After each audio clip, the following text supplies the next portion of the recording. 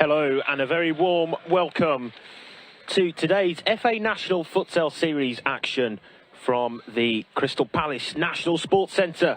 Coming up first, we have Birmingham WLV taking on Bloomsbury. We are just a couple of minutes away from kick-off.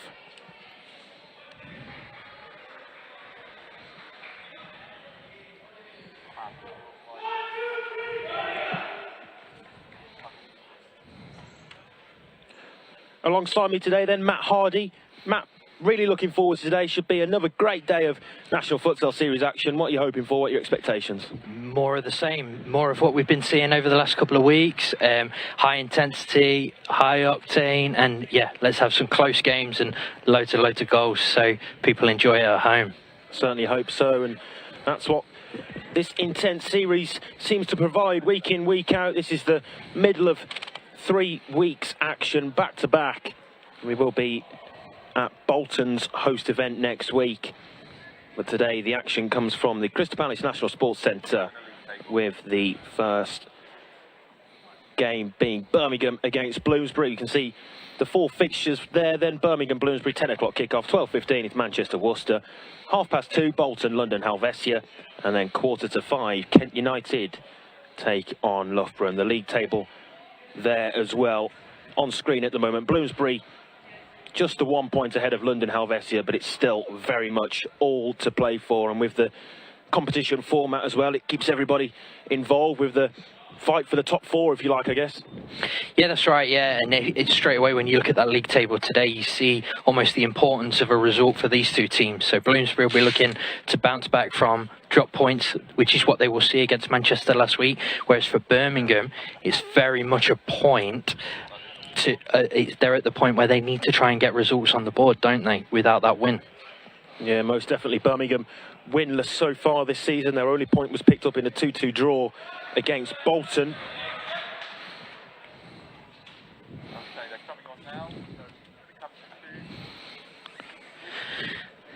So the team's out onto the court then.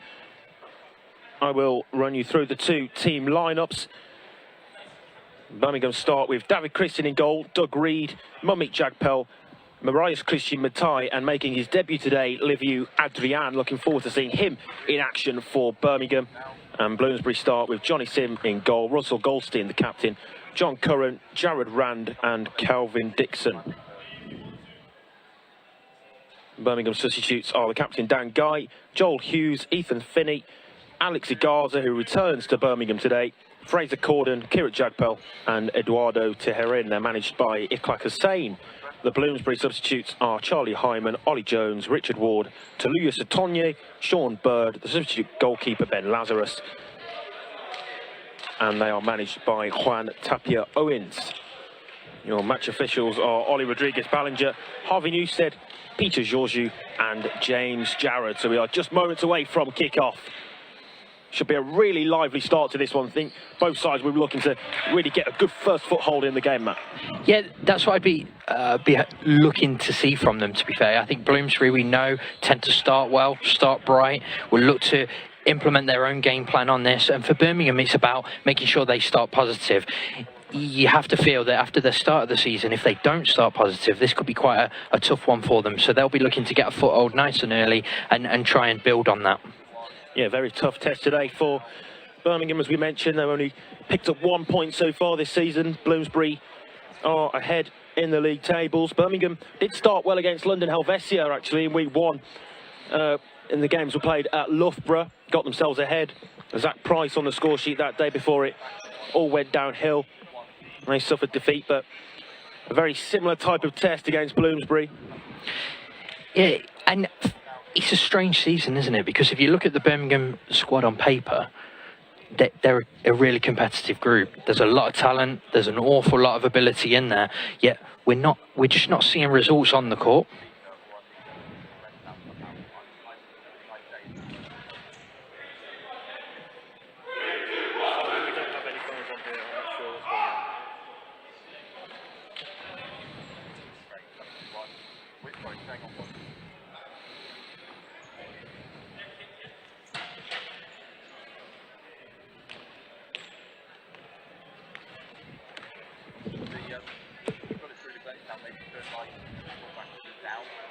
Yeah, we'll turn you down. It might be because we're on the headset. It's probably that.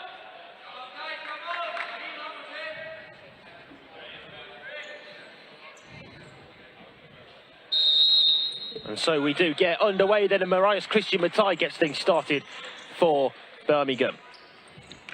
Matai back to his fellow Romanian who starts, Liviu Adrian, wearing 18 for Birmingham today. And it's all the way through to Johnny Sim in the Bloomsbury net. It's loose though. Opportunity for Birmingham to build from here.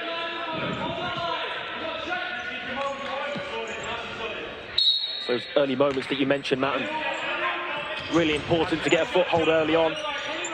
That's right, yeah, and I think that's what Birmingham will look to do. They'll look to keep the ball. They'll look to build build and play their way in.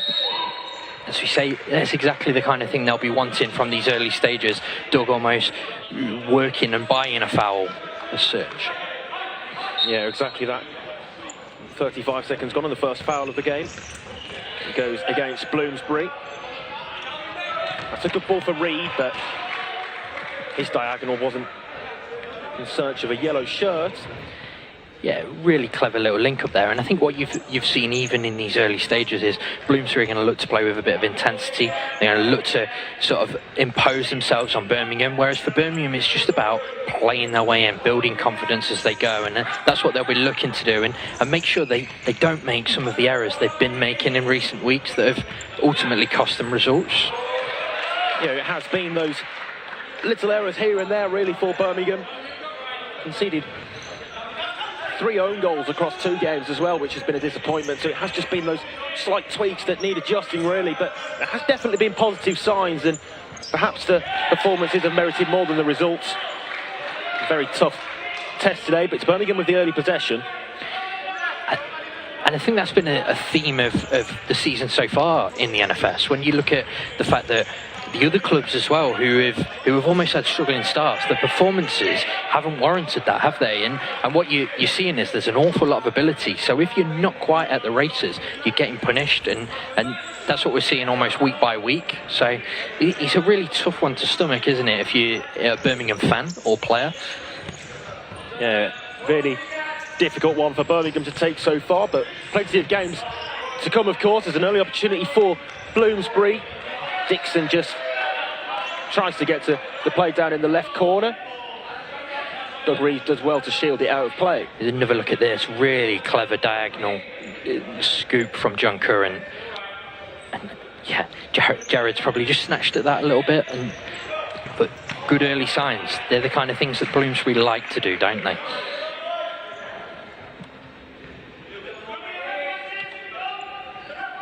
Johnny Sim with ball in hand at the moment, but it is a kick-in for Bloomsbury. We're playing to the yellow lines here today. Can be difficult to differentiate between.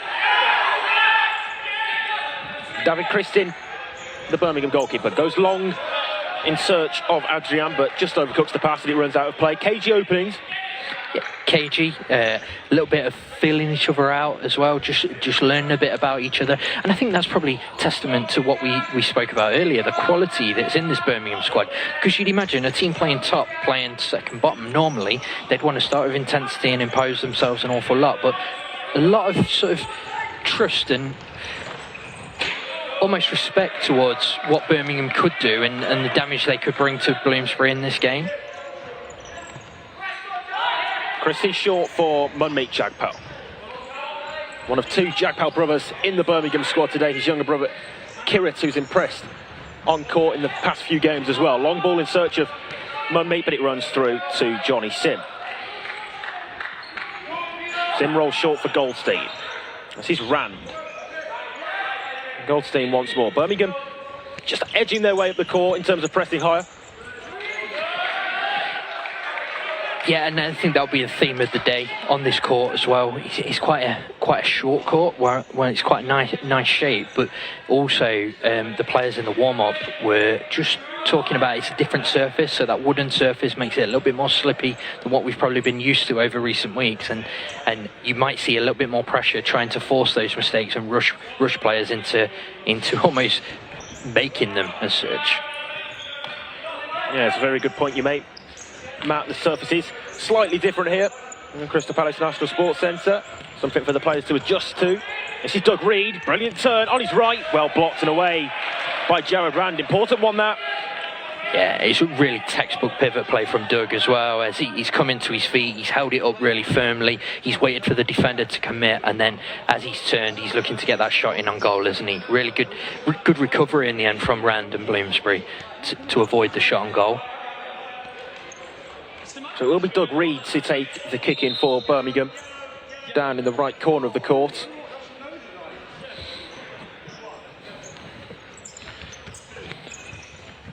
Reed back to Matai from range, just off target. Not a bad effort though. Yeah, Birmingham would be happy with the start, I would say. They're imposing themselves, they're looking to press higher, they're looking to use that ball, and they're using it sensibly as well. Crucially, I think they've started with the experience of Matai, Doug Reed on there, and then the ability of Jagpal has just helped them to play in, hasn't it? That's clever. Jagpal dispossessed that time. Sliding challenge by Adrian, and the referee penalises. There's been one or two there, and a couple on Dixon as well. I wonder whether it's part of almost a game plan. We know that Kelvin Dixon likes to have a word with referees, so maybe it's part of Birmingham's game plan just to almost get those challenges in nice and early. You'd be disappointed with that one. That was loose though, wasn't it? Yeah, reckless challenge from the debutant, Liviu Adrian, making his debut in the English League. And he goes into the book after just 3.5 minutes. Decent position this for Bloomsbury. Ward. I think that's blocked by Reed actually. And Sean Bird's effort was tame. Quick distribution from Kristin, looking for Matai, just too much on it again though, and it runs out of play. Same sort of ideas though for Birmingham, looking to try to start the quick counter. Yeah, they are, and I think that is probably a little bit of the court not playing into their hands. So anything where you're having to run onto it at the moment, players are still finding their feet on there, so it is running loose. Maybe Matai there would just be asking his goalkeeper to throw 2 feet rather than in front of him and allowing the best chance to play. Birmingham have done well though, they've recovered well to win the ball back in a good area. Set pieces could be crucial. Adrian to captain Dan Guy, who's on for Birmingham. Adrian in search of Matai. Bloomsbury have it back through Richard Ward now. Ward tries to adventure down this left side, and the last touch does come off a purple Bloomsbury shirt, and it will be a Birmingham kick-in. Really good cover and defending from Dan Guy there. So you asked for that cover from your spare man and in those 1v1 situations to make sure that we've always got something that if Richard Ward does beat the first player, you're there, and that's what he's got, and he's been rewarded with keeping possession also. Tiherin. It's given away by Kristin, but a good save. A really important stop. It's given away cheaply. The chance opened up for Bloomsbury. First real opportunity. Kristin makes the save. And he's reacted really, really well. It's another loose pass from him again. I think his teammates will want that to feet. We'll have another look. And as the players come through, as Ward's come through, he stood up really big. He's just got to maybe just relax a little bit when he gets it to feet and take his time. Interesting, quite high intensity start. It's probably not what I expected from either team, just as I thought they might want to feel themselves out a little bit. Yeah, it's an interesting opening to this game for sure. Eduardo Tiherin on for Birmingham. He takes the kick in. That's a good pass by Adrian into the feet of Guy. Good tackle to dispossess him. Last touch off Adrian. Kick in for Bloomsbury. Cross court.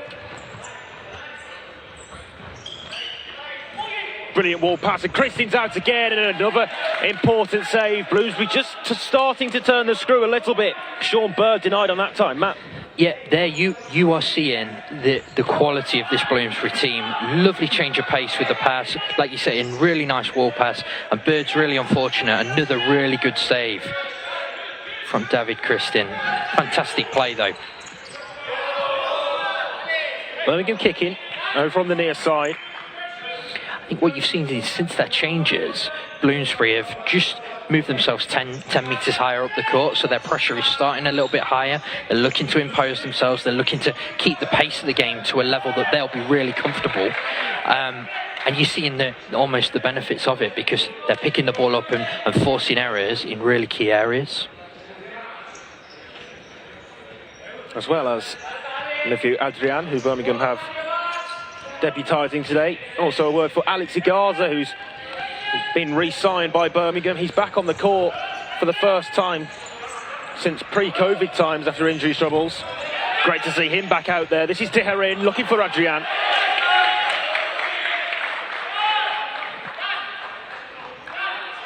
Just something that just a reminder there for Bloomsbury on that turnover and in that transition. They need to be secure. They can't afford to give the players of the quality of this Birmingham team too many opportunities and too many 2v1s, because you will see them exploit that.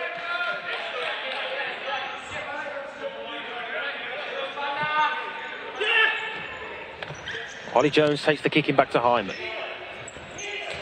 Into the feet of Jones, who finds himself central. Tries to go down the wide right, and it was a sliding challenge by Adrian. He had to time that perfectly. Already booked. Won the ball that time.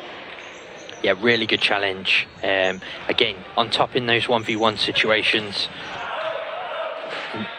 That's what Birmingham will need all game. They can't afford to give too many fouls away, but they've also got to impose themselves in those challenges, because you can pay your bottom dollar that Bloomsbury will, won't they? That's the way they like to play. They love a 1v1 battle. Kristin. Good distribution to Guy. Guy battling hard, but Bloomsbury have possession back. That's better play on the near side. It's better from David Kristin, though, isn't it? So just that ball into feet rather than for the player to run onto. And Guy, John Curran, really, you've got to give some credit to. Really firm, solid defending to keep Dan Guy at bay. And straight away, Birmingham are sort of halfway with the ball back rather than it running out of play. So I think David Kristin's just got to slow it down and just keep that ball moving into feet and look for his pivot's feet rather than somebody to run onto it.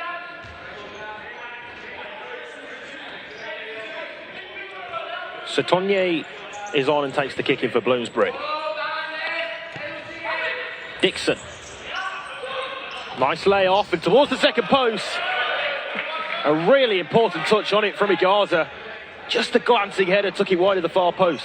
Yeah, fantastic again. They like to try and play that diag, almost that curtain run from Russell Goldstein is what they're looking for at the second post. Really clever. Really experienced four on court for Bloomsbury now with the 4 England internationals. Nice to see Satonier back as well. He missed last week with an injury in the warm-up, so good to see that it wasn't too much of a problem for him.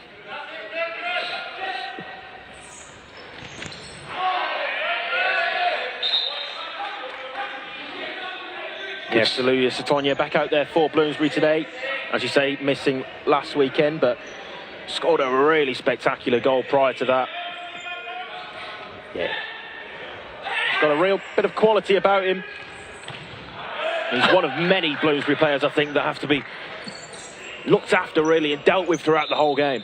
That's right, their squad depth, it runs deep, doesn't it? So he's not just a starting four as such, they run deep throughout the squad, and every player that's coming on, you could make a case for the quality and the impact they could have on a single game. So it's really interesting. Great defending there. You've seen high pressure, not giving Birmingham any sort of outs, and in the end they forced an error and won the ball back inside the Birmingham 10 metres. Yeah, really good high press that from Bloomsbury to force the error. Win the ball back via the kick in. This is Goldstein. Prods it wide.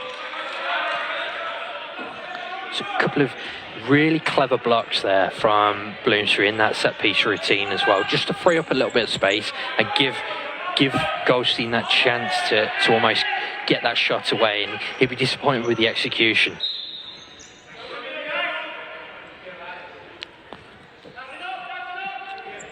Quite a frantic start so far. So yeah, I'd agree. I think coming up to 8 minutes played, it's a cagey affair. Not too many clear-cut opportunities, but both sides really giving each other a test. Bloomsbury certainly know they're in a game here. Doug Reed to Tiherin. Dispossessed. Good position. It's cut across and a brilliant last-ditch challenge from Reed. Yeah, using all of his experience there just to read what John Current was looking to do, and there was no way he was allowing that ball across goal. Fantastic defending.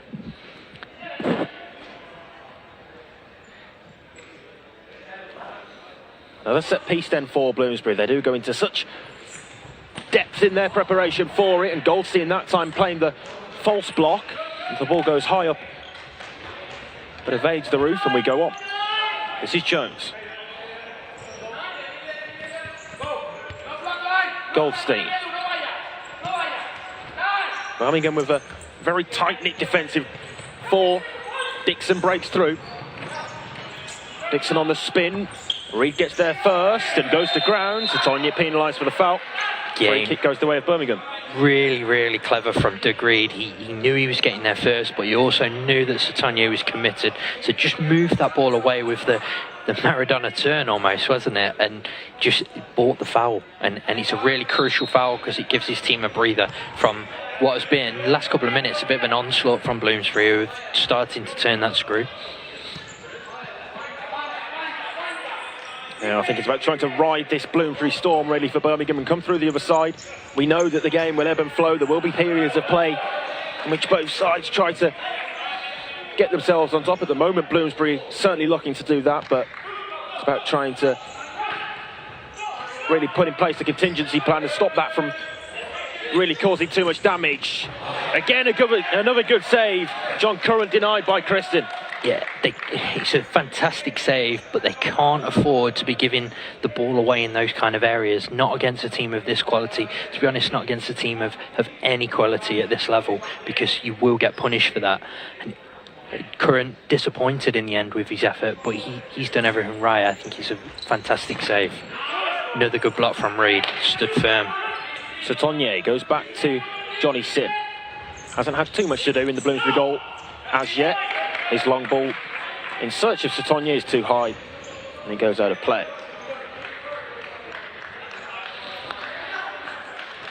Matai back onto the court for Birmingham. He takes the place of Alex Igarza. Decent little cameo return though for Alex Igarza. First time in many months he's been back out on the court. This is an effort from range. It really just opened up for Ollie Jones. Birmingham didn't close down, invited the opportunity, just wide. Again, it's similar to what we were saying earlier in the half.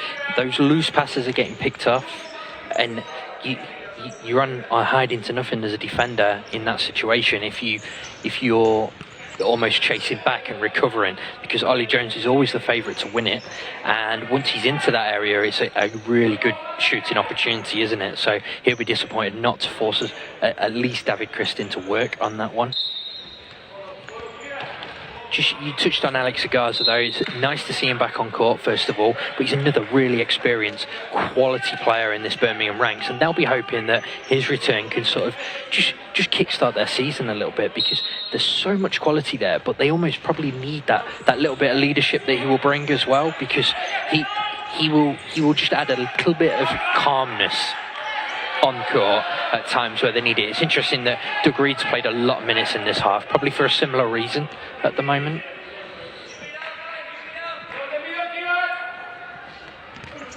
I think it's about getting that balance right between the experience and youth as well, which Birmingham have plenty of, as Adrian goes down. Back to his feet now though. Reed, who has played the majority of this half so far. It's potentially almost a rolling foul either way in that passage. It'll be interesting to see what the referees decide. I think they've given one against Bloomsbury. Nothing for the Birmingham foul just before, which Bloomsbury might be a little bit unhappy about, but one has sort of led into the other. It is about balance from a Birmingham perspective, and it's about you could have a team of 12 really quality players, but if they're not going to work together as a unit, you're not going to win games, are you? And I think that's the key thing at the minute. I feel like they're just finding their feet as almost a unit and as a squad. And once that clicks, whoa, we know what damage they could cause. But the difficulty they're going to have is if it doesn't click soon, they could find themselves in real trouble. Which is not what they're going to want, is it, as this season goes on?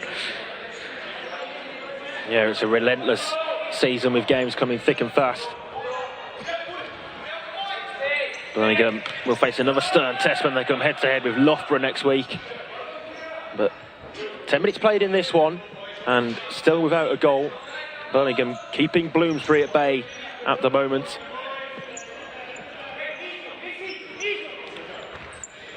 Bird takes the kick in back to Jones. Ward comes out the other side of Adrian's challenge. This is Jones. Matai now breaks over halfway for Birmingham, looking for Kirit Jagpal. Jagpal! Good save by Sim, denies Jagpal with his feet.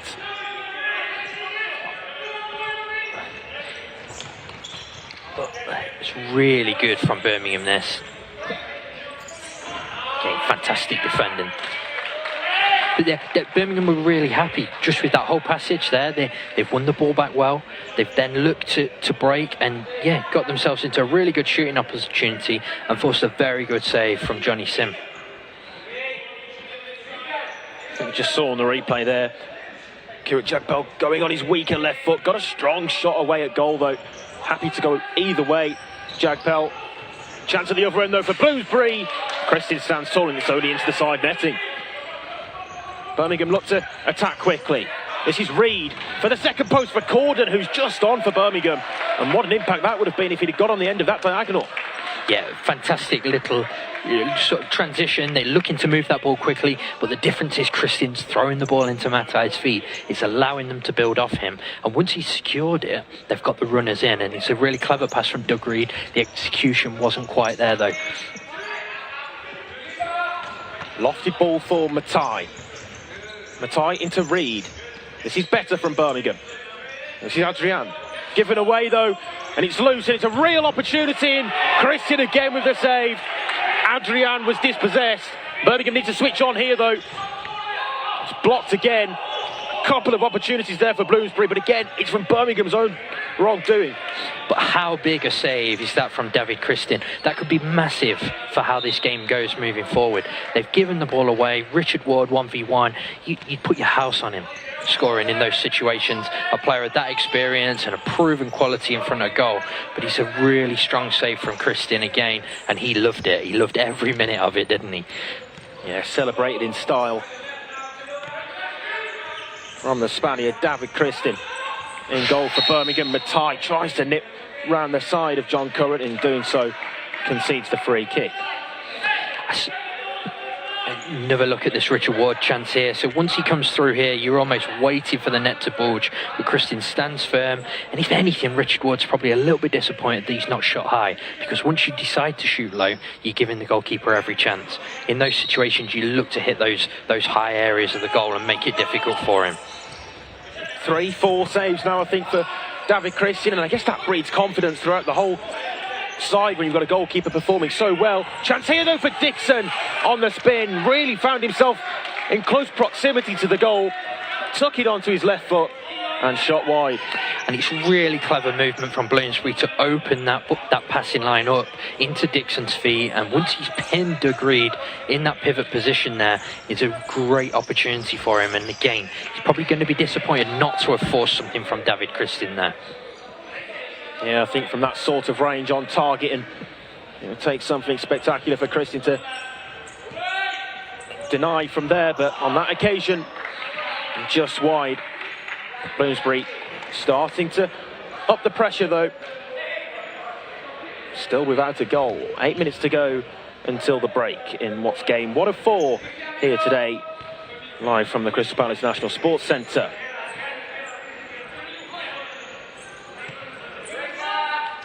Goldstein wearing the Bloomsbury armband.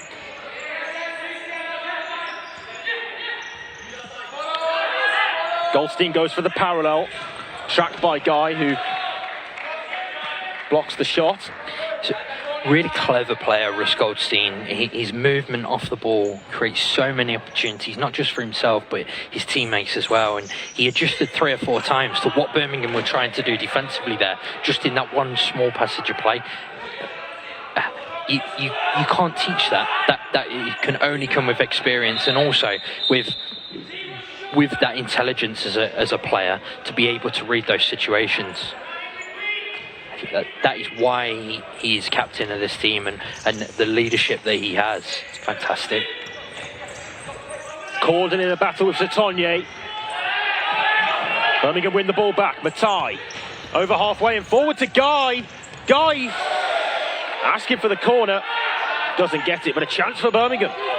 Really good chance as well. And again, in that situation, a player of Dan Guy's ability, disappointed not to be hitting the target, especially on his stronger left side as well. Goldstein. That time looks to provide the parallel for Curran.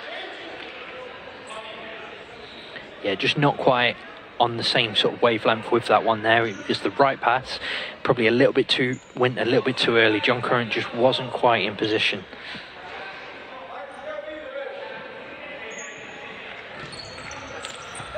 Into the feet of Matai. Satonye dispossesses him. It's played across to Goldstein, and Kristin with yet another save. What a save that is as well. We keep saying it, don't we? One of these is going to prove crucial to the result of this fixture, but again, Satonye really strong in the challenge on halfway, and Birmingham can't afford to be giving the ball away in those areas, because every single time it's creating a goal scoring opportunity for Bloomsbury.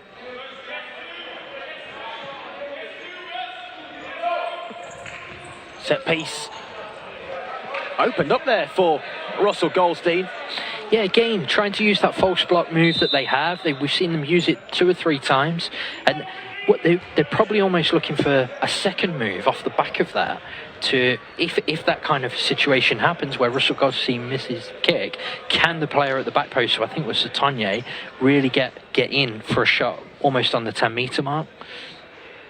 Timeout called here then by Birmingham head coach Iqbal Hussain. 6:44 left on the clock until half time, and still 0-0. Certainly Bloomsbury, who have had the better opportunities. Kristin's saves could prove crucial, but I think there's positives in there for Birmingham. The scoreline for one, the fact that it's still 0-0, the fact that they're getting a few openings on transition, and the more the game stays like this, the more frustrated Bloomsbury will get. They will know as well, and Doug Reed's doing a lot of talking in that timeout. They will know that almost the Achilles heel of this Bloomsbury team is when things aren't going their way, they can beat themselves up a little bit, and it's something that they're really trying to work hard on. But Birmingham today will be hoping that happens and they can exploit it.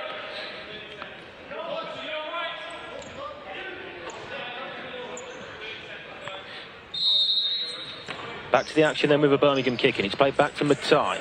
Adrian for Ethan Finney. Under pressure, but a clever block in there from Adrian. Just shielded the ball for Finney away from Goldstein. Intelligent play. Yeah, and Birmingham almost just played themselves into trouble a little bit there. Maybe that's the kind of area against this team you don't want to be having too many touches in your own sort of defensive third. But I think I would be looking to move that ball forward and utilise what has been a strength, and that's get that ball into Matai's feet and get runners off him. It's probably not quite the right 4 to be doing that though.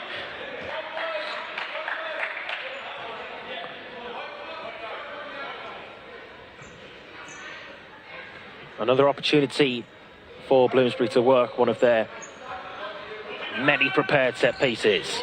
It's played back and fired towards goal, just over the top of the bar. They've almost decoyed what they've been doing, haven't they? They set as though they were going to look for that almost false block, and then just played the ball back into the area where John Curran could get the strike away. And that comes from Birmingham almost trying to read what Bloomsbury have been doing so far, and being a little bit deep in their shape.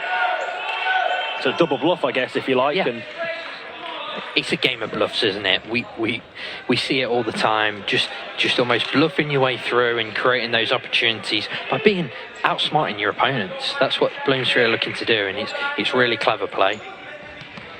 Hyman. Bloomsbury switch the play over onto the right. Nice position. It's cut back across, and again an opportunity goes begging. You have to wonder how many more times Birmingham will be let off the hook. And that time it was Ollie Jones on his right foot, just wide. Yeah, really good play from Jared Rand on the right-hand side. And then as this ball comes across from Bird here, again, chance at the other end for Finney here, perhaps. Good, solid defending, solid recovery again. But yeah, Jones missed kicks there. Comes off his shin, actually, which, yeah, he'll be disappointed with, because I think any contact in that situation, and it's problematic for the goalkeeper, isn't it? Yeah, didn't properly connect with the ball, which will be disappointing for him. Hyman from range. Christian tips over. And what you've seen there from Charlie Hyman is he was almost looking for that diagonal that we've seen them use a couple of times. Birmingham's defensive shape meant that he couldn't quite get that pass off. So as it comes to him here, he just looked for that topo, looking for that top corner, and Christian had to be on his toes. Again, standing firm, the goalkeeper. Probably the standout player on court so far. Yeah, I'd love to see the stats of how many saves David Christian has actually made in this first half, and Bloomsbury have had plenty of opportunities that they haven't hit the target with as well, so plenty of shots, but at the moment still without a goal for either side. 15 minutes played. Birmingham coming under lots of pressure, but they'll be very pleased with how the scoreboard reads at the moment. Yeah, really pleased. And what they'll be hoping for is that in this situation like now, where they've got a really experienced four on court, can they take advantage and can they create something and get that opportunity? For Bloomsbury, Tapir Owens, he'll be looking for them just to stay patient. We've had an awful lot of the ball. They're creating chances, which will be the positive. At some stage, they will take one. That's what his message will be. We will take that chance. It will come our way. Hyman. Good area this for Birmingham to intercept, actually. Teherin got a touch on it, but now this is the opportunity for Bloomsbury to counter. It's a great challenge. It's a really good challenge from Daniel Guy. Has to get that right, because he can't afford to lunge in. He has to get that right. It's fantastic defending. Yeah, perfectly timed, and really just let off the pressure that Bloomsbury are again applying here. And that time it goes through to Christian. He's in. Good recovery from Charlie Hyman, because that was on there and you could see what Christian was looking for. Bird, good pass. And that brilliant block again by Adrian, who stands up tall again. Not the first time we've seen Adrian really put himself about in terms of defensive blocks today. No, and I think they've had one or two really good blocks, and then we're almost caught a little bit flat-footed as the ball came out into the second phase of the attack, which has allowed Jared Rand to get a shot in on goal. And we've seen countless times this season, you can't afford to give him that much space on his left foot. Teherin! I think perhaps he might have just had the chance to take that closer to goal, but opted for the shot from quite far distance. And that could be lack of confidence, it could be lack of minutes so far. He's not had a lot of time on court. Chance at the other end for Bloomsbury, who played across, and another important touch in there from Adrian. Birmingham look to counter through his fellow Romanian Matai. Intensity goes up a few notches here as Matai's penalised for a push on Ollie Jones, and I think the referee, Ollie Rodriguez Ballinger, wants a word with Matai as well. Yeah, a little bit of a needless one, needless silly one, as we have another look at this block from Adrian there. I don't know how much he knows about it. He's almost just in the right area, isn't he? Which is all you can ask really of your defenders. But yeah, then the foul from Matai there probably doesn't need to make it, and it's one of the most infuriating ones as a coach when you see a player in that situation just almost cause that contact and give the referee an opportunity to make a decision. Yeah, I think there was one not too dissimilar to that actually in the first half as well against Matai, who's now taken a place upon the bench. And that will probably be his complaint in that situation, is it's happened earlier. But yeah, you just don't just don't need it. You don't need it as a coach, because Birmingham are playing well and they can't afford to give silly fouls away from a player who is going to cause contact because of the style of player that he is. Joel Hughes on for Birmingham, wearing 9, playing in the pivot role. Can be an effective focal point of play for Birmingham. Hasn't had many minutes this season, Hughes. But in week 5, he is on for Birmingham. Another option at Iqbal Hussein's disposal. Yeah, it's almost an interesting change of squad choice today from Iqbal Hussein. With the 2 pivots on, it's a clear sort of direction of how they're wanting this game to go, isn't it? They're going to look to play off Matai, they're going to look to play off Hume as well, and then in those situations you see in players like Dean Withers, Chris Bright, not here today, who you would think in this kind of game would want the minutes and almost be big players, but they're looking to play off that big pivot.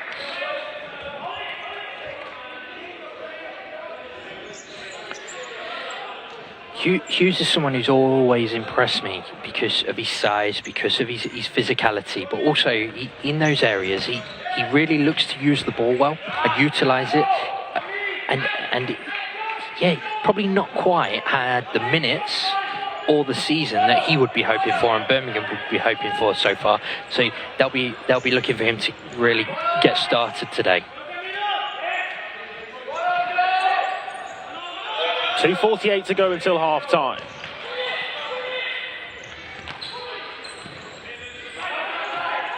Bloomsbury with possession on halfway. Goldstein. Good pass to Dixon, who plays it across, but just evaded Richard Ward, who'd taken up position at the second post. It was just slightly behind him. But again, Bloomsbury moving the ball well, just trying to create the opportunities for themselves. Into Hughes, and there we see that hold-up play in the pivot role. Igaza tried to feed Tiherin. It's really good, solid defending from Russell Goldstein. Just tracked Igaza's run, covered the passing line, and as he tried to play the pass, he was on hand just to tow it out of play. There's the experience of an international player there, just reading what the situation was. And again, yeah, Goldstein wins the ball back well there. Was he fouled? Yes, he was, and it's Igaza, the guilty party. And that takes Birmingham onto 4 fouls. Really, really clever from Goldstein again. It's a yellow card for Igaza. These are Birmingham won't want too many of the yellow cards to rack up, because as this game goes on, if Bloomsbury keep this sort of tempo up, they're gonna cause more contact, and yeah, you're putting your players in really difficult situations once they're on yellow cards, aren't you? So Russell Goldstein there, everything, the two defensive phases, and in transition, really direct, clever with the pass, and he was brave also, because that contact was always going to come. Yeah, it was just a wry smile from Alex Igaza, booked on his return. Well, slight controversy here as Bloomsbury have called a timeout. The officials have allowed it. I think what the Birmingham party is saying is that the referee had blown the whistle already, and then they tried to call the timeout. But either way, they do have the timeout here, and I guess, Matt, this will be to try to work something from this set piece. Yeah. 2 minutes to go in the half, looking to use the timeout to build something from here. It's in a really good area, isn't it? So can they do something different? I think the issue, maybe from the referee's perspective there, is just being a little bit clearer with these signalling. Experienced officials just got to make sure that everybody on court knows what's going on, because yeah, that could cause a difficult situation, especially now if Bloomsbury go and score from this.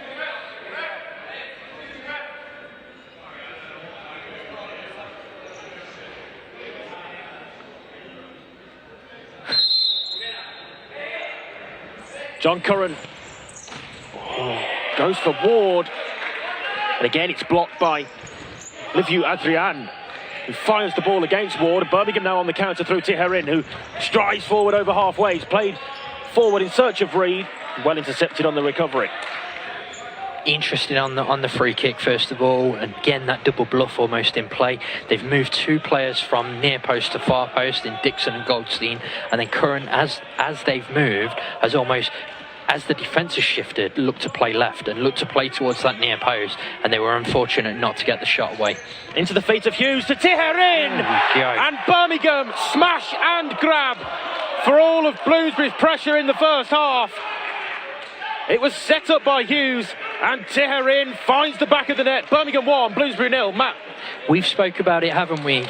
You cannot allow players of that quality, you can't switch off. You can't allow them half an inch. And Tiherin here, really clever, seeing a little bit of, maybe a little bit of controversy afterwards, where he seemed to be saying something to Bloomsbury's bench. Again, is that part of their game plan? Now they've got that lead, can they rattle Bloomsbury? Can they make Bloomsbury almost make life difficult for themselves and really build on this? But fantastic, clever bit of play from Tiherin, and then a really good finish as well. Toe poke into that top corner.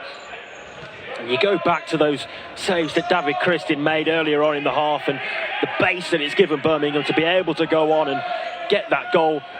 What looks as though it may take them into a half-time lead if they can see this final 90 seconds or so out. So important. Johnny Sim. Intensity levels rise again. It's a great ball across. Good technique on it.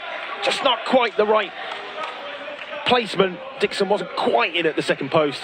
And it's interesting there that Mummeet Jagpal went to put pressure on and almost chased the ball. And the message from his teammates, as we look at the goal again, really good from Joel Hughes also. But what a finish from Tiherin. But yeah, the message from Jagpal's teammates was almost, don't. In that situation, don't, because it's almost created half an opportunity where Ward and Dixon, the pass was just slightly off, wasn't it? But it came from him being out of position. Just got to keep that discipline. Do the right things in the right areas. Agreed back on court just to see this half out. Reed toes the ball back to Christin, who looks long with his left foot. Hughes sustains his position. It was great play though from Joel Hughes to lay it off for Tiherin for the goal. I guess from a Bloomsbury perspective, perhaps too easy to be played into the feet of the central pivot. Yeah, I don't think they were switched on at all. They were almost not alert from the kick in. They didn't realise that Birmingham were ready to play, and it's a really disappointing one. Again, from Tapia Owen's perspective, he'll be really annoyed with his team in that situation. But yeah, as soon as you allow that opportunity, players are going to punish you, especially someone of Tiherin's ability. But we spoke about it, didn't we, with the 2 pivots? That's what Birmingham are looking to do. They're looking to hit them, they're looking to play off them. Hughes is after it. Goes clattering into the advertising boards. Joel Hughes has to get back to his feet quickly though, because Bloomsbury are in no mood to wait. Hughes. Final 12 seconds. Twisting, turning, Hughes! That would have been spectacular. See the frustration, but a brilliant piece of play to make himself the opportunity. Yeah, not probably something you'd associate with his game either. Finding it wide on the left, couple of good step overs, turns inside and looks to get the shot in on goal. But yeah, Birmingham have finished this half really, really strongly. They'll be really pleased. The referee's whistle signals the end of the first half. The first half in which Bloomsbury put much pressure on David Christin's goal. He made countless saves, but it's Birmingham who lead at the break. Into the feet of Hughes. A simple layoff for Tiherin, and that's all it took for Birmingham. At half-time, they lead by 1-0. Second half is coming up shortly.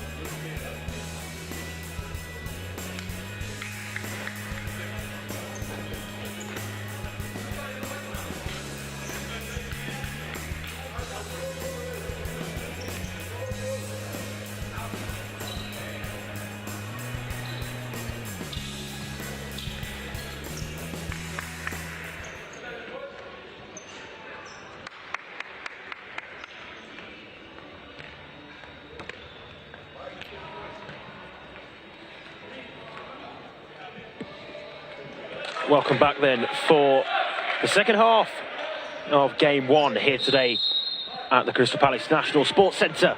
At half-time, it's Birmingham WLV who lead Bloomsbury by 1-0. Matt, I guess half-time gave us a chance to really look back over that first half, and it was one which Bloomsbury created many chances in. For Birmingham, all positives. Yeah, really positive. We said it, didn't we? While the game stayed 0-0, they'd be happy.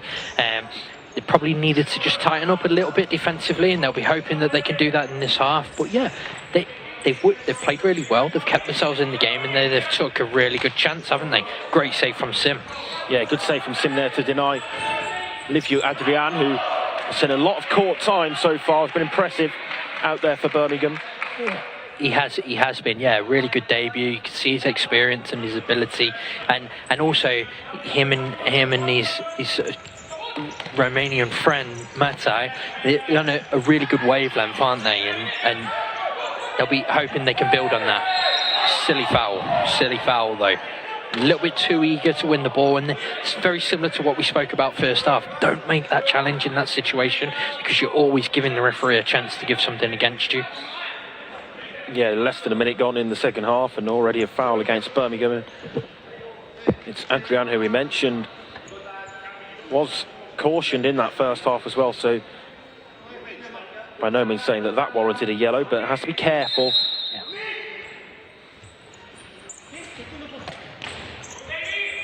Christian, again with another save. Routine, really, but had to be made. Yeah. And he's stood tall, hasn't he? And he's answered every question that's been thrown at him. But for Bloomsbury, they'll just be looking to continue to keep playing their thing. Don't get wound up. Don't lose their cool, and almost play with a little bit of confidence, but also patience as well. Because we know that 1-0 in futsal is not a big lead, and it can very, very quickly turn. Yeah, still so long to go in this game. I think the players are just trying to draw the attention of the officials. I believe it's Mariah's Christian Matai who has an issue. It looks like maybe a bit of a nosebleed or something like that, and players seem to be drawing attention to the referees that there was blood on the court, so potentially.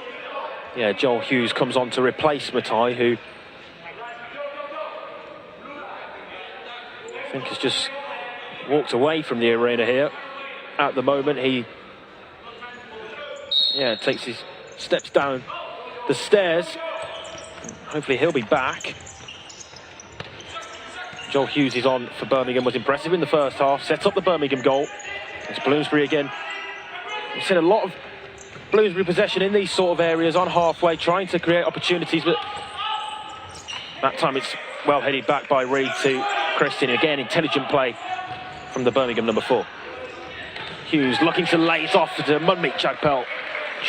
The execution of his layoff just not quite there, and it gave Current the chance to nip in, but fair play to the Bloomsbury defender. He was there, and he was stood firm and made sure that he snuffed out the attack. But you can see again, Birmingham have had joy with that. They're going to look to continue to use it, aren't they? Here we go again.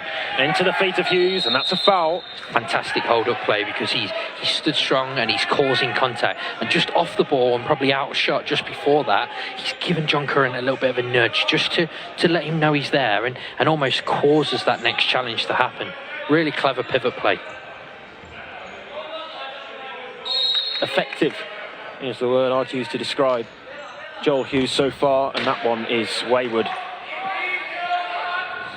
from Adrian. Resets things for Bloomsbury, who will build from the back again. Short for Russell Goldstein. To Jared Rand.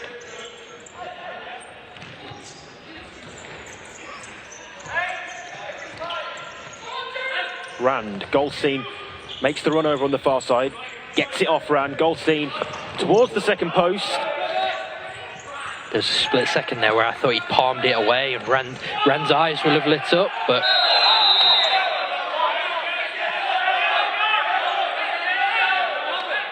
it's an issue for Liviu Adrian, who's down holding his back, I think. Just a high foot in there, perhaps, as we take a look on the replay. What actually happened to Adrian there? Slight contact into the back, perhaps, from Calvin Dixon. The referee hesitated to blow the whistle, but in the end awards Birmingham the free kick. That's 2 fouls against Bloomsbury now early on in this second half.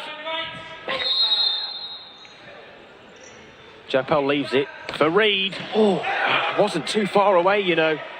Yeah, and my viewing position was right behind that shot there, and it was inches wide. Really good strike, really good clean strike. Yeah, I think the replay camera angle will pick this up beautifully as well. Doug Reid was saying there was a slight touch on it. Don't think there was. It wasn't too far wide at all. Whisker past the far post. Hughes is after it. Good position. Hughes just got the ball stuck under his feet. And now Bloomsbury go down the other end. It's Rand. Off the fingertips of Christian against the post.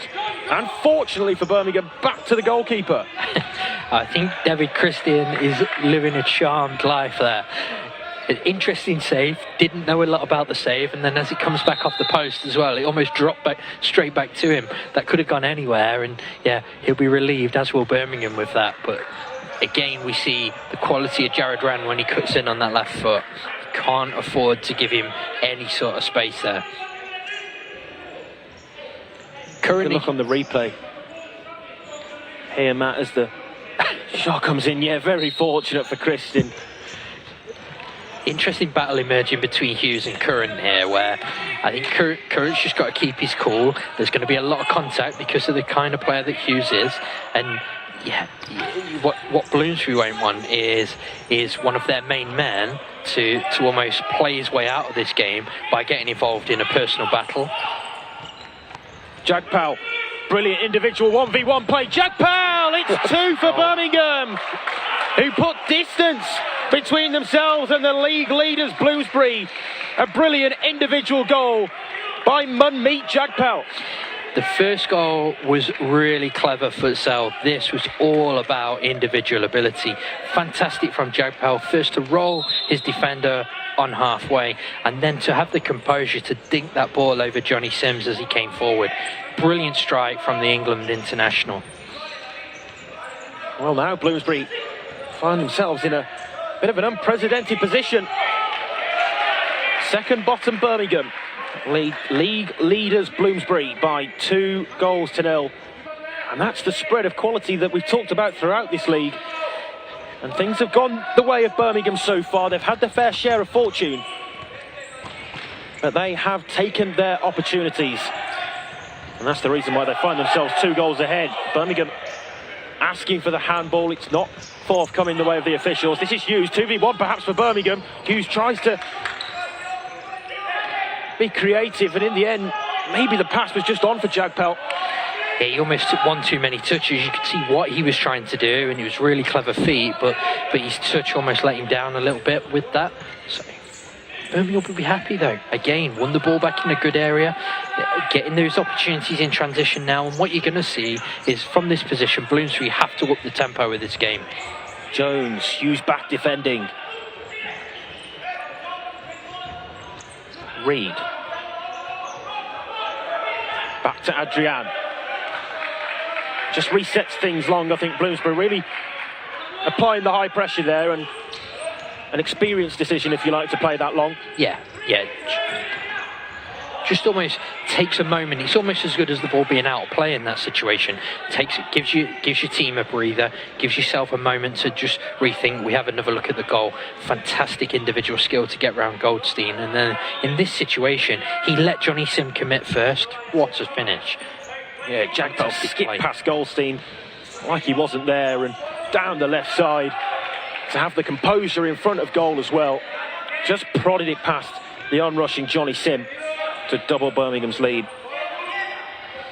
Been impressed with him today. He's a young man who plays with composure and almost beyond his years, and yeah, he's using every ounce of experience that he learned on the international scene to help his team out in what has been a real difficult start, but what a performance so far.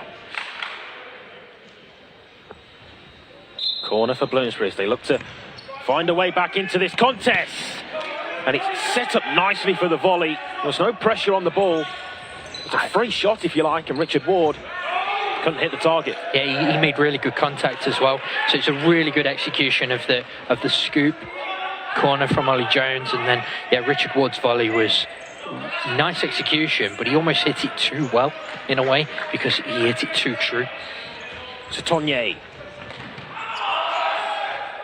We know the creativity rather that he has tried to skip past Dan Guy and got the shot away towards goal. Perhaps that's the piece of individual spark that Bloomsbury may turn to try to get back into this game. Yeah, I was just about to mention that myself. I think the nature of how the game's going, they may need to look for just a moment of brilliance from the likes of Satonye, Jared Rand, those players who 1v1 are individually very, very strong, that could get them into this, or it's going to be a strike from nothing, isn't it? Which we know they have in their squad. There is a lot of quality, but I think at the moment, the futsal and then the way they want to play, though they're playing quite well, Birmingham are defending it and happy to defend it out. One thing I would say, Matt, is that the next goal in this one is going to be so crucial. Yes. I think if Bloomsbury get it, they've got themselves right back into the game and got Birmingham under the cosh, but if Birmingham could get themselves 3 ahead with the clock running down, they really would be in dreamland there. But really important moments in the game. Dan Guy, strong challenge. And again, Kristin there, taking no chances. Probably unsure whether he could pick that up or not, so just scoops the ball forward, gives Birmingham a chance to almost take a breather and reset. Bird for Satonye. Satonye twisting, turning, but coming back towards his own goal, and the last touch off Tiherin. It goes out for a kick in on the near side. This tight touchline we have here at the Crystal Palace National Sports Centre. Game 1, Birmingham lead 2-0. Still plenty of time to go in this contest though. Satonye up against Tiherin, lays it back for Jones. Nice play, but intelligent defending. Adrian was right place, right time, as it just runs away from Alex Agaza. That's one where Alex Agaza doesn't want to be seeing that pass. 8 minutes into his second half of futsal in the season, does he? He wants them to feed, he doesn't want to be chasing anything, just playing his way in. And I think you saw that with his reaction. Satonye. Foul again by Adrian. He's going to have to be careful because they're totting up now, aren't they? I think that's a sensible switch there as well from the Birmingham coach, just to replace Adrian in these heated moments and get the experienced head of Doug Reid back onto the court. Yeah, experienced, calm head of Doug Reid. And what's quite interesting is Bloomsbury went with a line change there as well to bring Goldstein, Hyman, Rand and Dixon onto court. So the big pivot option, but also a couple of 1v1. Dixon. Good save by Kristin. Yeah, a couple of really good 1v1 options as well. I think that's what they're going to have to look for.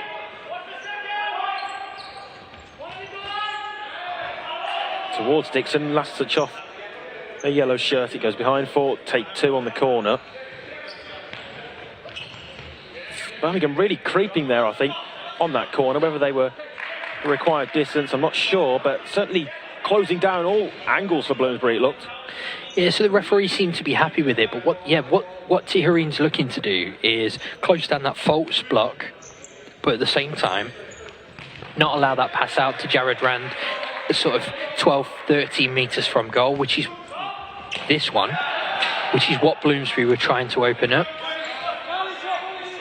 And in the end, what's ended up happening is he's taking his shot probably from a distance away. We have another look at Dixon's free kick earlier. It's a really good save again, isn't it, from Kristin? Yeah, Kristin set low and early, I think, which helped. The Birmingham goalkeeper was prepared, anticipated that effort. Goldstein breaks for Hyman. Hyman blocked by Tiherin. Now Guy. Feeds it through to Tiherin, and Birmingham are in, and the whistle's gone, and Birmingham score, much to the frustration and controversy here. Well, Birmingham were in there, and that really should be 3. The whistle went from Oli Rodriguez-Ballinger. And you can understand Birmingham's frustrations, I think, Matt, because Tiharin was in. He was, and he took it so well as well. Interestingly, Johnny Sim doesn't stop, so I think it's a great finish. Rodriguez-Ballinger, a little bit quick on his whistle, got a little bit carried away in the moment, but what a let-off for Bloomsbury that is. What a let-off. Big moment in the game. We have another look at it. Clever from Guy, buys the foul, and Tiharin, he knew before he'd actually finished. Really disappointing for Birmingham. Hugely controversial. And if Birmingham don't win this game from this position now, you go back to that moment. Almost a token yellow card, I think, in that situation as well, because of what we've seen go on. Birmingham really wasteful from the set piece as well. Perhaps should be 3, but it is still 2. Good block. As that opened up there, he just had visions of Jared Rance.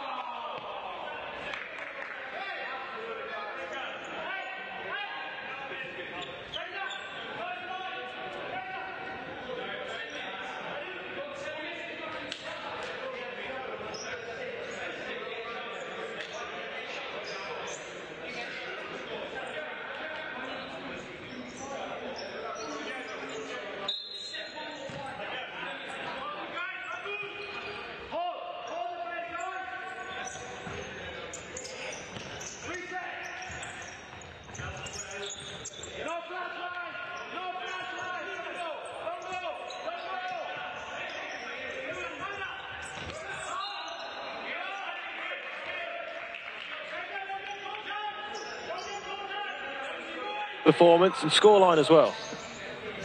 Yeah, and it's those key moments, isn't it? As a coach and as a team, I'm sure after last week they'll have been really disappointed to lose the derby, and I'm sure they'd have had a conversation this week and had a look at what they can really improve on. And today you've seen a really spirited performance, first of all, in a game that, look, it's a little bit of I don't want to say it's a free hit, because Birmingham will say they are work more than capable, as we've seen, of winning these games. But coming into it is a little bit of a free hit. Nobody would be expecting them to be in this position with 10 minutes to go in this game. It's excellent from Curran. Curran does extremely well, and a great challenge to match by Reid, who feels the kicking should go his way.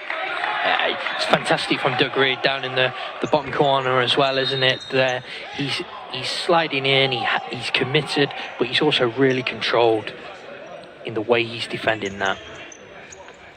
Into the final quarter. Still 2 goals separate the sides.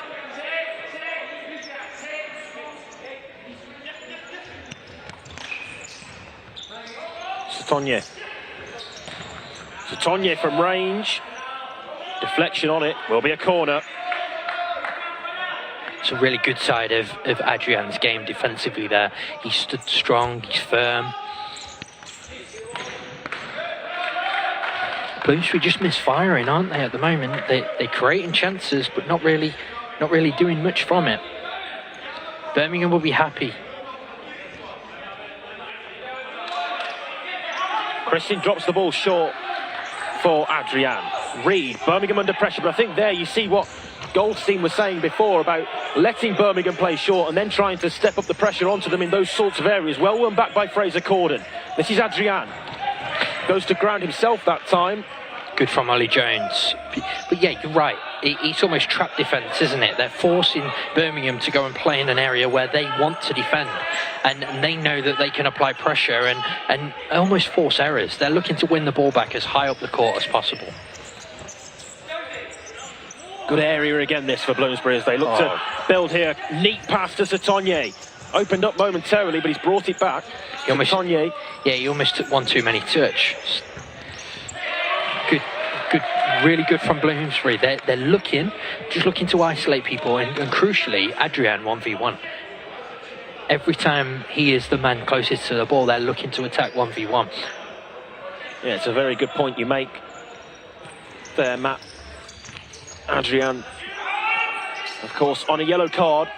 Still on the court, though, for that experience for Birmingham.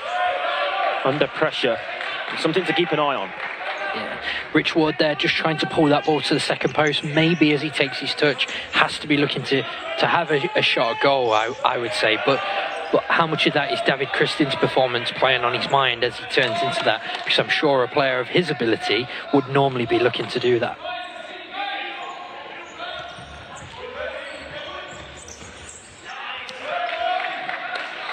That there wasn't too dissimilar to the first Birmingham goal, you know. The ball straight into the feet of the pivot. Really close range to goal. I guess Birmingham just thwarted Bloomsbury away from goal, but... Yeah, it's almost like your first two lines of defence weren't switched on, allowing that ball through, but then... Exactly. But Adrian was, fortunately for the turn, another strong save.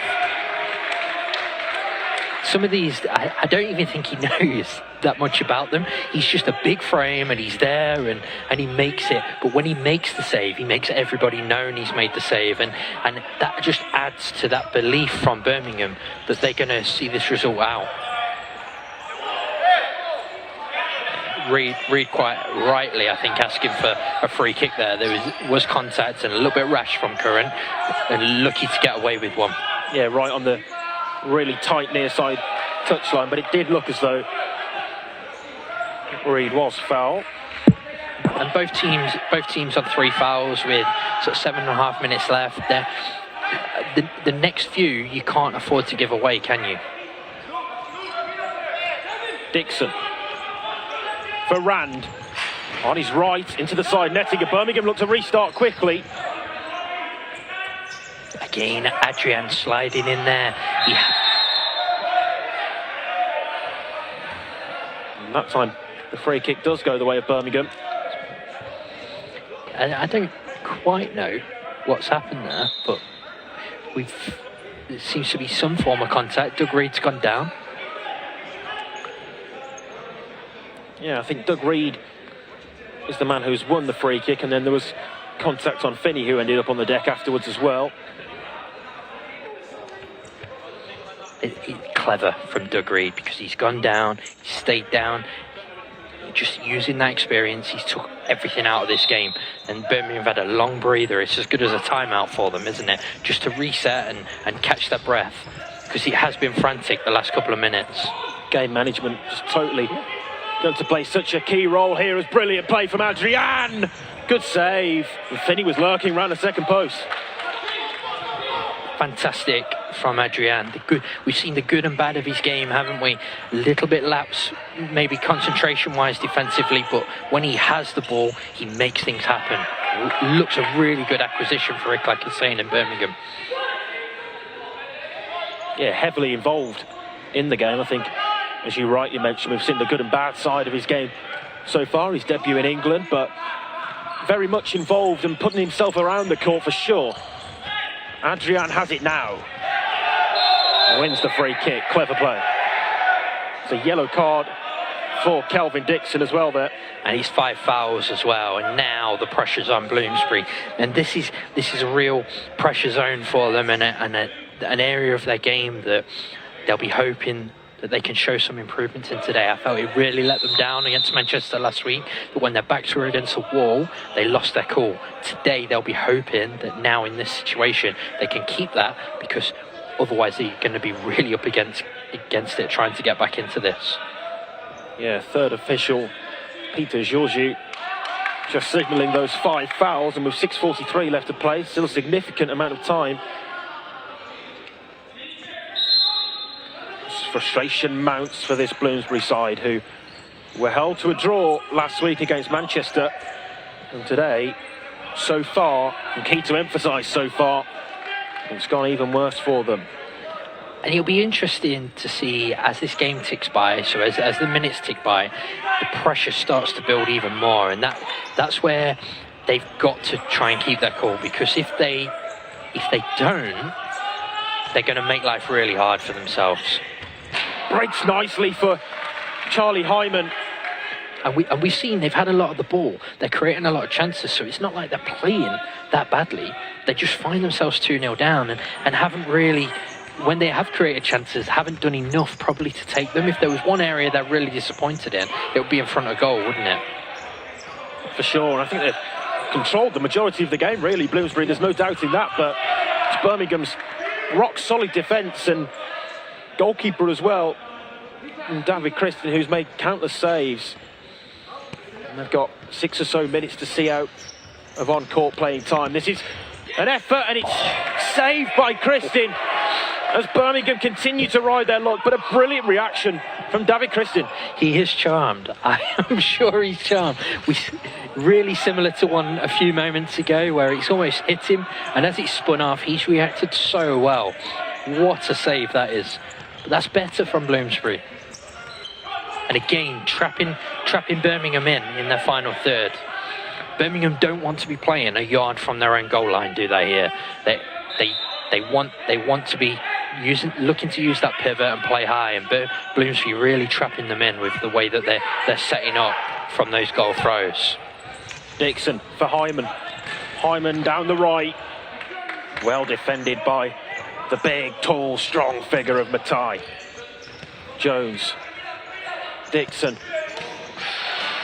Efforts over the bar from the number 17, who's Eduardo Amorim, on for Bloomsbury. They look to try to change things up.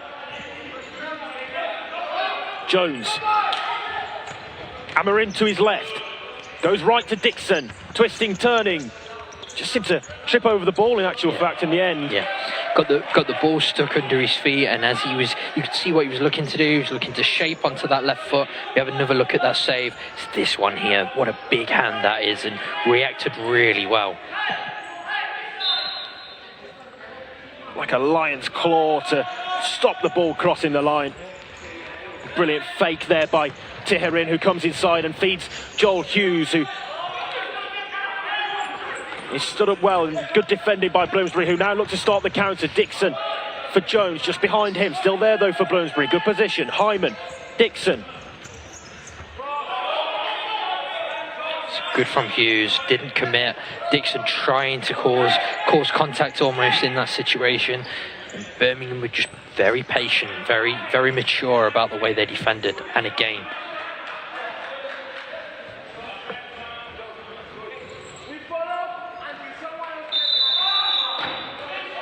Timeout here called by Bloomsbury. Matt, will they look for the fly goalkeeper, do you think? Yeah, that's what it looks like. Richard Ward's got the goalkeeping shirt on by the looks of things, so they're going to look to go fly, I'd imagine. Really keep that ball in play. They've been doing it for the last couple of minutes anyway, working hard to keep the ball in play, keep that pressure on. So I think with the fly, they'll look to try and get a goal back. The downside of it is if you don't get that strike in and you don't get that goal quickly, you could before long run this clock down playing fly goalkeeper, and they're fast running out of minutes now, aren't they? Yeah, 4 minutes and 14 seconds the clock reads for Bloomsbury to try to get themselves back into the game, to try to find a spark from somewhere. One thing I think it is worth noting as well is the size of this court, and playing fly goalkeeper perhaps may make it, if you like, more easily accessible for Birmingham to take advantage. If Bloomsbury lose the ball, they're obviously leaving the net wide open, and something that we saw Birmingham fall foul to last weekend, and Worcester really took the game away from Birmingham. Yeah, it's that risk and reward element of it, isn't it? And what Bloomsbury will be hoping for is, like I say, the last couple of minutes, they've really tried to work hard to keep the ball in play as much as possible. And that's what they'll look to utilise it for. I would imagine they'll try and get a goal back with it, build a bit of pressure on Birmingham, and then see where they can take it. You may see a change of tact if they were to score. Yeah, so Johnny Sim stepping off and Bloomsbury playing fly.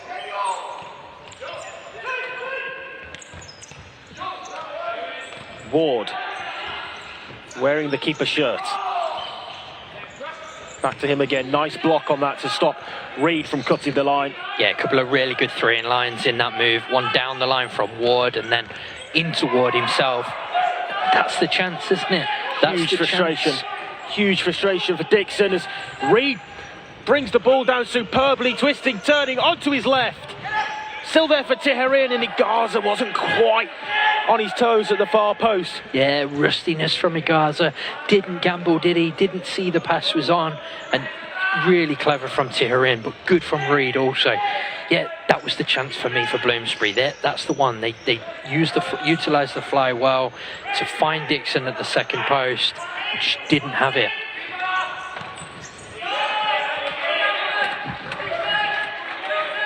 Cleared away high and up into our commentary position up on the gantry there.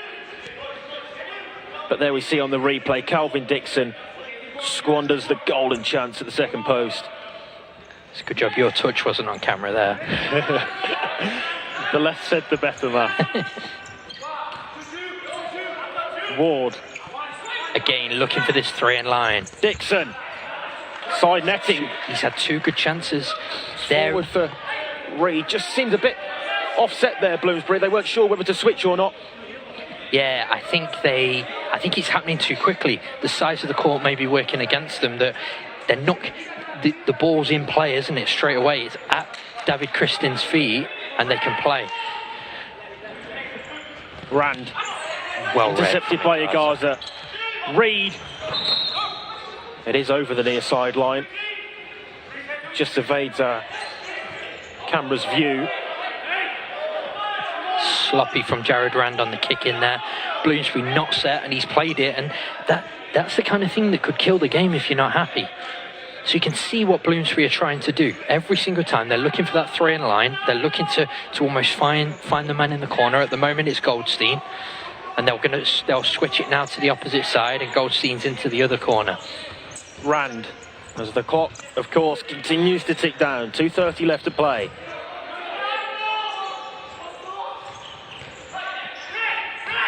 Tiherin steps high, and Reed got a touch to it. Just off balance. It's fantastic defending, but he'll be so disappointed that he's not managed to get more on that, because if he could have brought that in under his spell, he's got the whole goal. He's got the whole half to himself, hasn't he? It's clever from Bloomsbury. They're looking to utilise the three in line almost vertically, and then when it doesn't come, they move somebody off and try to use a horizontal three in line to create a shooting opportunity for Richard Ward, almost wide on this right hand side. Here is Ward. Goldstein. Tiherin pressing high as Birmingham look to move up the court, but Bloomsbury break through. This is Rand, another save by Kristin. Fantastic save. I mean, Russell Goldstein's almost asking Jared Rand to look for the pass there, but with 6 metres from goal, you're going to shoot, aren't you? And terribly unlucky. Really good save from David Kristin again. Rand just runs away from John Currant there as the kicking's taken illegally. Ball wasn't stopped on the line, and it's overturned in what's a good position actually for Bloomsbury. I think Tiherin picked the wrong line. He was almost placed it on the orange line rather than the yellow one. Disappointing one for him. Bloomsbury keep this pressure on.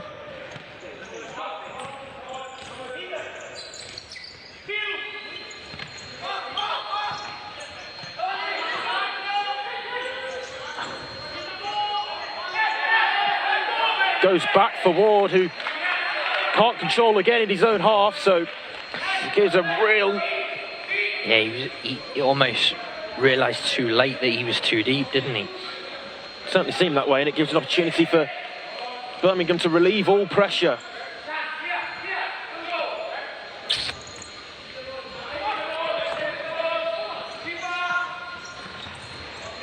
Adrian.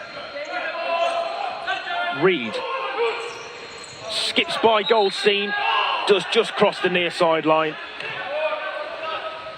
Don't think you can quite see on the from the camera's position, but with a minute left to play, it looks as though Birmingham might well see this one out. You know, 2 goals up. It's going to have to be a big effort and a big turnaround from this, isn't it? And yeah, I mean, it's been a spirited performance from them, no less than they deserve.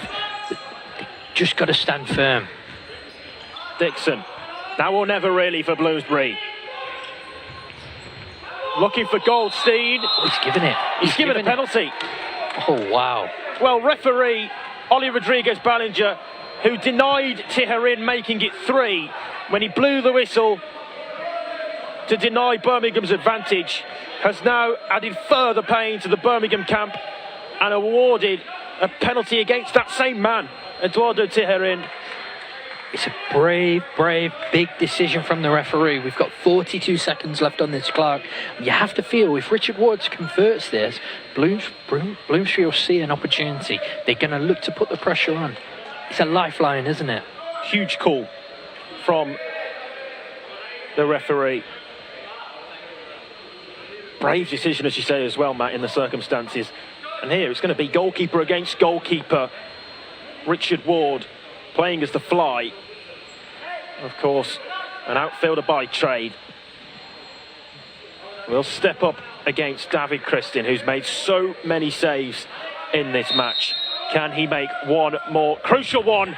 No, it's in. And Richard Ward converts. And with 41 seconds left, cries of calm down from the Birmingham head coach. Intense, Matt. Really intense. It's a great penalty under pressure. You have to feel for Christin, don't you? His performance deserved a clean sheet today. And he'll be disappointed to concede, but there's not a lot you can do from 6 metres. Hear the message from Birmingham is keep the ball, keep possession. They're going to look to run this clock down if they can.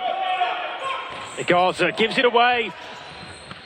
Opportunity for Bloomsbury. It's played across, and what a miss. Squandered again.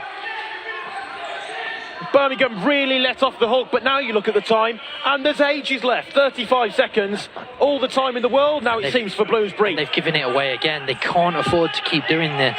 Wave after wave of Bloomsbury attack as Birmingham look to try to see out this final moments.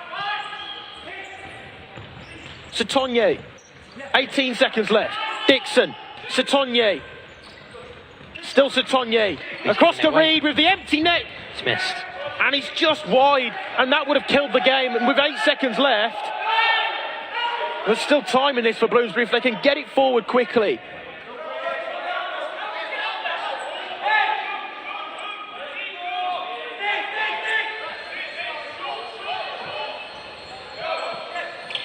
Satonye, Bloomsbury need to be fast, 4 seconds. They go long, looking for Ward, and you feel that should be that now for Birmingham. And gives me an opportunity, Matt, to ask for your man of the match in what looks like it's going to be a first 3 points of the season for Birmingham WLV against the league leaders Bloomsbury. I said a short while ago he'd have been disappointed to concede. My man of the match as the final whistle goes is David Christin. I think he's been exceptional and has earned his team a result with the sheer amount of saves that he's made. Real top quality goalkeeping performance. You can see the emphatic celebration from the man of the match there, David Christin. So many saves, particularly throughout that first half, to give Birmingham the base to go and build from. Birmingham got themselves 2 ahead. A late penalty converted by Richard Ward gave Bloomsbury hope, but Birmingham held on, and it's their first win of the new campaign. In emphatic style, they have beaten Bloomsbury. Here at the Crystal Palace National Sports Centre, they win by 2 goals to 1. such an exciting first game. And more action to come today as well. Up next, Manchester will face Worcester. Don't go anywhere, you can join us for that one.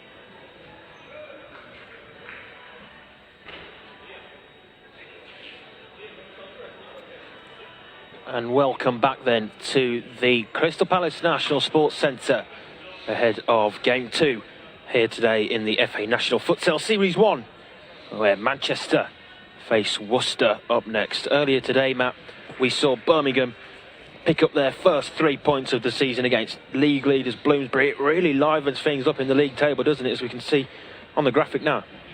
It does, yeah, and crucially for Birmingham, we were just talking off air, weren't we? What it does do is it gives them a little bit of a lifeline, and it keeps them in touch with sort of third, fourth place Manchester, Worcester, Loughborough, doesn't it? Whereas if they hadn't got a result today, you could just see that gap starting to emerge, especially with this one, with the two teams playing each other now, towards crucially that top 4 and that playoff spot. Yeah, exactly that. It's a big fight for the top 4 spaces come the playoffs at the end of the campaign, which is for sure all still to play for. And this one is promising to be another exciting encounter. Manchester in 3rd place take on 4th placed Worcester. As the teams come out onto the court, then we will run you through the 2 team lineups then.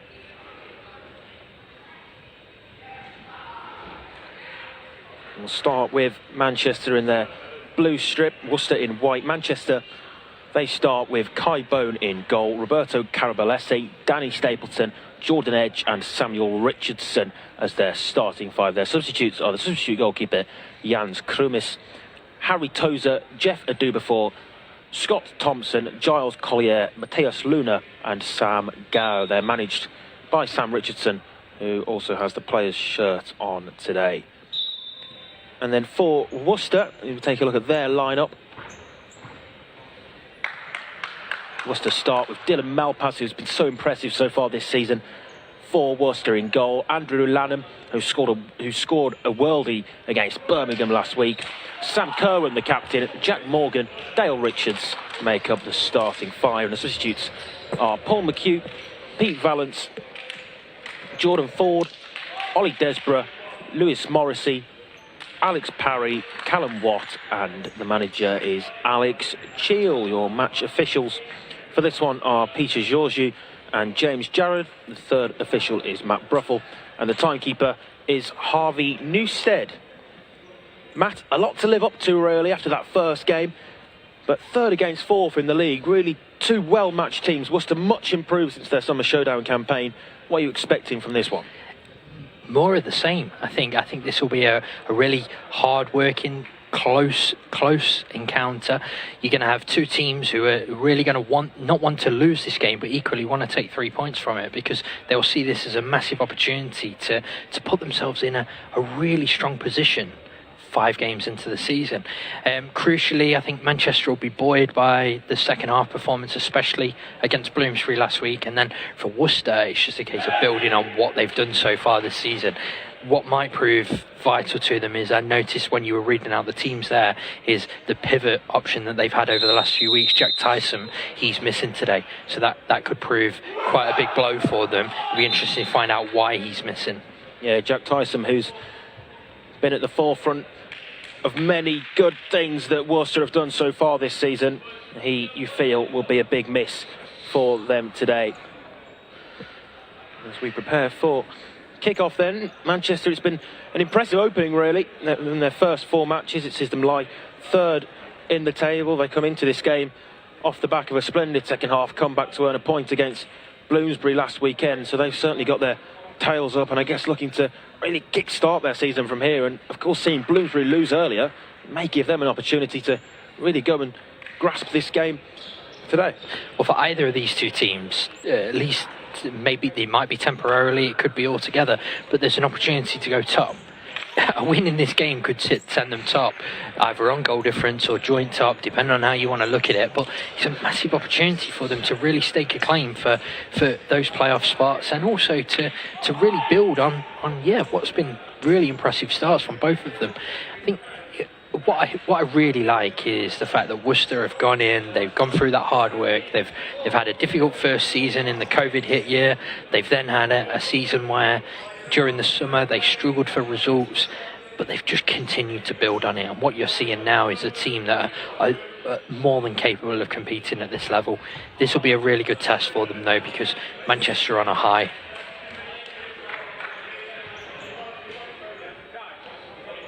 Don't see it very often. I just noticed then as I looked up that the teams have been turned at the start as well, so whoever won the toss opted to change ends, kick with the wind. You don't get that often. Yeah, an eagle-eyed spot there, Matt. Yeah, the sides switched round from the way that they warmed up and prepared for this game, but it's Worcester who get us underway. A little bit of gamesmanship, maybe from whoever it was who won the toss.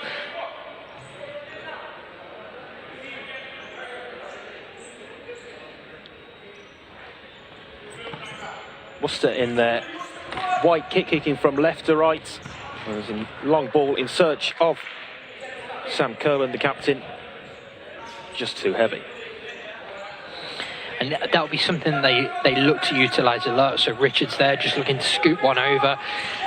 Got a little bit too much on it, but Kerwin is he's their main option, he's their main threat and their outlet. And he plays almost that false pivot position, though defensively lines up as a winger.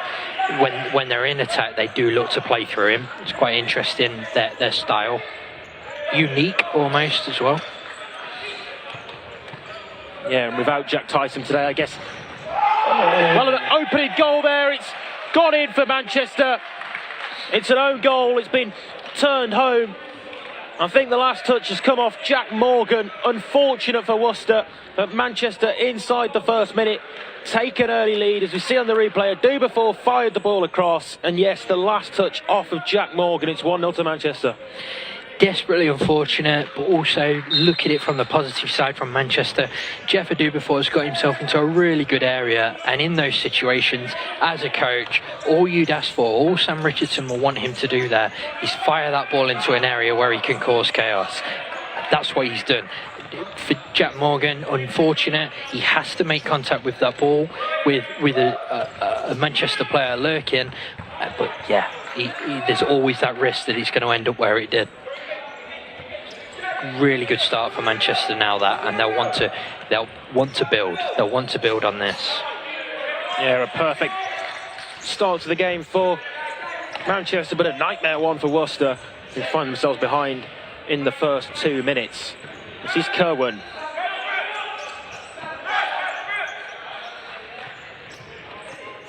Kerwin, who leads the goal scoring charts actually in Tier 1 this season. Has 7 goals in 4 games, the Welsh international. And he's always scored goals, even the first couple of years of the NFS, where Worcester have been a team that traditionally have struggled. He's scored goals and he's been a threat. He's a Welsh international, so he's got good pedigree. But what you're seeing now is, in a side that is more competitive, he's getting himself into a situation where he's getting more chances, and that's why you're seeing him lead those scoring charts. Interesting here, Worcester opting to use the fly goalkeeper option. It's been so effective for them in previous weeks. Dylan Malpass stepping into the opposition half. Yeah, it's something they'll look to use over and over as well. When you have a goalkeeper of Dylan's ability in possession as well as his shot-stopping ability, it makes sense to use it, because he's a real quick out-of-pressure moment, isn't it? You come in and you basically go 5v4 straight away. So it forces Manchester to have a rethink about how they're wanting to defend. Dylan Malpass was awarded man of the match actually last week. He more than played his part in their 4-2 win over Birmingham on their own stomping ground. It's actually a really interesting weekend last week, where I think 3 of the 4 man of the matches were goalkeepers, and then today our first man of the match was a goalkeeper. Really shows the quality of goalkeeping at this level, and how it's such an important position, but how all of the teams have almost built a squad in front of a really solid last line of defence.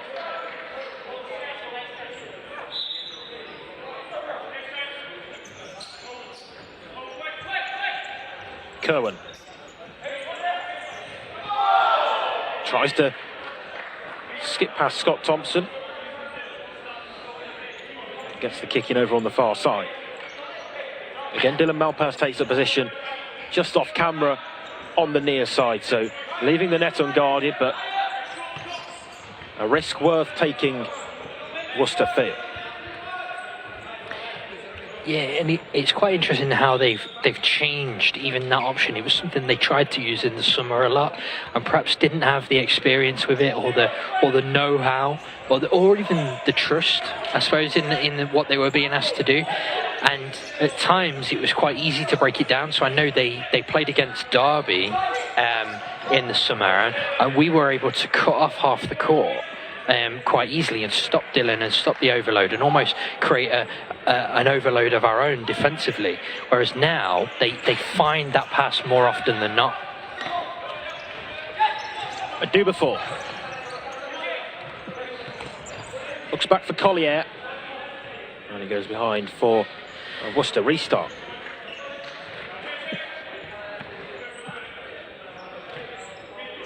Now pass again to Cohen. Manchester just happy for Worcester to have possession in those sort of areas at the moment. Manchester lead by 1-0. It was a fortunate goal, but one which they will very much take with open arms.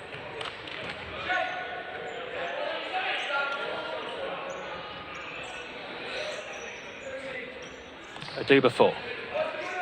For Sam Richardson. This is Giles Collier. Cutting ball through the middle of the Worcester defence. Really probing past that. Yeah, really interesting. Manchester slight change of pace in the way they're playing. So Edge, Richardson and Carabalesi have come onto court. And what you've seen is straight away they're looking to just change their style, use their experience. Danny Stapleton now in as well, and this was the four that had an awful lot of joy against Bloomsbury last week. Almost instantaneously though, Alex Chill and Pete Valence have made the decision to bring the experience of Valence onto court as well, probably to try and counteract Richardson. And you've almost got the two head coaches on court. You don't see that often. Yeah, it's a very good point you make. Both sides with a player coach and on court at the moment, so very much leading by example. This is Danny Stapleton.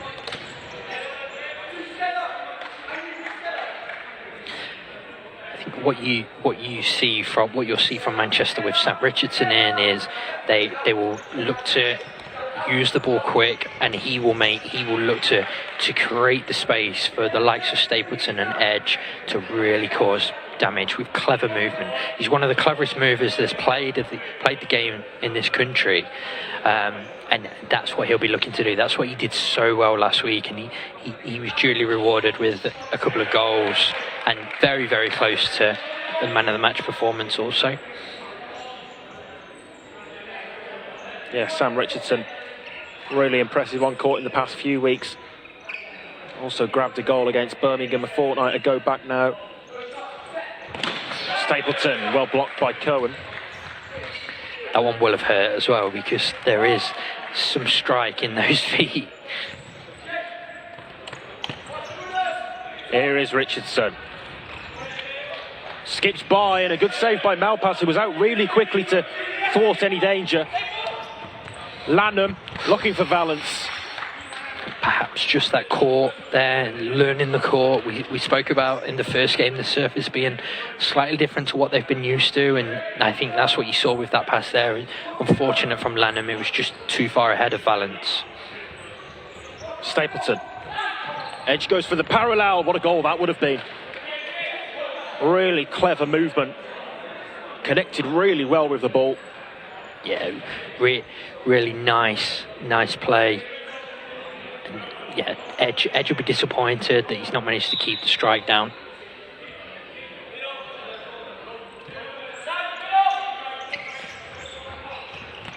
Collier for Edge.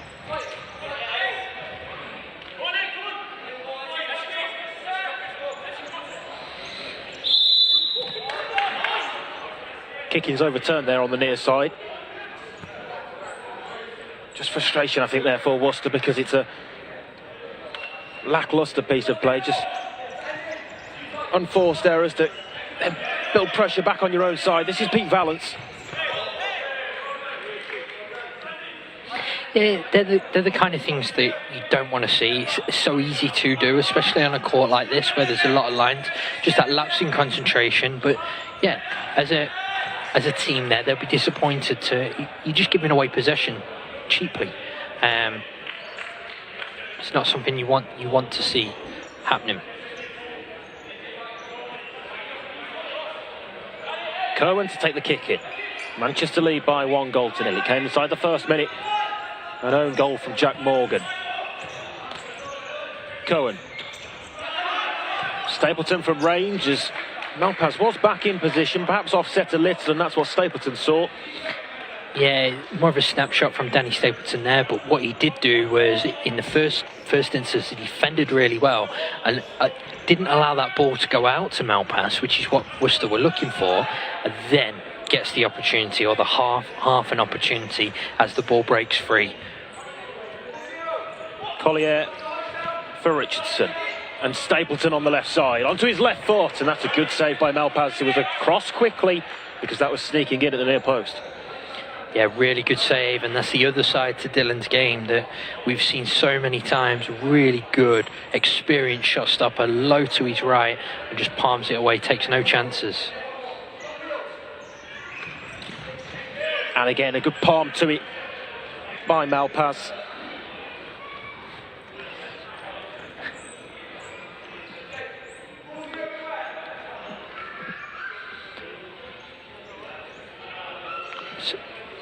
Interesting that there's a shout from Malpass in goal as to the system that he's watching Manchester play, which probably shows they do switch, especially when Sam Richardson's on court, between a 3-1 and a 4-0, and try to almost utilise a false pivot movement. And I think Worcester are trying to adjust defensively. It's probably a really good sign of the work that goes in behind the scenes to the way Worcester are playing, and the amount of time that they're putting into trying to improve their game each and every week. Edge skips inside. Sam Kerwin comes over halfway with it, but breaks for a do before, and now Stapleton. Brilliant goalkeeping. Back for a do before. Great double save by Malpass. I don't know which one's better. I think the second one maybe. It's a fantastic split save.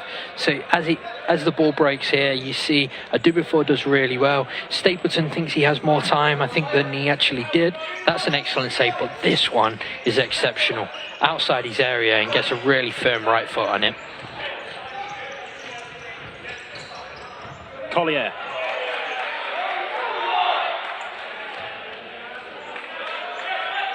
Referee Peter Georgiou gives it the way of Worcester, who look to utilise Dylan Malpass over on the right side again. That time the ball is just too far ahead of Jordan Ford. I think there's a slight confusion over the lines over that side there from Giles Collier, and that's why they were looking at almost a little bit of a complaint towards the referee, but he's just reminding them which court we're actually playing to. Yes, so many lines on this court here today. It's very understandable. The confusion is the yellow lines for viewers just joining us, which can be difficult to differentiate between. Worcester in possession.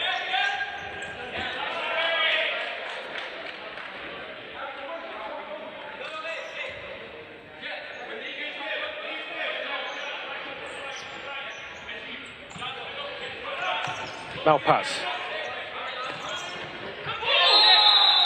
Handball given there. Will be a free kick for Worcester.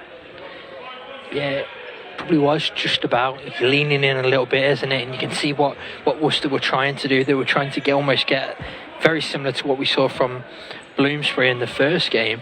They were looking to utilise almost an offset three-in line, and then almost a setback for Malpass. Free kick in a really good area here.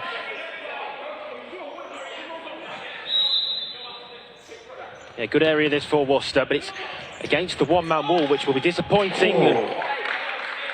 Not sure Bone was too confident of where that was ending up. In the end, just wide of the far post. Yeah, he had to watch it, didn't he? And he made a dive down. Really good strike from Richards, and sort of made up for a disappointing free kick. Good ball across to the far side. Just too much on it on the return, but a good initial diagonal. Manchester looking to open up the Worcester defence. Yeah, it's a really clever ball from Scott Thompson, and what you've seen is, I think, Collier was almost caught between two minds. I think in that situation there, this stage in the game, get your shot in on goal, make the goalkeeper work, and what he was almost looking for was that run to the second post, but the nearest support was the man who played the ball. So unfortunate one for him. Malpaz. Again, the Worcester keeper takes a position over on the right side. Richards controlling things at the back for Worcester. Nice ball forward, well controlled. Back to Dale Richards. Now Kerwin. Worcester, you sense, working their way into this game. Ford. Yeah, I think we knew that they wouldn't give it Manchester easy, didn't we? And while they would be disappointed to have conceded, it's been very, very cagey and quite even since then. And yeah, they'll feel that they've got more than enough quality to play their way back into this as they go back into that fly again, looking to utilise that overload. Yeah, Malpaz this time over on the left, and that's a very neat pass across to Sam Kerwin. Kerwin under pressure from Adubafor. Kerwin tries to spin away. Well tackled though by Collier. And Adubafor has it back, and Manchester retain possession through the goalkeeper Bone. A really strong defending from Adubafor there. First in the 1v1 with Kerwin, but also when Jordan Ford came in to almost put a block in place to try and help his teammate. Just pauses. I thought Manchester were in for a second there. But yeah, as Jordan Ford came in to almost put a block on his teammate, you had a situation where he still stood really strong and was giving them nothing. Excellent defending. Kicking for Manchester from the left side. Adubafor toes it back to Collier. Collier inside the centre circle. Just wayward of Adubafor, who did well to control. Manchester kicking.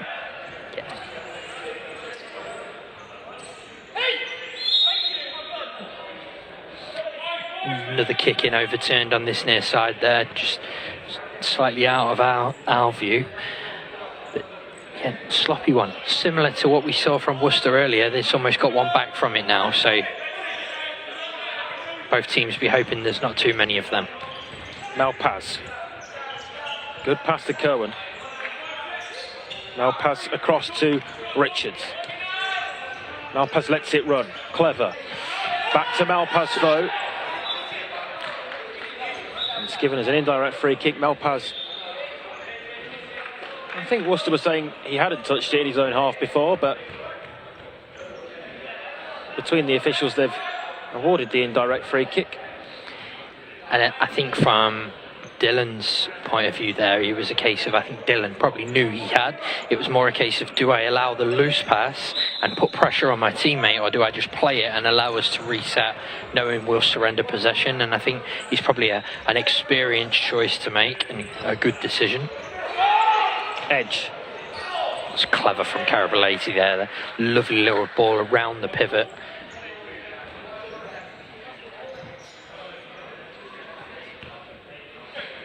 Edge back to the captain and player coach Richardson. This is Stapleton.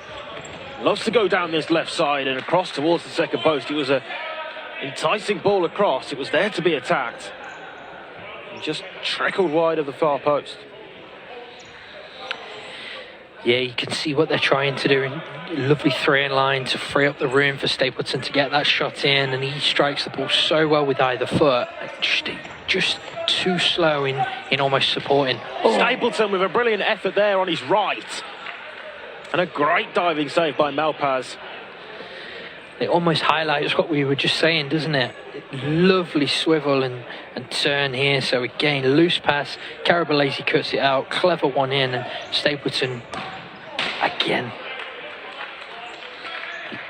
He has got some stride, just out of shot there. He's had another one from the corner, just go inches wide, and he looks almost the biggest threat on court to scoring again in this half so far.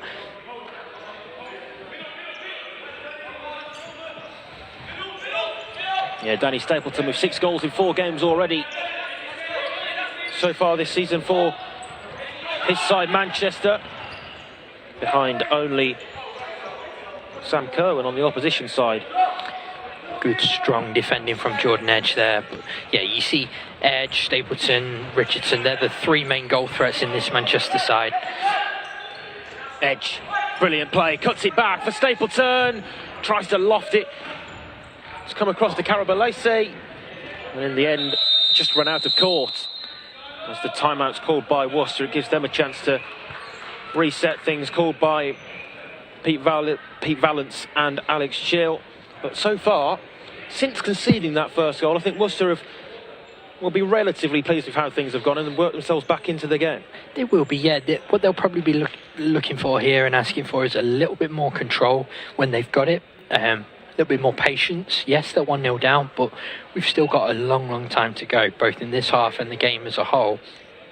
And they'll probably just want them to give themselves that little bit longer to settle, to build, and to continue. As we just have another look at the Stapleton shot that was almost, as we were showing a replay earlier, again, really close, 2 or 3, one after the other. And that's something else. They'll want to avoid giving away too many of them, because there's players in this Manchester side who will punish you.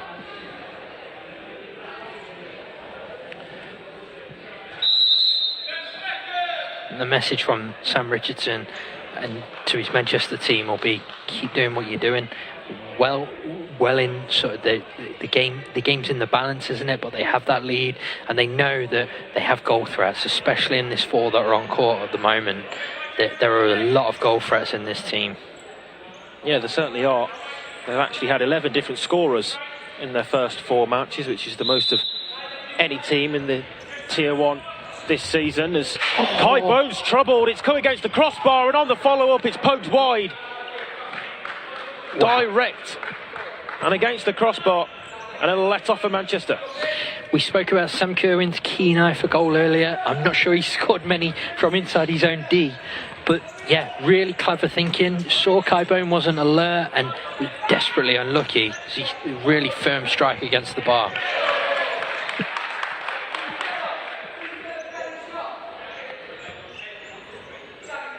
On the follow-up as well, I think it was Andrew Lanham who found himself in the position, just prodded it wide. If we take a look at the replay from such a long range, it beat Kai Bone, but not the crossbar. Desperately unfortunate. Yeah, really unfortunate. Even on the follow-up, it's a good effort, and he's almost sat Kai Bone down and looked to find that bottom right-hand corner. Played across, well worked. What a brilliant goal that is for Manchester as they double their lead. And it's Jordan Edge who scored it. And Manchester make it 2 with 7 to go until the break. So I think it's going to be a theme of the day. Goals from set pieces. Worcester not quite switched on, allowed the space, and they've worked the ball round the clock and found Edge inside the box. Really good finish, but an excellent passage of play from Manchester. They'll be really pleased with that. And that puts them firmly in control of this one. A little bit of an inquest going in between Malpass and Kerwin as to exactly what's gone wrong there. But again, Worcester just need to settle. Don't panic. Yes, you're 2-0 down, but don't panic too much. Keep trying to do what you were doing, because they've had a couple of opportunities. It's not as though they're playing badly, but what they can't do is create too many problems for themselves that are going to put this game out of sight. You think of the chance that they had on the follow-up to that Sam Kerwin effort after hitting the crossbar, and then just a minute or so later find themselves 2 down. Real key turning point in the game, perhaps. Yeah, that's right. And how Worcester react to this now will be crucial for how the rest of the game this pans out. If they can settle down, they can keep doing what they're doing, you might see the game continue in the vein we've seen. Worcester having a lot of the ball, Manchester prepared to allow them and play almost in transition. This is good from Worcester. Yeah, across to Lanham. It's a corner ball, I think, off the deflection. Really good play. Use of the fly goalkeeper. Broke through almost the first 2 lines of the defence, and then have created a lovely crossfield ball where Lanham could get a shot away. It was good defending from Danny Stapleton. Yeah, just took a nick off Stapleton on the way through for the corner, and Been taken with Malpas in possession, and a breaks here for Kerwin. Blocked by Edge. That's a move they like to use. That is it really similar to Kerwin's goal last week, where they looked to almost work the corner right around the court and then set almost like a diagonal 3 in line back to Kerwin, who's coming onto it. Edge from range. Just over the top of the crossbar, agonisingly close to making it 3, Matt. Really unlucky, and yeah, that's the downside. That's that risk of using that fly goalkeeper. And they're the kind of things that Pete Valance won't want to see his team taking too many of those risks, where they're going to give the ball away and almost surrender in possession, where this game could be out of sight, couldn't it? Nice flick forward for Richards. Richards, who turns well. Good defending, though, by Roberto Carabalese. He's been a really impressive find for Manchester, and just adds a little bit of experience alongside his manager Sam Richardson into a really young squad. And what you're seeing is, it's an excellent save, Kai Bone. Yeah, brilliant save from Bone to deny Kerwin on that attempt, but yeah, Carabalese's experience is quite crucial to them, because he plays an awful lot of minutes, but he plays a really clear role in this team where he just settles them down. He looks to keep that ball, and he looks to defensively be really solid and almost a leader.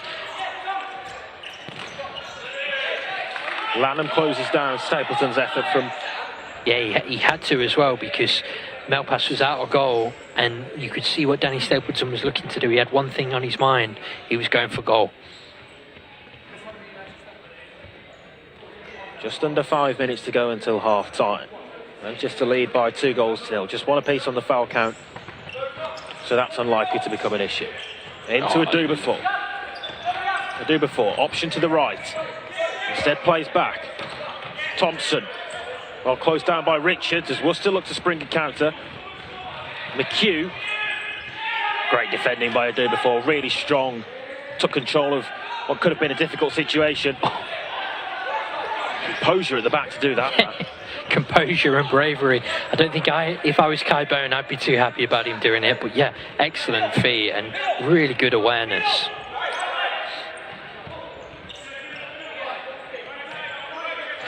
Game, Worcester haven't had an awful lot of the ball, but they keep causing themselves problems with silly errors like that one.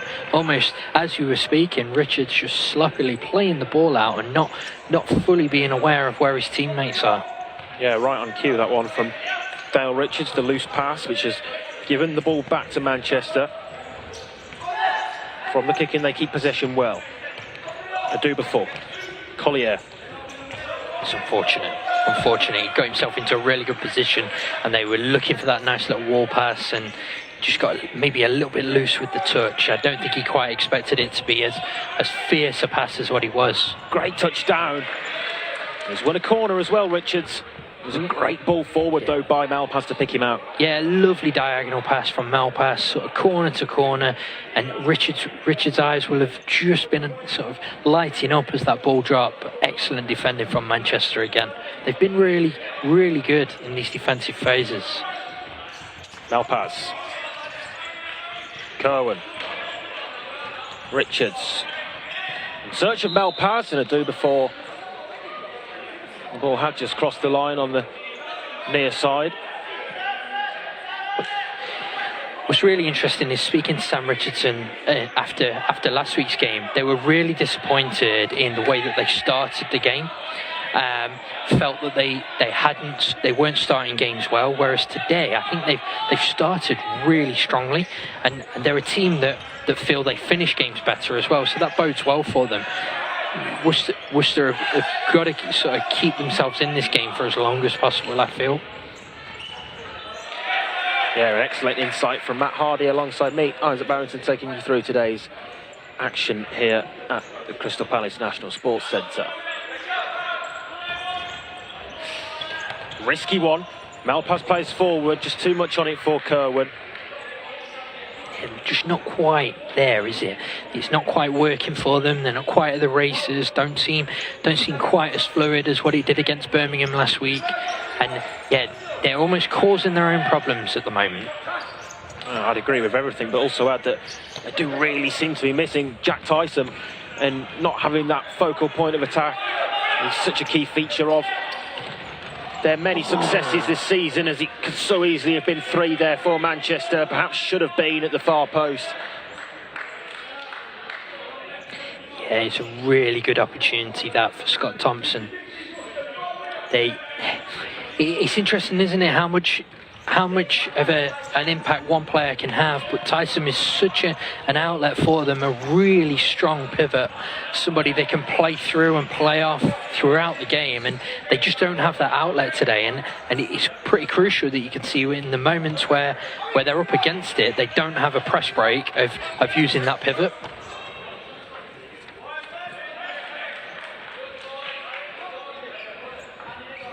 Worcester kick it. Near side to our commentary position. Andrew Lanham takes the kicking back to Richards. Malpaz is over on the far side. Hasn't quite had the success that he had against Birmingham last week, Malpaz, but Worcester still persisting about their ways and trying to create opportunities. That was a risky one. It goes out, though, for a Worcester kick. I think that just highlights again, maybe, that they're not quite... It's not quite flowing. They're not quite gelling in the way that we've seen over the last couple of weeks. And those little loose ones there, it's giving Manchester opportunities. The passing isn't as crisp as what we've probably seen. And Manchester are quite happy to let Worcester have it and just defend.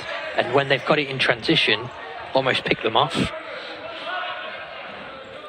Interested in making the changes. Looks like they're going to try and finish the half, Manchester, with their strong 4, their first 4, as you might say. Richardson and Stapleton looking to come into court as well.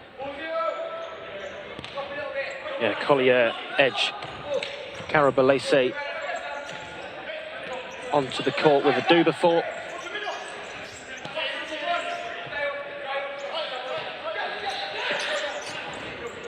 Carabalese, nice pass to edge. Across, and it could have been finished, perhaps should have been finished. And Manchester keep getting opportunities. They're just not quite taking them at the moment, though, and it stays 2-0. No, what a goal that would have been as well. You saw everything in the Manchester attack there. Really good movement and calm passing on the halfway line, and then a real good change of pace from Carabalese to find edge, and a lovely ball to the second post. And yeah, Manchester will be disappointed not to have finished that chance there, because that would have been some goal. Almost one straight off the training ground. Edge into Carabalese. Stapleton deflects behind for a corner. Take a look at the replay of that opportunity there for Manchester as Edge played the ball across. It was on a plate really for Collier. He'll be disappointed to put that wide, just to scuff the effort.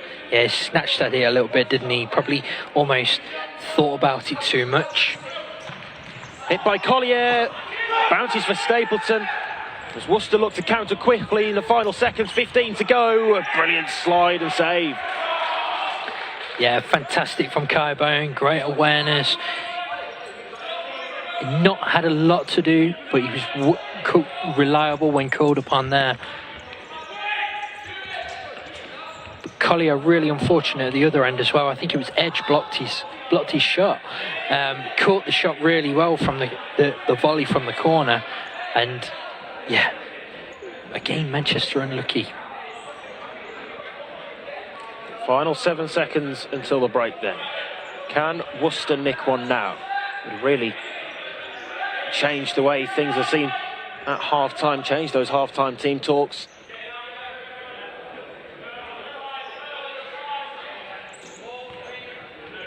Richards.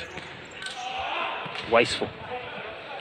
Yeah, and Manchester will be happy now. They'll just let the clock roll, get into half-time.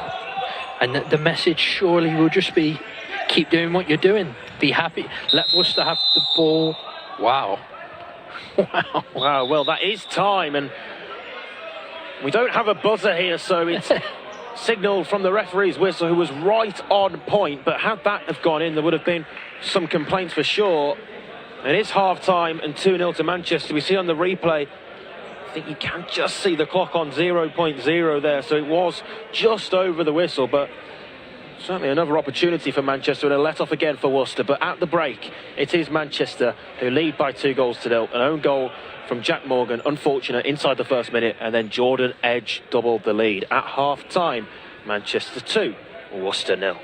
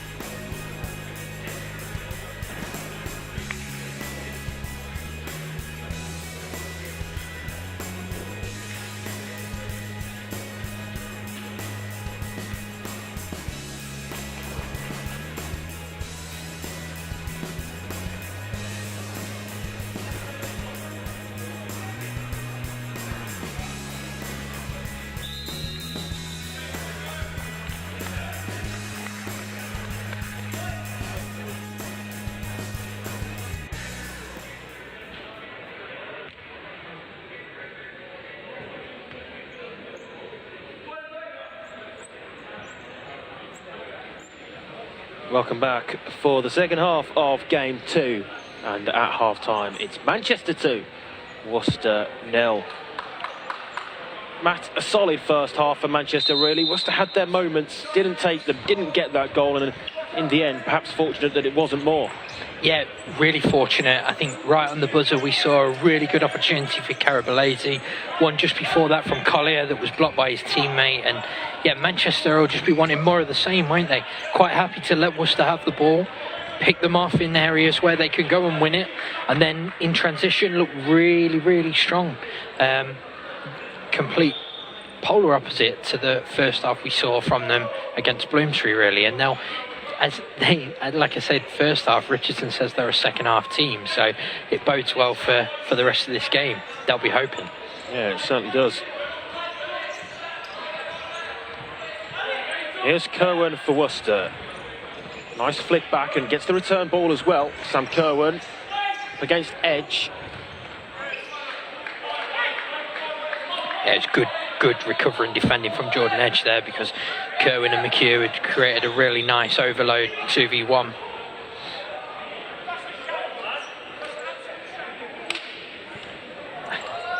The referee's given the kick in the way of Manchester. I think he did initially to begin with. I think he's given a turnover again, which Worcester weren't happy about. Strange that had a couple. Don't know whether he's struggling with the markings himself, but we've had more than a few on this side, haven't we? That yeah, throughout the first half, I think we had a few in the previous game as well, prior to this. Birmingham beating Bloomsbury. If you've just joined us, Birmingham with their first 3 points of the new season. It's a lovely ball. Manchester coming forward here through Stapleton. Malpass denies him with his feet. That's good ball well. Forward for McHugh. Bone had to get there, and he's done superbly well, the Manchester goalkeeper. Really good from Bone, because for a moment there it looked like it was opening up for McHugh, and yeah, he stood firm, and then he also was up quickly to deny any chance of a second opportunity. Richardson with the empty net, well blocked by Malpass. Made the decision to close the ball down. It started the attack as well for Worcester. Yeah, really good recovery from Malpass. They were sloppy again in possession. They can't afford to do that. Richardson sort of took his time with it, which allowed Malpass to get in, but you could see why he was taking his time. He was just looking to sort of angle that shot. Stapleton now has a go, and it's blocked by Kerwin. But again, Worcester giving the ball away when trying to use Malpass as the fly goalkeeper and leaving the net unguarded. It's a risky game to play. Yeah, they're creating their own problems again, aren't they? Where in these situations they've just got to use that ball better, use that ball smarter, and far too many times they're almost giving Manchester free possession, and you can't, especially when your goal's empty, you don't want to be doing that. Stapleton. Loose goes out for Worcester kicking.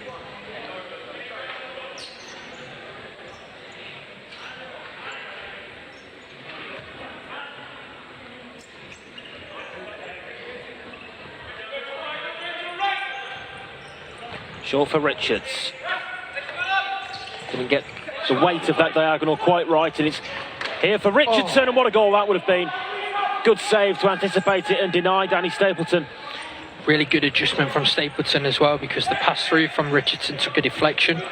But yeah, really clever and a really good adjustment from Malpass to make the save. This is Edge. Manchester trying to pile on the pressure as they look for a third, but that's loose from player coach Richardson. It's more of a, I don't really think that was what he intended, but I think he was just happy to put the ball out from a loose touch rather than give it away. Manchester reset, quite happy. They'll let Worcester have it. We've seen that. They've almost been happy to box off all game, haven't they? Nice play there. Important touch, though, because for a moment it looked as though Richards, well, he was bearing down on goal. Important defending. This is Kerwin. Malpass. McHugh. Forced wide, and it goes behind for what will be a Manchester kicking right down in the corner, will it? No, he's going to restart with the goalkeeper, Kai Bone.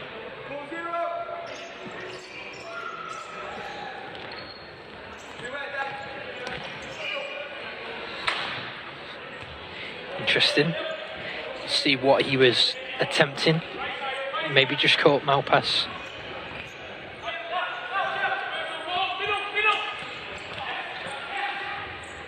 Richardson, still Richardson, good save.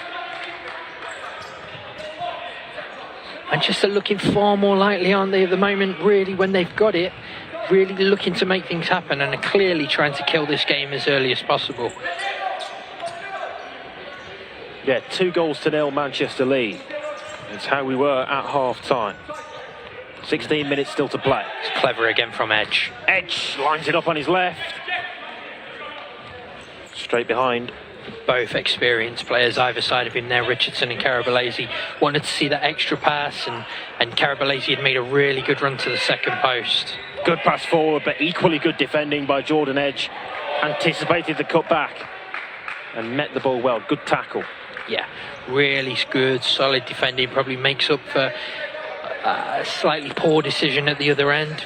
Should be looking, I think, to make that extra pass, whereas sort of he's looked to take the shot. But then when you've got a goal and you're in the form he's in front of goal, you can equally understand why he's taking that shot, can't you? Manchester looking really solid though. A do before. Back for Edge. Edge from range makes Malpass work. Puts it behind. Will be a corner. Real good, clean strike from Edge, and Malpass had to be stand firm to that and palmed it away with a really strong hand. Edge over the bar. He's looking likely though, isn't he? He's clearly the one that they're looking to get on. I think he'll be off the court for a breather in a second. But yeah, at this moment in time, he's looking really likely to get a goal.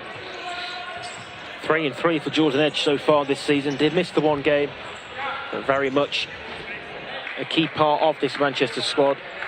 As you say now, yes, just taking a break over on the far side, but a good start to this second half for him individually and Manchester as a team. They're looking to take control, and at the moment it certainly looks as though that's the way this game's going. They do before.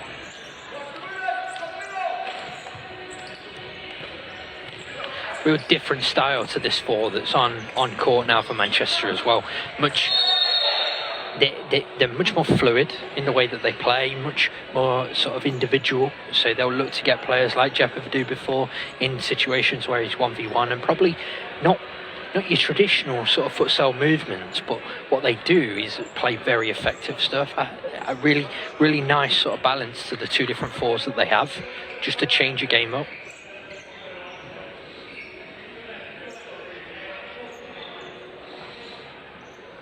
Yeah, just while you were talking there, Matt, Jack Morgan penalised for a foul as it's deflected there. The shot from Scott Thompson. It's really awkward deflection as well, because Malpass is almost set to dive to his right, and then the deflection takes it to his left. He's done so well to adjust. Yeah, the ball spun back violently, and Malpass did very well. He's keeping his side in the game at the moment. Yeah, Worcester haven't started, have they, since half-time? You can see a much more urgency in the way they're playing, but they're sloppy with it. Kerwin. Cross court. Might open up here, though, and Bone's forced to make the save. It just broke kindly, but Bone was really alert. Good save. Yeah, Collier's got to be stronger in that challenge there. Was too easily brushed aside, and Richards saw the opening came, and Richards was in, and Bone did really well, just showing his teammate what he probably should have done in the first exchange. Kerwin looking for the diagonal.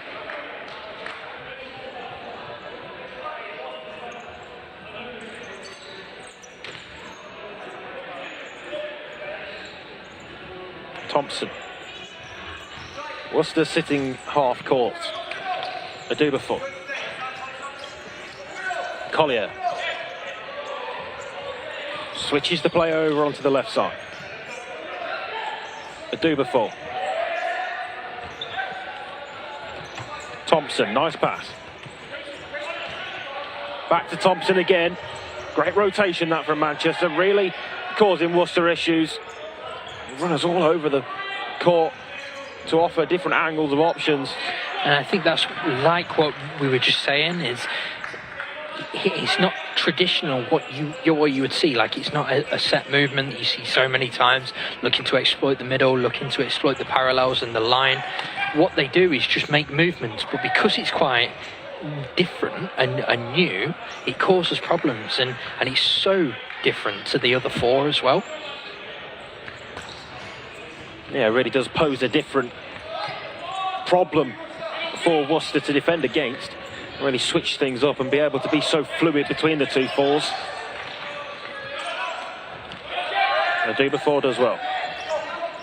Retains possession as well for Manchester through the goalkeeper Bone.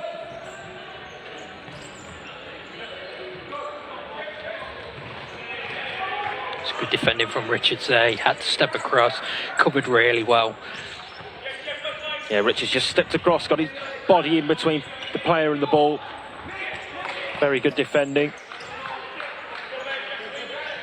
Another loose touch from Kerr in there. We've seen 3 or 4 already this half. Probably just a little bit of urgency. And this is Desborough, young Ollie Desborough for Worcester. Desborough! It's a strike, that is. Well, Worcester back into the game through the youngster Ollie Desborough, who's on the score sheet for Worcester. Delighted for him. And this game is back on. It's 2-1. And it's again, Giles Collier will be disappointed in himself defensively. It was his error, his lapse in concentration that allowed Desborough to get in, and as soon as he did get there, he made no mistake with the finish. Kai Bone, not a lot he could do, but he'll be disappointed to concede through his legs. Yeah, Ollie Desborough just on for Worcester, and what an instant impact. It's crazy, isn't it, that we were just saying that Sam Kerwin is maybe a little bit frantic, a little bit sort of rushing and nervous about the way he was playing, and then a young lad like Ollie Desborough has come onto court, completely not affected by that, just come on to play his way, and you've seen 2 or 3 nice touches, and then a goal to go with it. Fantastic. Now it's game on. Yeah, it's really set this game up nicely. To see which way the pendulum swings from here. Yeah, Manchester got this strong 4, let's say, their first 4 back onto court, and they'll be looking to... These had a lot of joy in the early stages of this half that they'll be hoping for again. This is Kerwin. Desborough's over at the far post. Important touch from Edge. Kerwin again. Lays it back. Worcester kicking.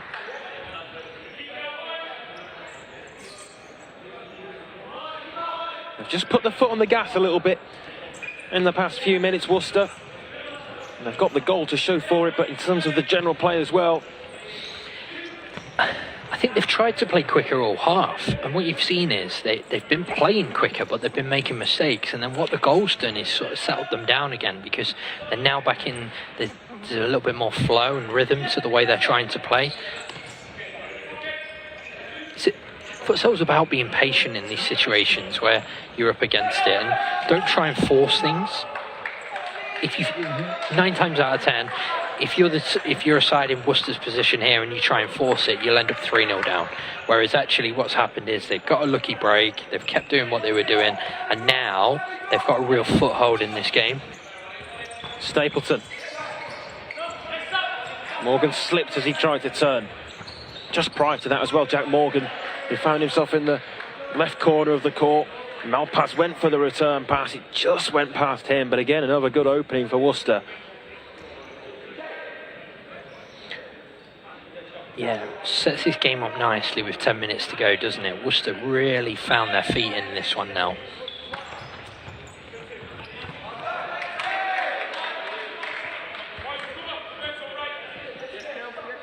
Stapleton just running out of room a little bit there. Let's see what he was trying to do, looking to sort of shift onto that right foot and unleash that cannon.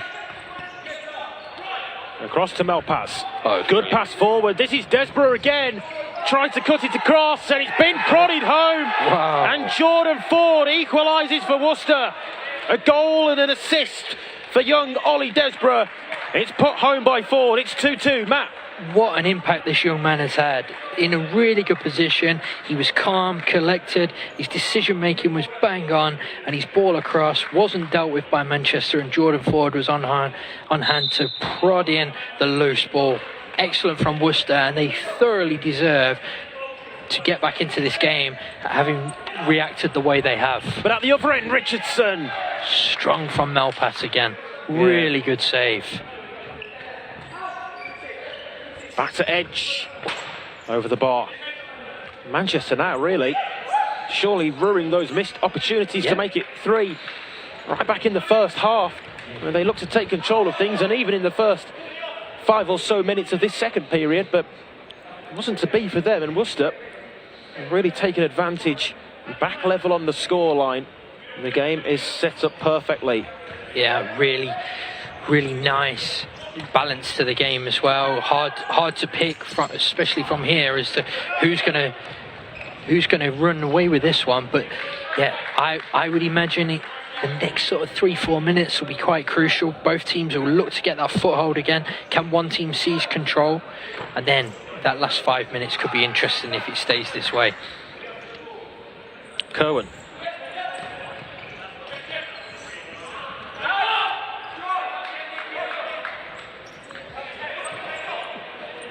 Manchester in possession, over on halfway. Edge.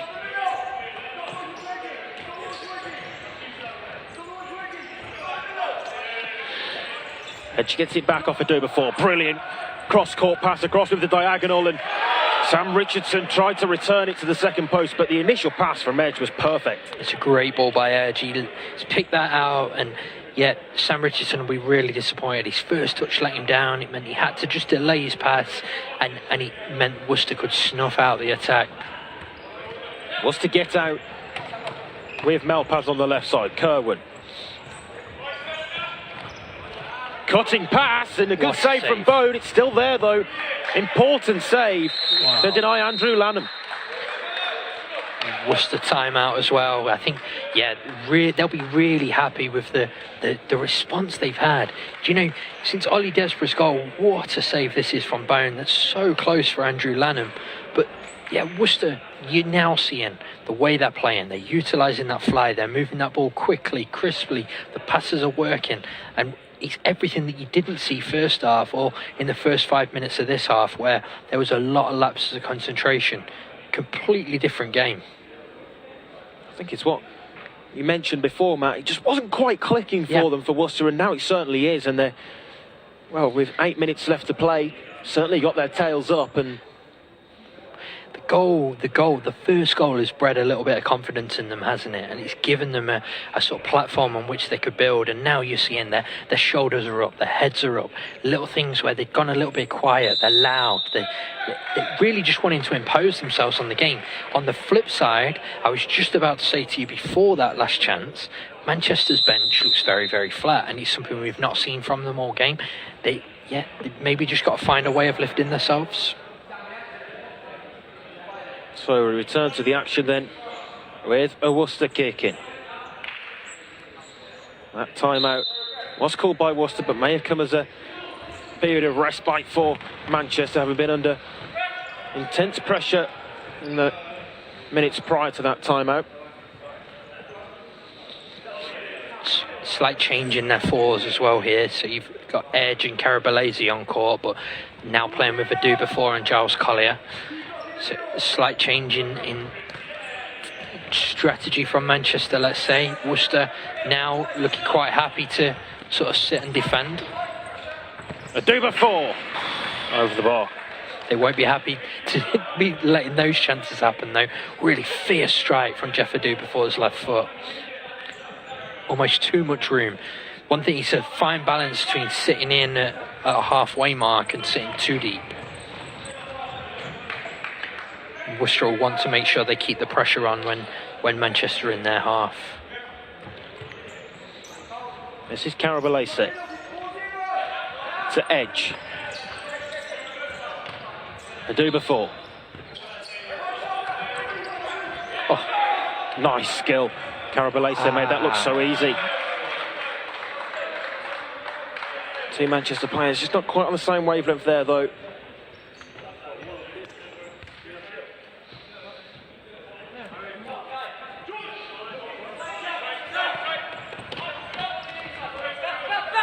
Good ball into the feet of Ford, the man who got the Worcester equaliser.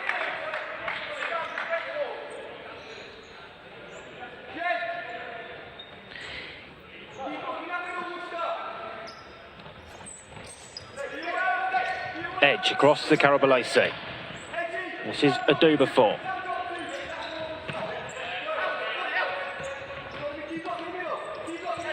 Edge has it once more. To Carabalese as Manchester look to turn the screw and regain the lead.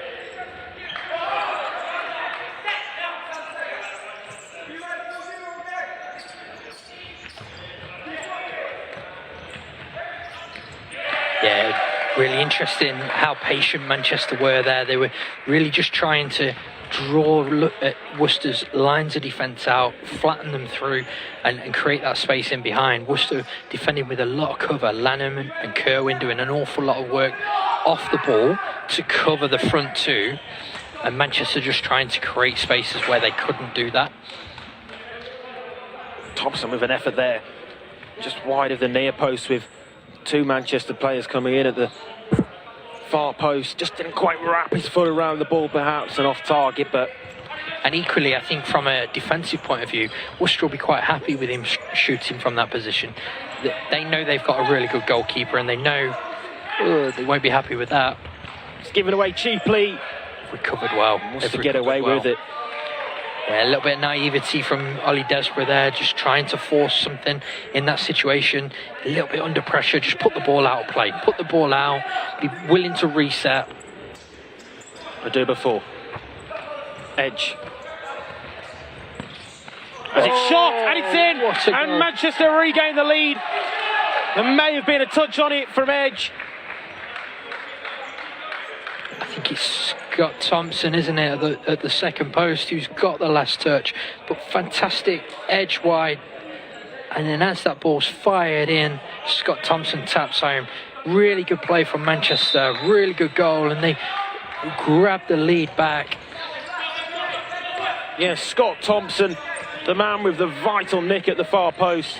Oh, it's a lovely ball. Good ball forward to Kerwin. End-to-end stuff here. Manchester back in the lead, but Worcester looking to reply instantly. Well, this game is living up to all the pre-match hype, isn't it? We looked at it earlier in the day as being one that could be a highlight, as we just have another look at that pass. Kerwin desperately unlucky. It almost didn't run for him, and he's had to sort of prod at it with his left foot. Richards. Over to Melpas, near side. Given away, and the effort from range is just off target. Really good defensive work from Manchester, just protecting the key areas, stopping that ball getting through to Worcester's two high players on the fly goalkeeper. And when they're cutting those passes off, they're looking to exploit an early shot nice and quickly. Manchester now then back in the driving seats, having led 2-0 at the break. They were pegged back to 2-2, but back in the lead here, and across for Scott Thompson. He just couldn't connect with the ball. If he had, you'd think it would have been 4. Yeah, really clever play again, and not too dissimilar to the goal that they've just scored, was it? Ball out to the left-hand side, and yeah, Thompson really close to making it 4.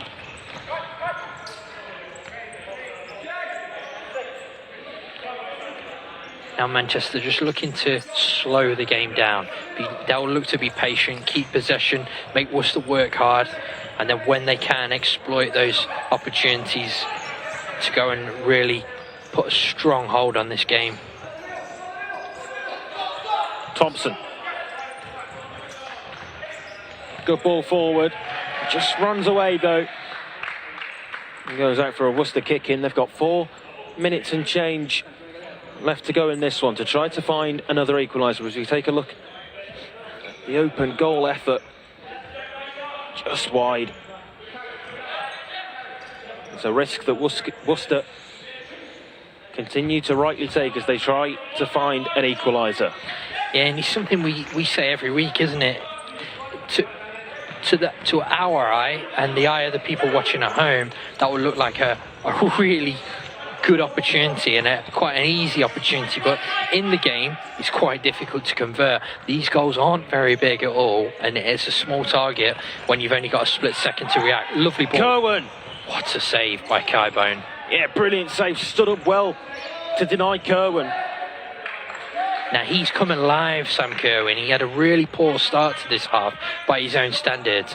He's been exceptional so the last 5 minutes. It looks really likely if Worcester are going to go back in, it looks like it'll come through him.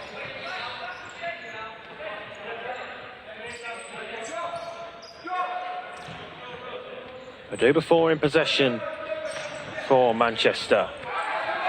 Can't go back to Bone, who leaves it, and it runs behind for the corner. Manchester need to set up quickly. Fly keeper again for Worcester. Richards. Oh. Paul McHugh just missed his touch, almost missed his set, didn't he? I think that was a good opportunity there. Manchester just didn't quite have their defensive balance right. Again, back to this strong four: Carabalese, Richardson, Edge, Stapleton. At a key moment in the game, Manchester have gone back to their really experienced group. Yeah, similar to what we saw with Birmingham in the first game, really utilising the experienced players in the important moments. Birmingham did see out that game, survived a scare to win 2-1. Will Manchester do the same? Here they lead 3-2 against Worcester at the moment. This is Danny Stapleton, the number 5 for Manchester.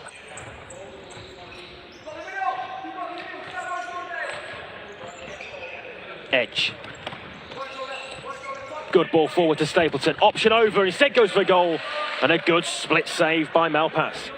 Really clever from Manchester as well. Really good spot. So what had happened with Worcester's defensive shape is Sam Kerwin's almost defending. They're almost trying to defend a 2-1-1, and Sam Kerwin at like the centre of that, and he'd become very flat, and it had almost become a 2-2 shape, which allowed Manchester that gap that they looked to exploit, and Stapleton very close to making them pay. Opportunity there on the overload for Manchester as play goes on. Worcester think it was a foul. In the end, it goes against Worcester for the lash out. I think it was number 10, Paul McHugh. Thought he was fouled initially. It's a really good save from Malpass again. Stood big, and then as this breaks, you can see it's not foul. Yeah, he's won the ball. It's really good from Sam Richardson, and then a little bit petulant, a little bit of frustration with the kick out, and he'll be lucky. Yeah, yellow card. I was going to say he'd be lucky to escape it here. But good opportunity this. We've seen Edge and Stapleton in particular very dangerous in these situations. Let's see what Manchester got up their sleeve. Yeah, Paul McHugh into the referee's notebook for that rash challenge. Just over 2 minutes left in this game. A goal here would be massive for Manchester. Stapleton lays it for Edge. It's a really good save. Again, Dylan Malpass. Clever from Manchester. And the goalkeeper was switched on and stood tall. His hands will be stinging after a couple of these. Back to Stapleton. Strong block.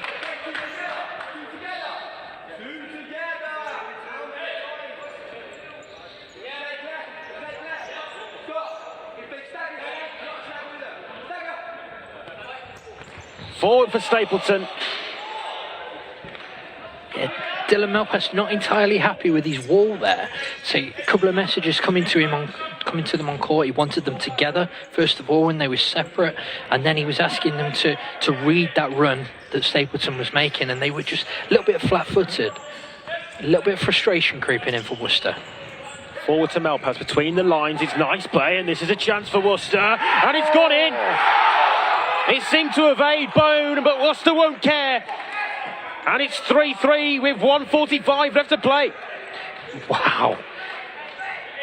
That is why you shouldn't get frustrated. You see the ball break, and it's the deflection off Jordan Edge, isn't it? He's desperately lunging to try and block, and you think he's made a really good defensive block, and all it's done is took it past his goalkeeper. Fair play, Worcester. They keep coming, don't they? They're not giving this up. Jack Morgan on the score sheet at the right end. It seems like a long time ago since he diverted the ball past his own goalkeeper to give Manchester the lead. But an equaliser there, and that's got to be a yellow as a cynical foul on Jordan Edge. Yeah, it's one from Richards, though, that I don't think his team in that transition, and as Manchester flood forward, will be too disappointed in making. It stopped Jordan Edge making that crucial pass, and it's allowed them, one, to get back in, and also to get reset. Yeah, professional foul. In every sense of the word. But again, it's a huge opportunity with the two players we see stood over this. Edge and Stapleton are those two players. Stapleton leaves it. Edge will take. Down to Stapleton.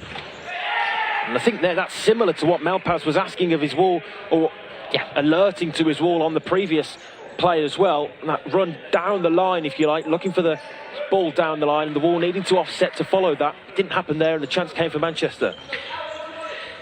Stapleton would have been emphatic. And that's what they're looking for, aren't they? But yeah, exactly, you're right. It's exactly what they're looking for, what Malpas is wanting from his wall. And the crucial thing is the players that were in there were different players this time. And we're seeing them probably much happier, players who are much more used to being on court, happier doing what the goalkeeper's asking of them. So all square then with just over a minute left to play. Kerwin, big save, Bone. Stapleton as Manchester look to come down the other end. Clever block in there as well from Carabalesi. Opens up the attack for Manchester. Thompson. It's really good from Sam Kerwin. Strong, determined defending. And just before that as well, we saw a really good passage where he had no option, so he just decided to go 1v1. Now it's Manchester with the sloppy passes at a time where they won't want to have it. They've just given Worcester the ball back with 45 seconds, 48 seconds left on the clock. Not a time to be sloppy in possession. Yeah, it was a fatigued pass. And Danny Stapleton recovering well there, though, because the kicking was direct to Sam Kerwin. 44 seconds to play.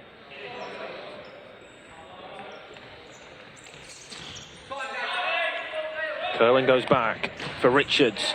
It's blocked by Edge, who had a look up just to see where Dylan Malpas was. I think he was more expecting Dylan Malpas to be out, but yeah, I can't see the goalkeeper being out in this situation now.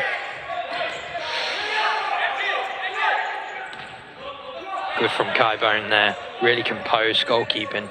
Yeah, sensible decision to help his side retain possession as the clock continues to tick down into the final stages. Edge. Would be cruel for Worcester to lose it here.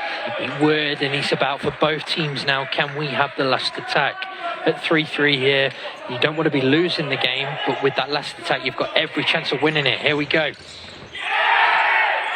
Strong challenge, and an important to him because Carabalesi seems to have a purpose about him as he tried to skip inside the defender. 4 seconds across to Thompson. Now or never, big challenge from Kerwin.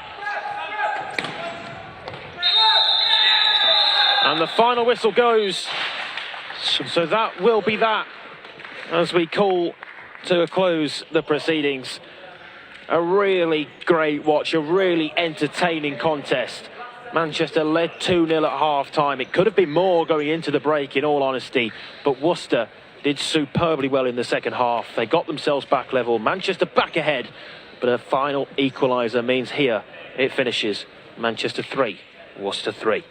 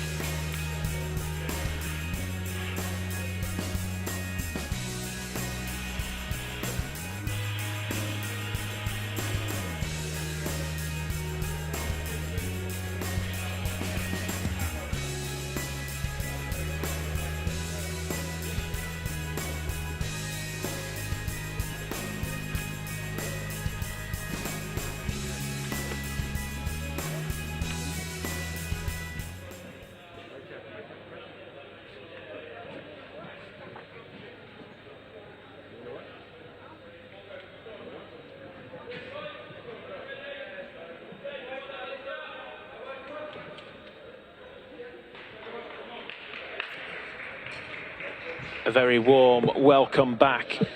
Two brilliant games have gone before us. Birmingham WLV defeating Bloomsbury 2-1 and Manchester Worcester finishing 3-3 in this Super Sunday of FA National Futsal Series action. Here now, Bolton take on London Helvecia, and the teams are out onto the court. And we will run through the two team lineups. So Bolton first then. Bolton start with Joe Payne in goal, Connor Woodworth, Rafe Barber, Mikey Bulmer and Ollie Whaley make up the rest of the starting five. The substitutes are named as Reece Crowther, Jordan Deere, Rob Harper, Oscar Lucas, Stuart Cook, who's back in the squad for Bolton, having served his 3-match ban for the red card he picked up in week 1 in Loughborough, Adam Dawson and Lucas Schofield, managed by Joe Ryan. For London Helvetia then, it's an opportunity for them to move top of the table. They start with Mark Croft in goal, Uriel Araujo, Ivan Chu, Liam Pelfreman and Camilo Restrepo. Substitutes are Dimar Lahoz, Claudio Ribeiro, Weigel Cesar da Silva, Evander Elicio de Brito Lopez, Lucas Costa, Jason Moore and Vinicius Sampao. They're managed by Enrique Guillen. Matt, two really exciting, really great watches of games that have been before us today. This one, Bolton, London Helvetia, it promises to be another great contest. It does, yeah. I think Bolton will be a little bit depleted. So you touched on the fact that their squad was named as having a couple of people that aren't here. So there's no Jordan Deere, no Adam Dawson, which is a bit of a blow to them ahead of kick-off. But they're still really strong. And when you've got a player of the calibre of Stuart Cook in your ranks, you're always in with a shout, aren't you? For Helvetia, we know what they bring. We know what to expect. Their experience, the wealth of incredible talent that's in that squad, they're going to be looking for one thing, and that's to capitalise on that Bloomsbury defeat earlier in today and take top spot back. We'll have to wait and see how it goes. I think it's going to be another exciting one though, and yeah, a bit too hard to call at this moment. Yeah, London Helvetia undeniably one of the strongest forces in the league this season, with real depth and quality throughout their squad. They suffered that narrow defeat to Bloomsbury, but have bounced back since with 2 wins from their last 2 games. And they'll be looking to continue that momentum here today. Captains are into the centre of the court. Ivan Ju wearing the armband for London Helvetia, having taken over the role from Rayoli Medina following his retirement. Match officials for this game are Paul Waitley, Matt Bruffel, Andrew Thompson and Peter Nurse.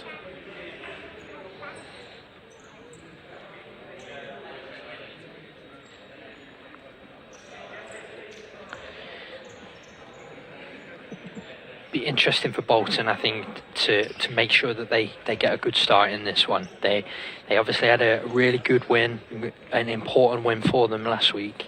In this today, I think they'll look to build on that. Can we go as a team? The message will be: can we go? Can we make a good start?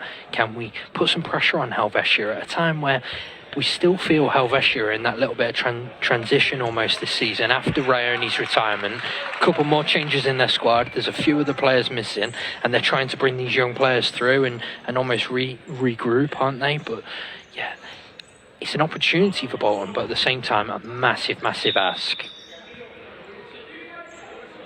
Just a little false start there on the kickoff as the referees waiting for everyone to be in position, which they now are, and we are underway with London Helvetia getting things started. Uriel Araujo wearing 4 for Helvetia, immediately trying to start the attack. London Helvetia in the blue and white kit, kicking from right to left as we look at it from our commentary position. Woodworth, near side for Mikey Bulmer. Bulmer spreads the play out over to the left. It's a good challenge by Araujo, who's got an option to the left, instead goes for goal, and it's straight at Joe Payne, who gathers comfortably. A good opening though for London Helvetia. Yeah, it's something you see a lot from Rafe Barber and Mikey Bulmer in particular. They like to go 1v1. They like to try and get themselves into situations where they can isolate players. And against this team, it's sometimes risky, but they're in here. Brilliant skill by Barber, right on cue there to come out of that situation deep inside his own half. He did really well, and in the end it's a really important foot in that has stopped them from, there was a 3v1 breakaway at one stage, and the foot in has meant that they couldn't quite get there. Good opportunity for Bolton to build something here though. Fired across the face of goal. It was almost a double false block there from Woodworth and Barber, almost dummying almost that they were going to look for that shot for Whaley's left foot. Perhaps get to see it again. There was the first one, there's the second one. He just fires it across and looking to almost put a toe on it. Yeah, great replay of that there. Exactly what you highlight, Matt. And Liam Palfreman on the attack for London Helvetia. They get it straight at Joe Payne.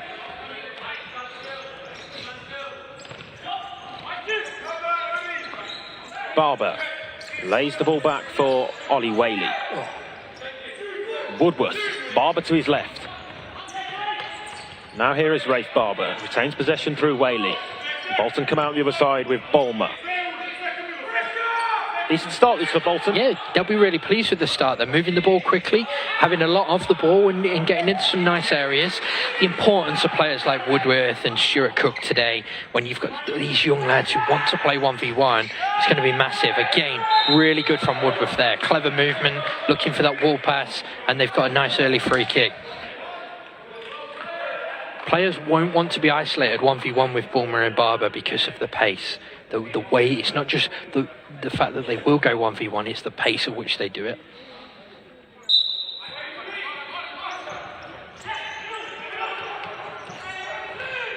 Good pass into the feet of Whaley.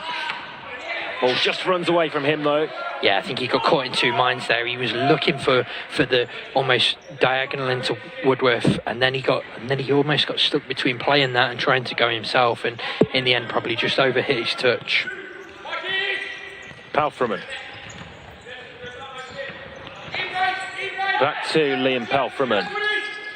Forward to Restrepo, who picks up a good position. Restrepo for Ribeiro. Now Jew. Restrepo. Good Whaley. Good defending from Ollie Whaley there. Recovered really well because Helvetia built that nicely. That almost all started from a little bit of naivety from Mikey Bulmer. He stayed high on the fly goalkeeper. It just meant Bolton were a little bit offset. Here we see again, really important right foot touch from Whaley. Restrepo goes down, penalty. Oh. Clear as day for the officials. Stone wall spot kick. And an opportunity for London Helvetia to take the lead inside 3 minutes. Yeah, disappointing one as well, isn't it? It's a bright start from Bolton. It's just a little bit of a rash challenge, lunging in, wrong side. And we spoke about it earlier in the day. They're ones you don't want to see made as a coach. We have another look at it there. He doesn't really need to make that touch. Restrepo's going away from goal, and he's given him a really good chance to open the scoring now. We saw Richard Ward convert a 6-metre spot kick against Birmingham's David Christin for a consolation earlier on. This one in very much different circumstances. And it's the man who won the penalty, Camilo Restrepo, to take. Restrepo, big save! Big save from Joe Payne. Keeps things level. Wow, what a save that is. He stood big. I mean, we spoke about the quality of goalkeepers in this division. Arguably in this game here, you've got the two best. What a big save that is. A strong right arm from Joe Payne. It's a massive moment for Bolton. Cannot be underestimated how big a save that is from 6 metres out to deny Restrepo with the power on the ball. Such a difficult task, but one that Joe Payne has stood up strong to.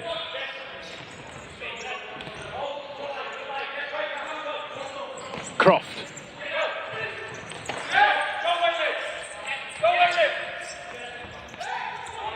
Mark Croft again for Helvecia. Toying with the Bolton defence. This is Palfreman looking for Ribeiro.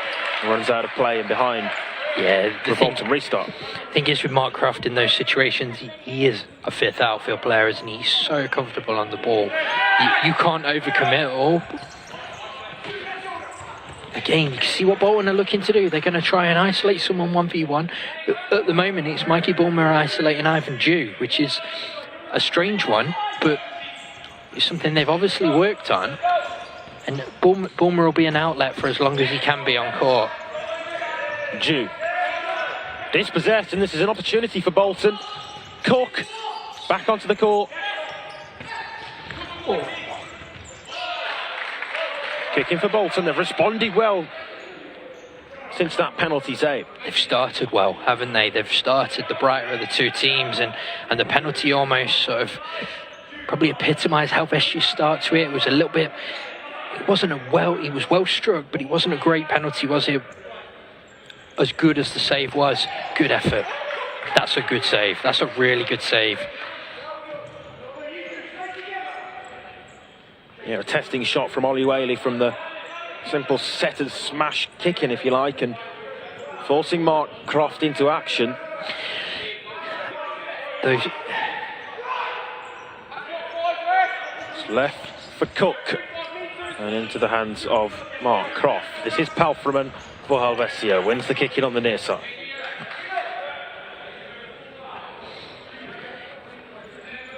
We said it, we spoke about it earlier, just going back to that kick in, the set and the smash, sometimes they're as good as anything. Just go and cause a little bit of chaos with the strike, cause the defending team a problem and see what comes from it. We've seen a goal in the last game from a very similar sort of area, and yeah, not the worst thing, you can overcomplicate them, can't you?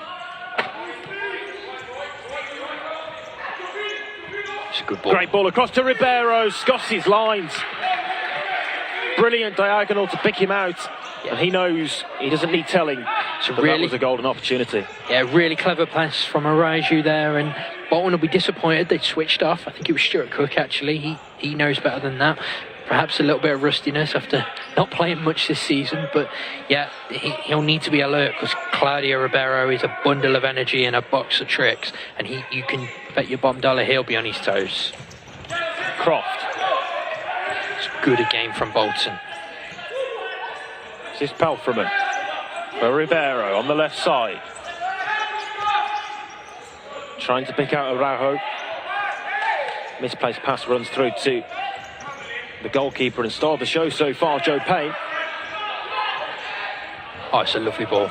Great parallel pass, and that's a heavy challenge from Croft, who wipes out Rob Harper.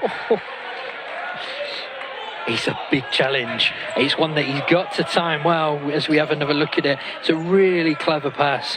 Lovely parallel ball. As you see here, yeah, he does just get some of it, doesn't he? Really firm challenge. He had to win it. He has to get there. It's good from Bolton.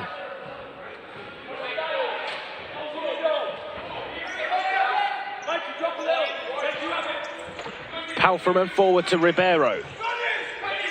Through the legs of Cook, but straight through to Joe Payne, shepherded back to him by Cook. Harper, risky off Araujo, and behind for the clearance. You can hear the shout as soon as Mikey Bulmer gets the ball with a yard of space almost. It's go 1v1, go 1v1. That's what they're wanting from him, from their number 17. It's already proven that it's creating opportunities for them. Araujo. Strong challenge from Cook. He's had plenty of dispute with the match officials in recent weeks, and he's penalised there for the foul.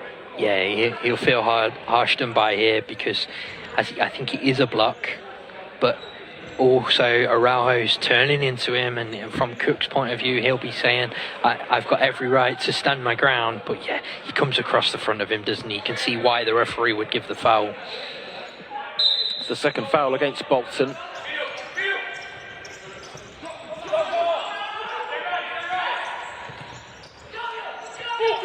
Ribeiro.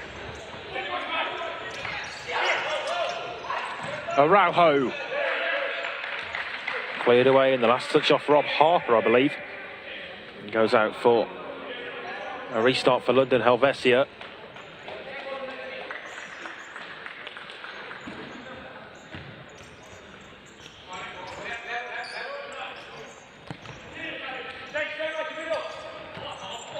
Ribeiro, nice first touch as ever. It's interesting to look at Helvetia's starting shapes. They're starting with Ribeiro in that pivot position, and he's not a natural pivot, but I think what they're trying to do is move Stuart Cook into areas he doesn't want to play. So it's quite interesting then that he passed off rather than following Ribeiro as Ribeiro dropped deep, because he won't want to go and play in those areas and be 1v1 with someone with Claudio Ribeiro's pace. Quite clever from Helvetia to just try and do that. Yeah, interesting tactical matchup as Helvetia come forwards. It's behind once again for Bolton to restart through Joe Payne.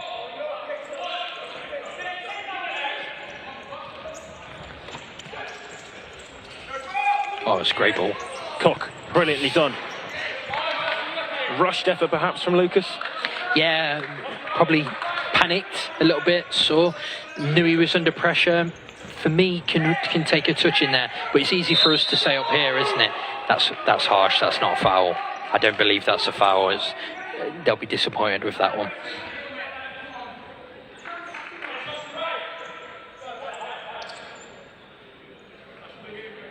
And I think they're the ones where he can be most disappointing as a player or a coach when a referee gives the free kick there. You can see why he's given it, but just have a little bit of understanding of the game, because that's now 3 fouls. Brilliant skill from Ribeiro.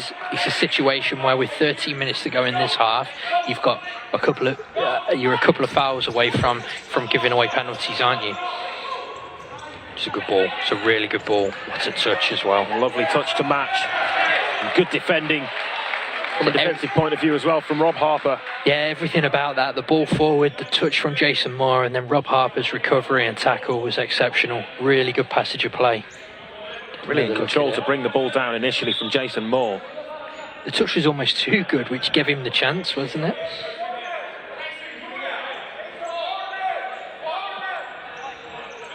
Ribeiro knocks it short. Araujo to the feet of Ribeiro, just couldn't quite take it on the spin. And that time, his first touch let him down. Again, you've seen that clever little bit of movement for him. He's almost bouncing onto Cook, and then as Cook has to step through, nobody else has filled that space. So something Bolton will need to be aware of. He was wide open if he could sort his touch out, wasn't he? Nice control, and this is an opportunity for Bolton. Good defending though by Araujo as he shepherds Barber towards the corner. Solid follow-up challenge from Woodworth as well. Knowing him, he will enjoy that challenge. Croft, the option on the near side. Great pass across, cutting through the first line of Bolton defence. Good from Cook. Yeah, great from Cook to win the ball back.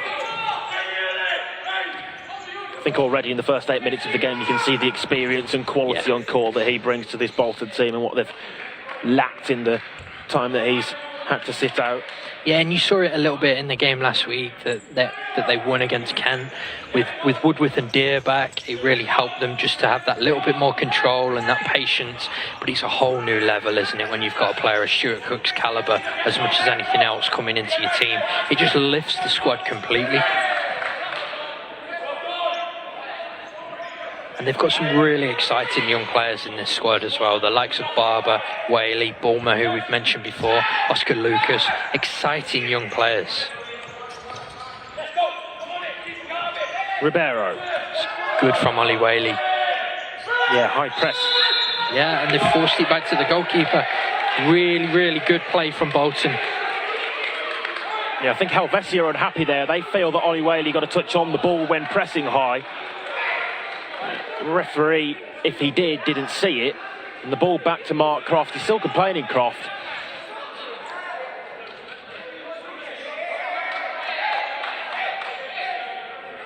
I think you could, at the end of the day, They obviously weren't sure, so from Bolton's point of view, they've got to appeal for it, and yeah, they've got free kick in a really good area. Let's see what they've worked on. Two goalkeepers having words here. Joe Payne enjoying this one, I think. It's really hard to tell, as we just saw on that replay. I don't know whether he got a touch or not. Yeah, Enrique Guillen certainly believes he did, and that's the point he's making to Paul Waitley over on the far side, because it's conceded what's a very good position here. Of course, indirect, but gives a very good opportunity to work something from this. Might see a block in there as well to try to open up the shooting opportunity. Yeah, some good players and clever players on court to try and exploit this as well. Cook no less than Cook over the ball. Cook the instigator to Woodworth, and back to Cook, deflected wide. Clever, and really good from Claudio Ribeiro, doing his defensive duties at the other end. And we'll take another look at it. Yeah, it's the double shift of the momentum of the ball, just and it's trickled in, and Bolton have a lead early on, as we were looking at that replay there, and Bolton, from the resulting corner, have got themselves ahead through Ollie Whaley. Yeah, I have to take another look at it. Like you say, we were looking at that replay. Here we go. So very similar to what we saw earlier. Clever from Cook, and Whaley just drifted in, and Mark Croft will be disappointed with it, but Bolton will be ecstatic. They deserve that after their start. Really good start to this game, and they're here again. Barber! Oh, I tell you what, he's not far away, is he there? Wow. Helvetia's struggling to deal with Bolton's intensity so far. So we take another look. He wins the 1v1, and then you're not catching him in these situations. If anything, he'll just be disappointed that he's not hit the target. Another good opportunity here from this set piece.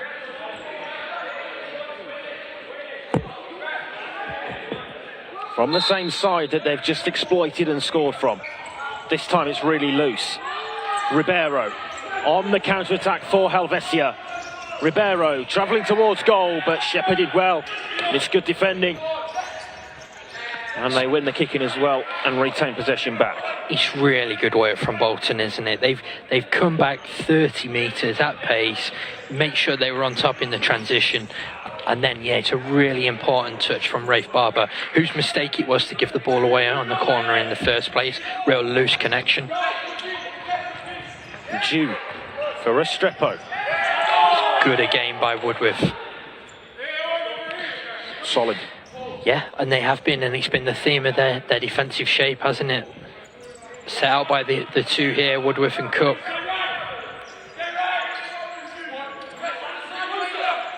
Mark Croft over on the far right side. He receives the ball now from Palfreman, just over the yellow line though. And here's a kick in for Bolton. It is confusing on that far side, those two lines being quite close together, isn't it? And yeah, he's caught a couple of players out through the day, so.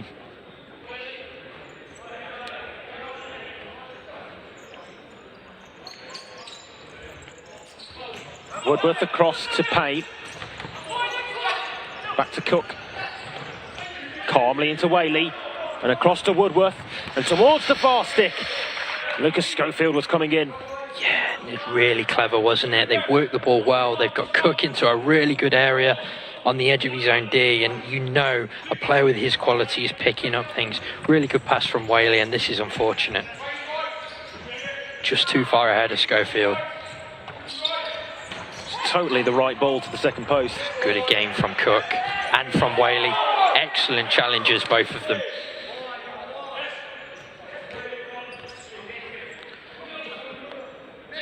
Been a theme of Bolton's performance, hasn't it? Defending with heart, defending with passion and intensity. And so far, Helvetia aren't getting much from this. Opens up for Dew. Big save from Payne. They just got caught. Whaley got caught between two minds. He wasn't sure whether to go to the ball or stay with the man and cover the passing line. And it gave Dew that half a yard almost. It's a good save from Joe Payne. Ribeiro. Two men on him. boxer tricks, trying to draw fouls, trying to draw challenges. Cook and Woodworth, too experienced for him. Loose one. Straight to Cook that time. Yeah, loose one. Uncharacteristic of Mark Croft, isn't it?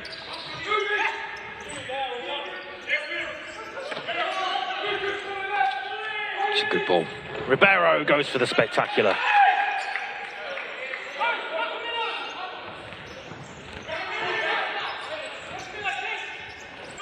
Woodworth. Keeper's not an option, goes long instead. Good pass. It's a really good ball out as well, you know, because it was a loose pass from Whaley that put him on the back foot, and Woodworth did really well to find that pass out. And yeah, again, really good from Lucas Schofield, and they deserve the extra yards that they found themselves in. Timeout here for Bolton, called by Joe Ryan and Nick Parrish. Yeah, I don't actually think Joe's here. I think he's another one that's missing, isn't he? So it's just Mick on the bench at the moment. So very much so, it'll be Stuart Cook who's in charge of this, and Mick sort of helping from the bench. But they'll be happy with this. It'll be a case of making sure they settle. They'll have a game plan for they're obviously looking to split the game this half, especially in almost in half, looking at the timing of this timeout. So they'll have a game plan. So far they've got the lead. It'll be, how do we build on this? For Helvetia, I think it's a case of, well, they've got to find another level, haven't they? Because at this moment in time, they're struggling with Bolton. Yeah, they certainly are. And since that penalty save to deny Helvetia from the spot, big save from Joe Payne, Bolton have got themselves ahead, and they're well worth the lead at the moment. They look more likely to go and get a goal, don't they, as well? I hope that's not us putting commentators' curse on them after this performance so far, but yes, certainly from what I've seen, they look the more likely to go and do something else. Other than the save Joe Payne's just had to make from Ivan Dew, there's not been a lot from Helvetia. But when called upon, he has made them. The big games come thick and fast for Bolton. They'll play Manchester next Sunday when Bolton host the series, so if they can win this today, it would be a huge 3 points. So far left to go in this contest. Yeah, it will be massive for them. They've struggled. They've arguably played quite well at the start of the season and weren't getting results. They got a result last week. It's something they'll want to build on. And then, yeah, next week's a huge game for their season, isn't it? Against not just their local rivals, but their rivals for the top 4 spot as well. And they'll be looking to really push on now they've got some points on the board. Jew. Just over 9 minutes to go until the break. Restrepo, the man who saw his penalty saved by Payne early on.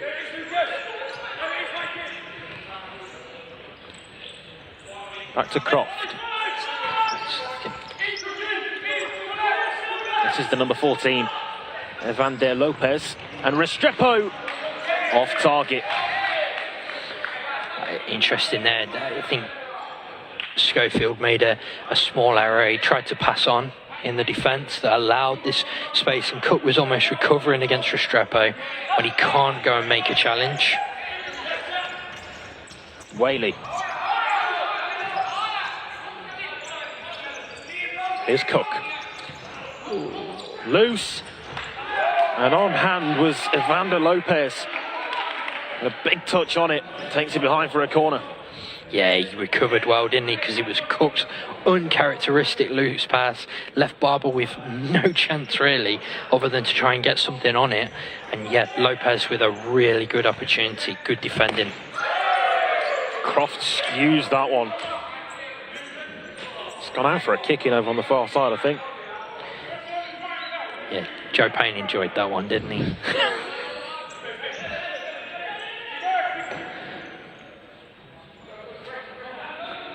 A joke shared between the two goalkeepers, Joe Payne and Mark Croft.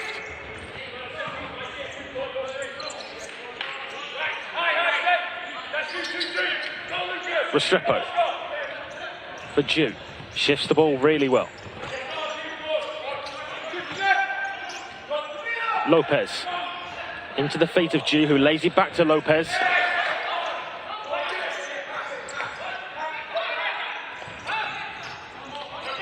Oh, it's lovely. Lopez. Good pass to Pelfreman. Up against Cook. Pelfreman tries to come inside. Cook with a good touch on it. Good defending. Yeah, really good touch. And it's interesting with the three that he's on court with here in Barber, Bulmer and Lucas. I think Cook will almost look to play a quarterback type role. Croft's up and Croft on target, but He's got another chance. denied by Payne. Jew from range. Driven shot. Wide of target. Yeah, really good here. So just switched to Oscar Lucas, switched off a little bit.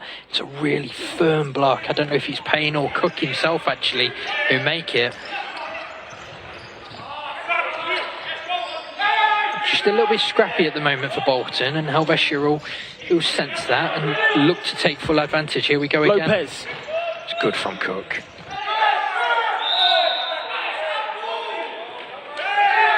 Decision goes the way of Bolton, and perhaps slightly off camera there. I think Liam Pelfreman's going to pick up a yellow card for dissent towards the referee.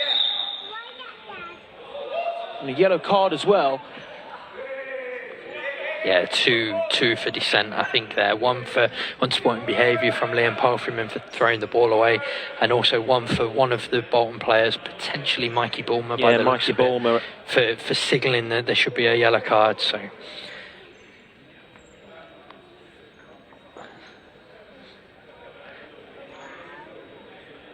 Don't think either team will be too happy with to receive bookings in that situation, but a little bit of stupidity from both players. Again, it's almost giving officials that opportunity to make that decision. Lucas.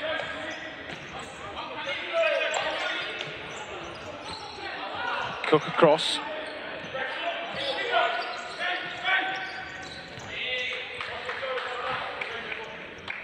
Runs out of play for a Helvecia kick in. 7 minutes and change left to go. Bolton winning. Bolton lead by 1-0.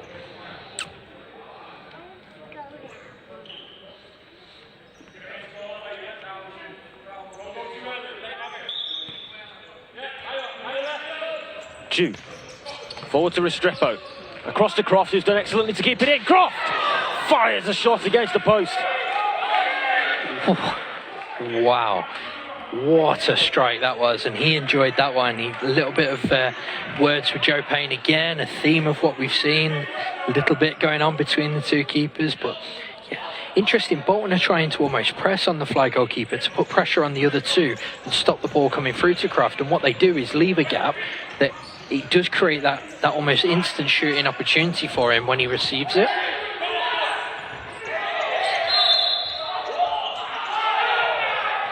Kicking goes the way of Bolton, much to the frustration of the Helvecia bench.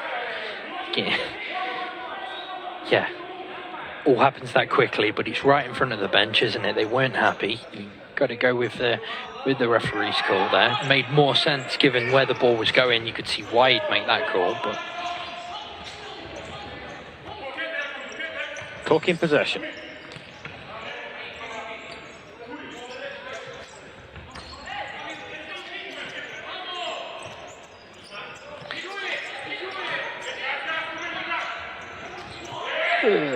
Given away, and this is an opportunity for Araujo, and on the follow-up it's prodded wide, and Joe Payne again celebrating the save, and it stays 1-0 to Bolton.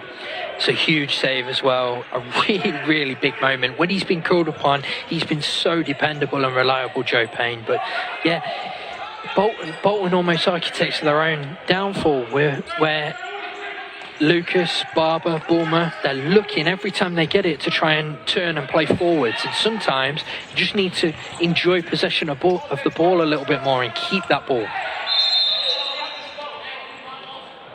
Jew fouled inside his own half. That's going to be a free kick for Helvecia and moves Bolton onto 4 fouls.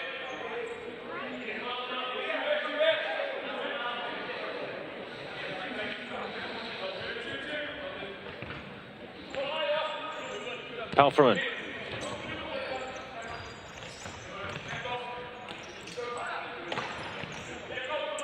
Araujo. Good challenge.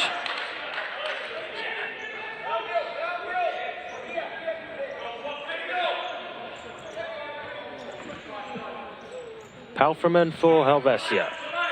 To Croft. Croft fires the ball back at Palfreman, who's done well to control. Forward and flicked, and a good save by Payne. He would have seen that late. Yeah, he's took a huge deflection now. What an adjustment that is. Big save from the Bolton keeper. Just take another look at it. You can see Palfreman nothing really on, so just fires one through, and you can see why. That's the kind of thing that can happen. Saw a similar situation when Jew saw his effort saved earlier on. Challenge. Yeah, good tackle as Bolton come forward on the counter. Through Harper. Cynical. Yeah, he was clever as well from Rob Harper. He drew the challenge, nutmeg Restrepo, and yeah, there was always going to be a foul there, and I think Restrepo will be lucky to get away with a card here. He has, though. Yeah, I'd be inclined to agree there, but it does look as though Restrepo has escaped without any further punishment. Both teams on 4 fouls. Interesting last 5 minutes. Again, really well worked from Bolton. You can see what they're trying to do, can't you? Just fizz that ball across goal, and it's almost in those situations hoping that somebody gets a touch towards goal. But he's really clever, but simple free kicks. This time it's left for Cook. Clever. Really disguised well. Cook down the line, looking for the return ball. Instead it goes back to Rob Harper. Bolton retaining possession.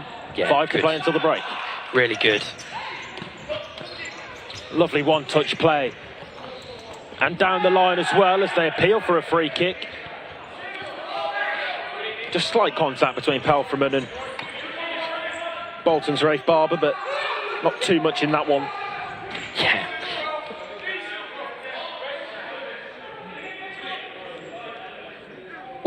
What you've got here, what Bolton have done quite well is with the 3 experienced guys, Harper, Woodworth and Cook on court, they're now looking to retain that possession a little bit more. They're just looking to keep it, looking to play, looking to try and make things happen like this. Harper's in here for Bolton. What a Brilliant challenge. Crucial.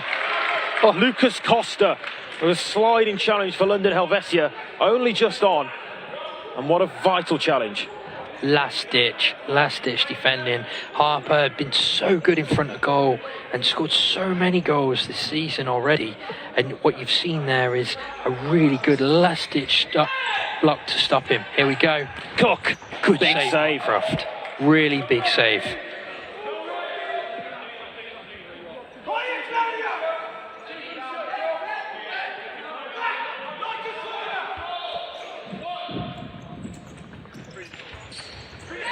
On the follow-up, another good save from Croft.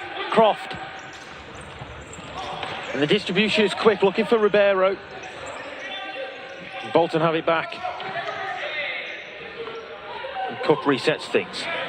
Yeah, just giving themselves a moment. They're a little bit out of shape, things like that. Just give themselves time to reset, almost rest, take a breath.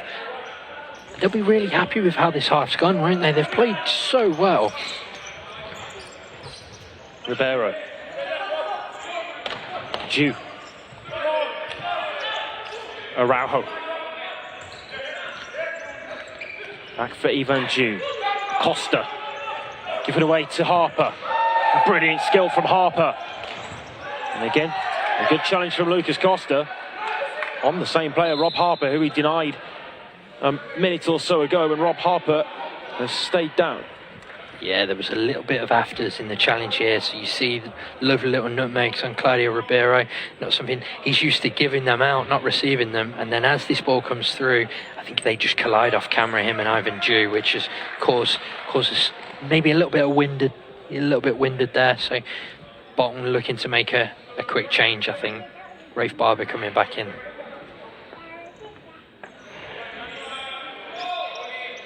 Barber steps back onto court for this Bolton side. Ollie Whaley in possession.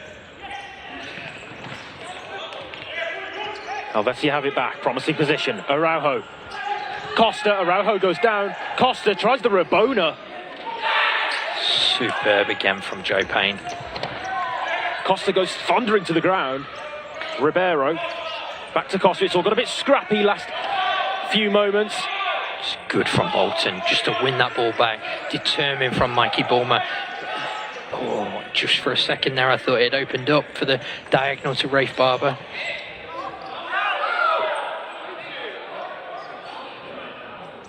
Near side official Matt Bruffel.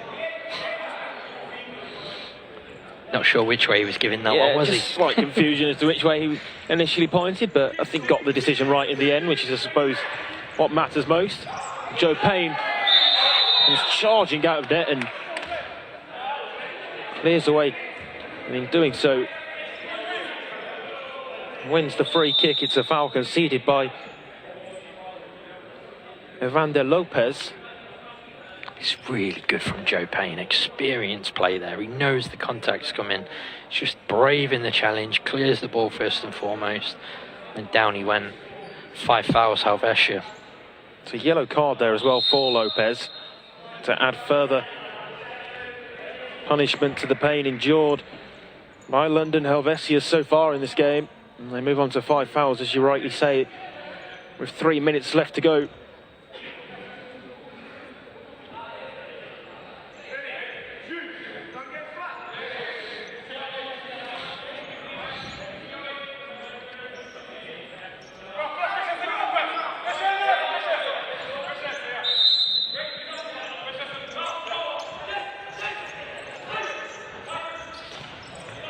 Whaley, good ball forwards and a nice touch as well.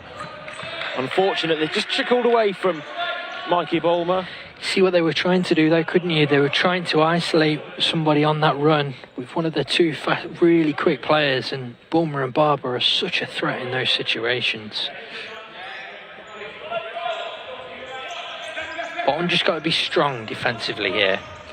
Almost wait in this last 2.5 minutes of this half. They need to wait for their opportunity.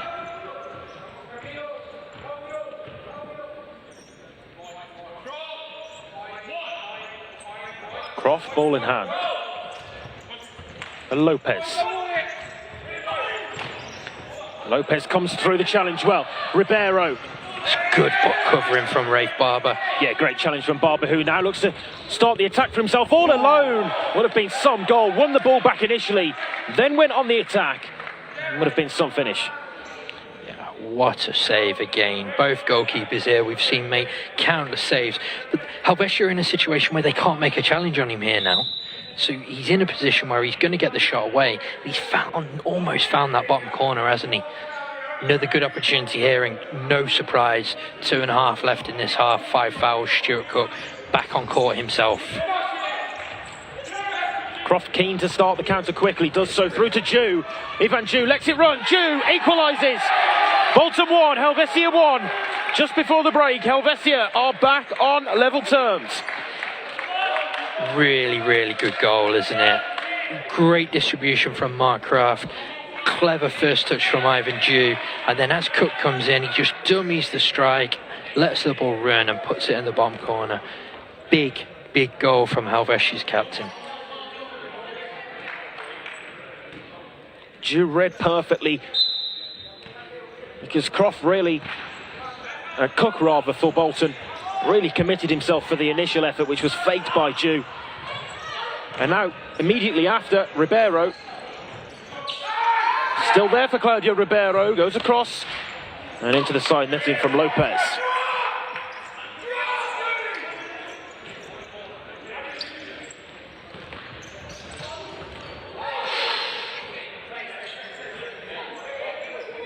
both teams just a little bit loose, aren't they, with possession now, and running the risk of giving that ball away in really good areas. Lopez, well won back by Whaley. Jude comes and asserts his dominance on the situation though. Whaley, well, felt he was fouled, or certainly the rest of his teammates did. I think they're the ones that really frustrate players, because earlier in the game that kind of thing was being given as a foul. Now, because Helvetia are on 5 fouls, you feel like it won't be given because they don't want to give the 6th foul on something that is quite minor. But it's maybe that little bit of inconsistency that we... And I guess if Whaley goes down there, that might change the official's decision as well, which is... Agreed, but is that the right thing to be? Totally not. Yeah. Totally not. It's good from Bulmer. Chance here. Good save. Wow. Well, both goalkeepers, we've said it before, haven't we, have been exceptional. But that save from Mark Kraft is as good as they come. As we have another look at it here, the ball breaks, Barber's in, Sousa can't make a challenge. And it's a really good save. This is dangerous. Whaley's got a weapon of a left foot. And that is commentator's curse. Right on cue, that one, Matt.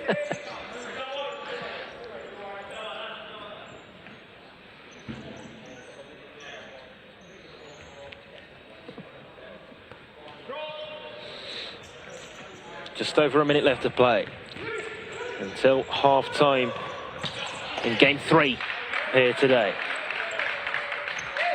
I've been really impressed with Bolton in this half. The way they've approached it, they've not played with any fear. They've not sat off. They've tried to impose themselves on the game, and they've got rewards from it, haven't they? They're unfortunate to be going in level, to be honest, because they deserve to be leading the game.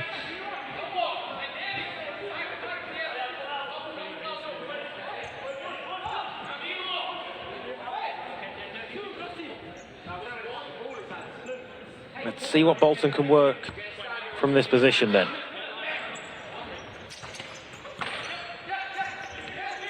Cook dispossessed, and a pull back on the shirt of Araujo. It's spotted by the official, and then a little bit of afters between the two players as well. Liam Pelfreyman's asking for the rolling foul against Cook, as it all gets a little bit heated here.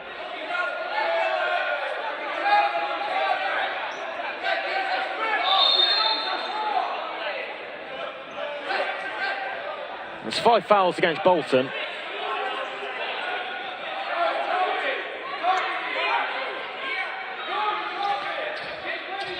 I can't. Just a little bit in this game, isn't there? So I think what he's actually giving is 2 fouls. I believe he's given 2 fouls. Yeah. Well, that's certainly what Liam Pelfreyman's asking, and there's a confrontation here between Pelfreyman and Payne. What the officials are discussing, so Bolton were on 4 fouls. There then seem to be 2 fouls committed in quick succession, so the rolling foul given against Cook, and then Cook with a foul again. And now are the officials going to award that as 2 fouls and give a 10-metre spot kick for Helvecia, or will they see it as 1 foul in the first instance and bring it back for just the free kick? Stuart Cook is frustrated. The referees are still in conversation.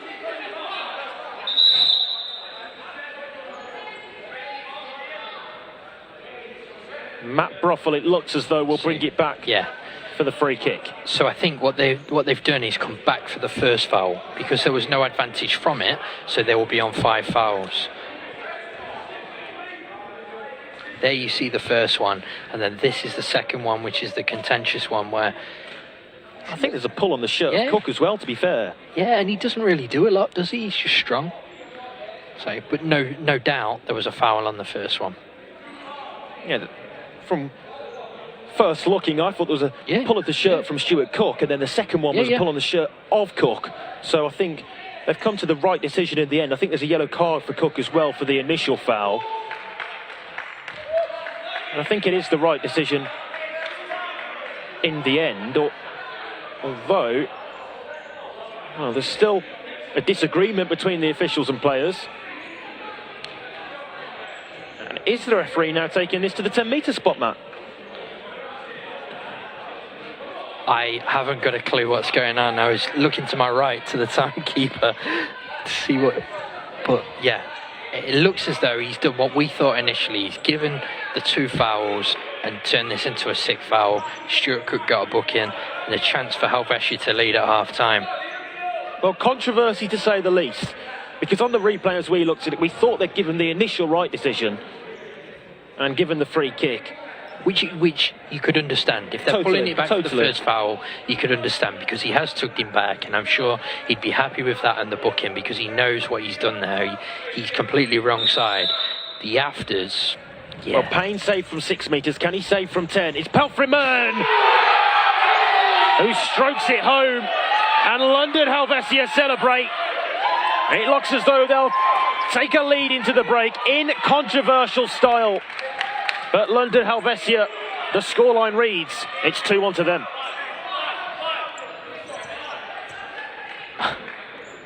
It's incredibly harsh on Bolton, isn't it?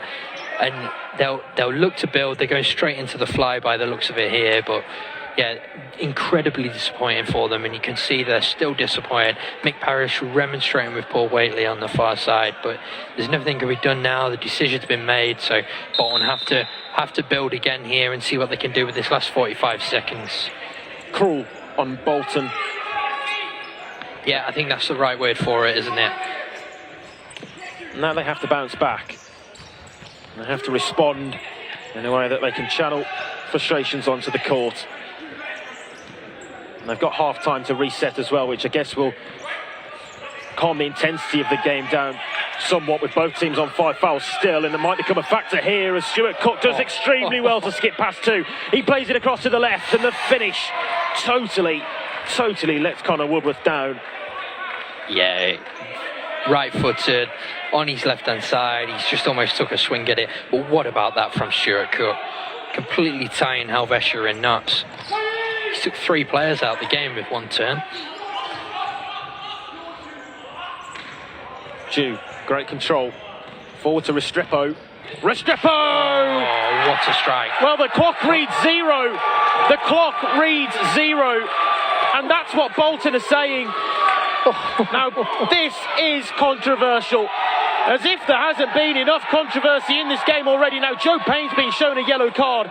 Camilo Restrepo's put the ball in the net. But we don't have a buzzer here. We do not have a buzzer. It's for the referees to blow the whistle. When did that clock go down to 0? Helvetia celebrate. They try to get on with things. They're back in their own half and looking to restart. There's no time left to restart. It's half time. Wow. Goal scored is what Paul Waitley's just said. Goal scored. Well, Bolton could quite easily have gone in at 1-1 and suddenly find themselves 3-1 down in this. It's incredibly disappointing for them, and they'll feel so aggrieved. Half-time, 3-1 to Helvetia. Well. Controversy in abundance. We've had it all in this first half, Matt. We really have. Bolton can feel so hard done by to be 3-1 down at the break. You feel it's totally unjust. Well, there's still 20 minutes of futsal left to play. The break is called for. And Bolton are going to need this break as well, just to calm themselves back down, aren't they? I think the officials will need the break as well, to be honest. But at half-time then, after a crazy first half, it's Bolton 1, London Helvetia 3. Second half coming up shortly.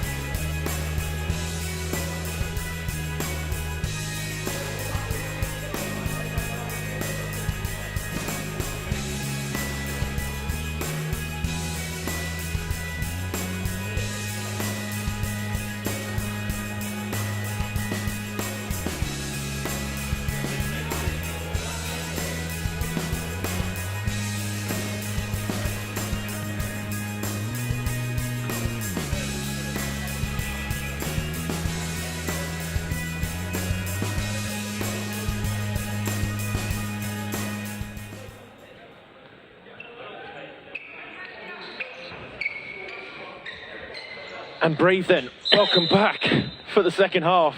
Meet Isaac Barrington alongside Matt Hardy. As the second half starts, a first half that had it all really. Penalty save, a penalty scored, and controversial refereeing decisions, not least the goal on the buzzer right at the very end, which was disputed to the death really by Bolton. But either way, it's so harsh that they're 3-1 down at the moment. But they have to move forward from here. They have to try to get themselves back into the game. They are only 2 goals down. They've played really well in the first half. Yeah. There's plenty of positives. They've just got to try to reset and go again from here. Yeah, take a breath, reset, just think about everything that went right rather than what went wrong, and really keep their cool and just play their way back into this half and almost treat the game as though it's 0-0 again from the start and see what they can get from it. They were excellent for a large part of that first half and don't deserve to be losing this game. So the 10 metre, I still don't believe everything that happens after that stems from that moment for me. And agreed.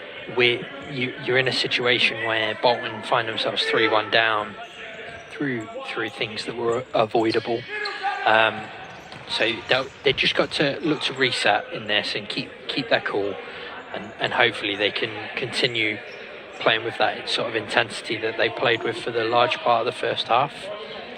And it was the majority of the first half. I believe on 17 minutes they were 1 goal to the good and then conceded 3 after that.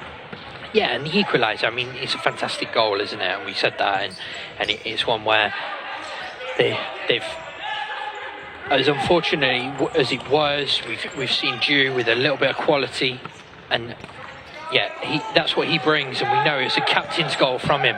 But then, yeah, everything from that, it's just disappointing for the game as much as anything, because it's the 2 teams were scrapping it out really well, weren't they?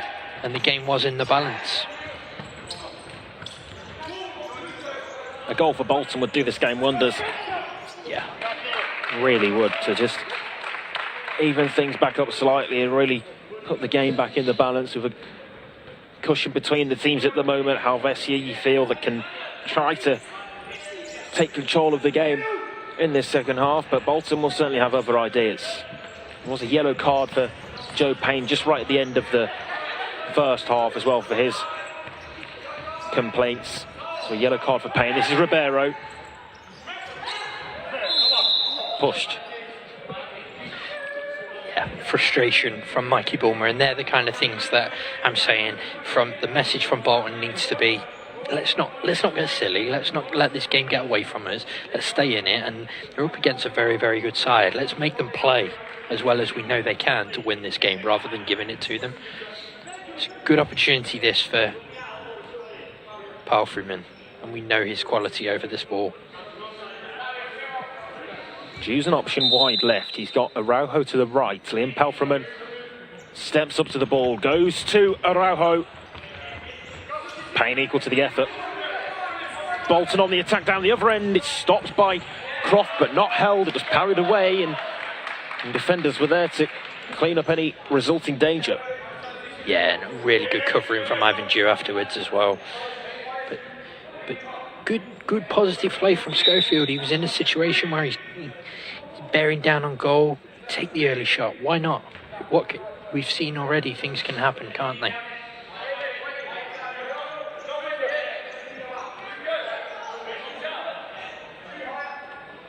Woodward's to take the corner. It's back to Payne. Across to Whaley. Almost got his touch stuck, I think, there.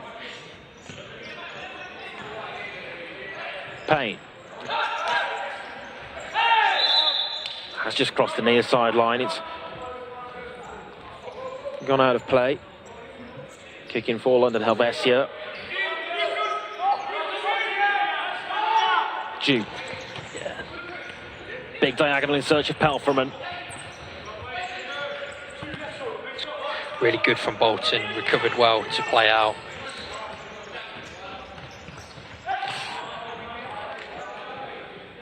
It's interesting, Palfreyman got wrong side of Lucas Schofield for a short while on that last attack, and Bolton were almost recovering, and they can't afford to switch off because there's some very, very clever players that will punish them and take this game away from them. Helvetia will smell blood a little bit here. Cross giving the ball away on halfway. It's a really difficult position to lose the ball. Dangerous. And Helvecia do well to win it back, because that a good challenge. Really was a moment. It looks as though the opportunity was there, and that's certainly a free kick. No disputing that call.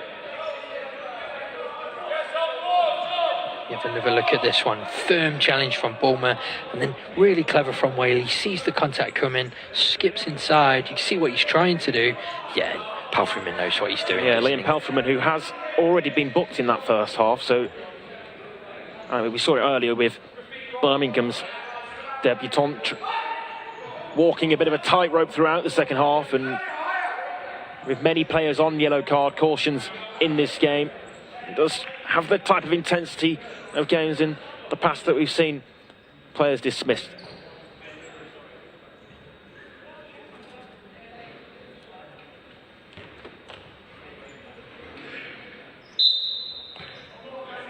Cook. Barber. Helvecia rigid in defence.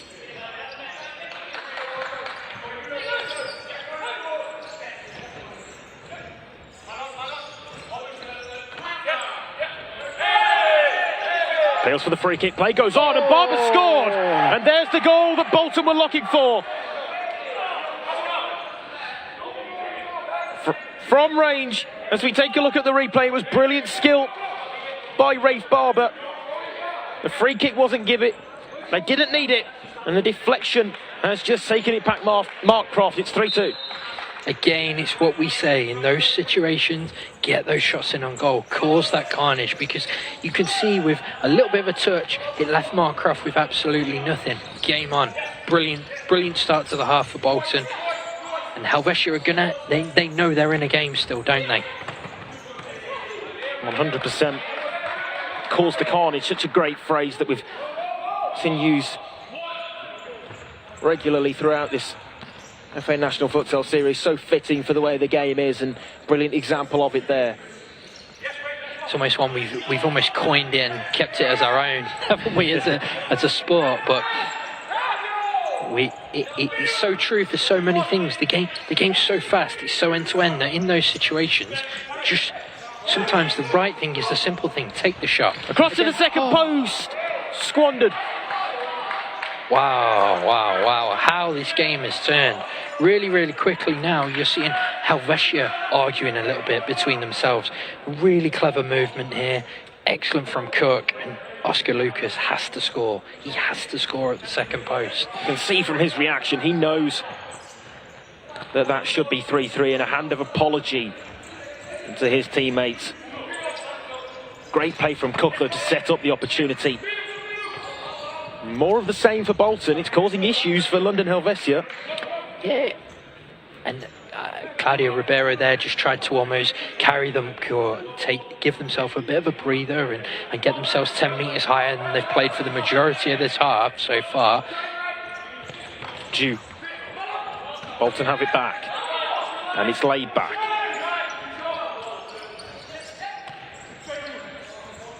Cook controlling.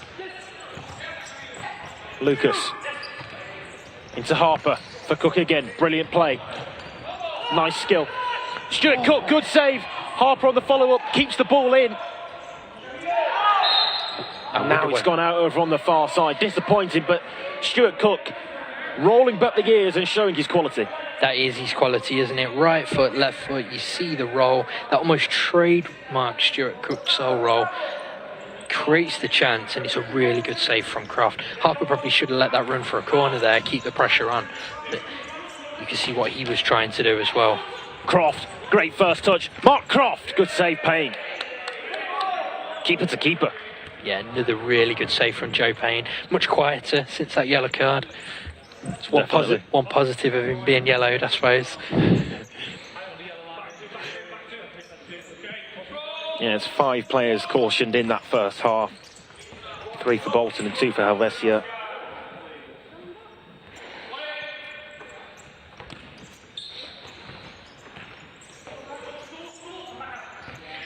Helvetia just need to grab back control of this game, don't they? They're just letting Bolton play their way a little bit too much, I feel. Not playing with enough quality almost. Again, Cook goes to ground. really clever. Cook had no nose in that situation there. As we just take another look at it, I feel Cook has no way of playing out with this here, but he just puts his body in the way, takes the contact, takes the free kick. Really clever, experienced play. Yellow card for Ivan Jew takes us to 6 names in the referee's notebook. Referee, I think they're indicating that one given for persistent fouling. Payne, back to Cook, patient.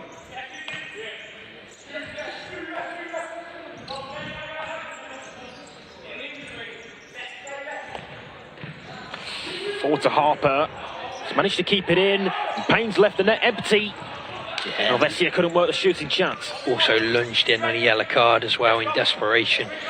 Fortunate. Harper's struggling a little bit last couple of minutes. Just Jew.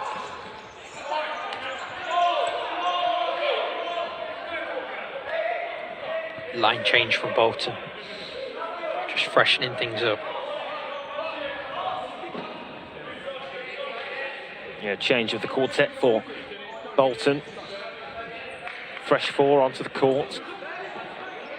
I think that's probably important for them. Keep it fresh, keep the tempo high. For Helvetia, it's all about just grabbing back control of this game, isn't it?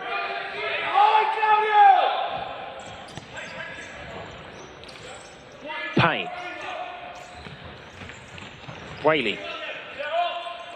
Fulmer.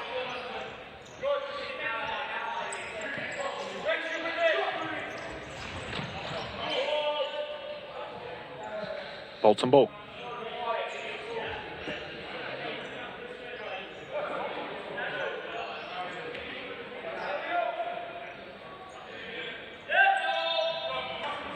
Bolton flying again.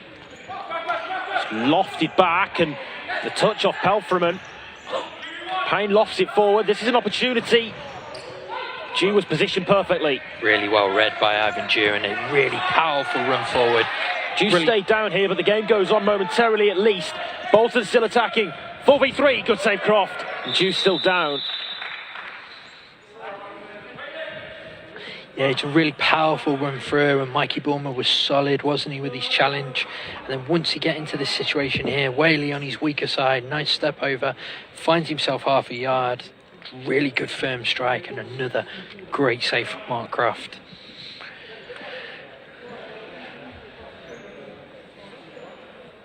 Yeah, I think Ivan Jew's issue is just on the landing. Seems to be clutching his left wrist. Physio Davi Pereira is on to attend to the Helvetia skipper. Not sure if it's his wrist or his hip, Isaac, but one or the other. He's obviously in a little bit of discomfort, and he's a big lad. I'm not sure he'd stay down easily, but yeah, I think they are looking at the right side of Jew, so possibly his hip or that sort of area on the landing on this firm court. yeah, he says it as he's landed, isn't it? It's a heavy landing, and they come keen.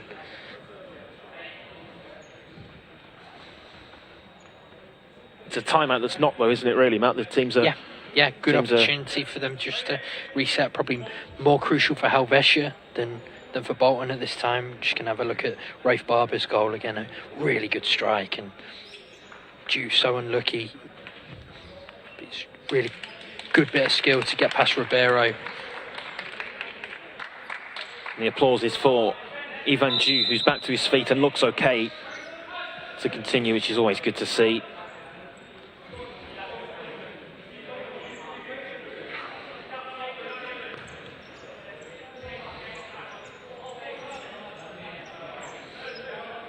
So, break in play, but very much back to the action.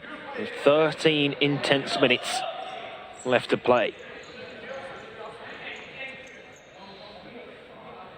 Bolton again set up in the fly goalkeeper setup. Jude does have to leave the court, so is replaced by Restrepo.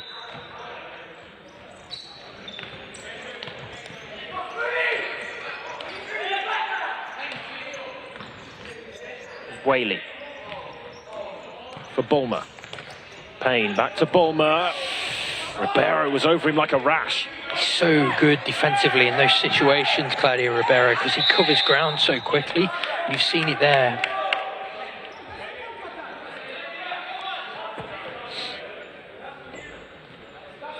And the referee's got the card out again. I think just a delaying of the restart. Try to stop Helvecia taking that kick quickly. And it's Connor Woodworth, who is also shown a yellow card. It's a fair few now, isn't it, for Bolton? 4 for Bolton, 3 for Helvecia. Which probably sums up the game so far, and a lot of them are for little things like that as well, where... Totally.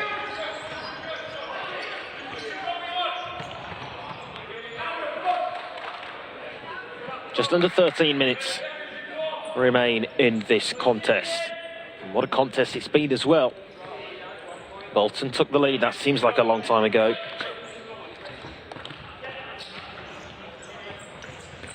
Ribeiro, great skill. Turns inside onto his right. Deflected behind, corner. He looks the most likely, doesn't he, for Helvetia? Every time he gets the ball, Claudio Ribeiro is making something happen. Again here, we see a really nice little bit of skill to go past Whaley. Whaley's still going the other way to begin with, and then he recovers well to get the block in on the shot. But Ribeiro's the one player I feel that when he gets it, he's trying to make things happen. Helvetia not quite at the races other than him at the moment. Here he is again. Ribeiro. Forward to Araujo, prods it wide. Really clever, really clever. Take a look on the replay. It was the flick round the corner from Claudio Ribeiro. Feeds it through to Araujo. Agonisingly close to a 4th for Helvecia. Harper into Cook. Tries to return it to Harper.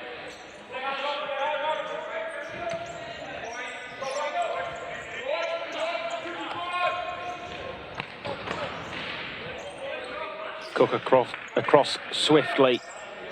Deals with the danger. Yeah, he swept that well, didn't he? And game just feels like it's in the balance, doesn't it? The whole atmosphere of it changed after that Bolton's second goal, and now you feel that we're just almost waiting for something to happen. Will it be a Helvetia 4th, which surely would seal it, or can Bolton find that equaliser, which really makes these last 10 minutes or so interesting? Cook for Barber. Cook with a cutting pass through to Lucas. I think the Helvetia first line tried to anticipate the pass over to the right. Never and the experience of Cook really read the situation well and broke through that line of defence. I think that's it. Never anticipate anything with Stuart Cook. He will pick out any kind of error, as he did there. And again there, I think Bolton just looking maybe for Lucas to be a bit more positive in his thinking.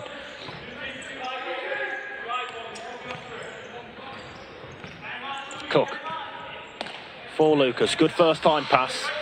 Scuffed across. Payne doesn't look as comfortable on the far side as he does on the near side. So when he can play and receive the ball on his right hand side and can play down the line or come back, he's much more comfortable than when he's on that side, where he's probably more natural to have a left-footed player. And Croft. It's a good save. Really good save.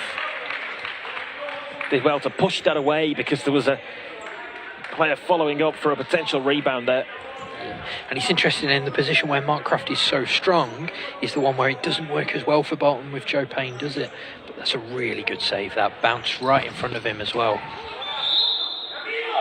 Again, important touch from the kick in.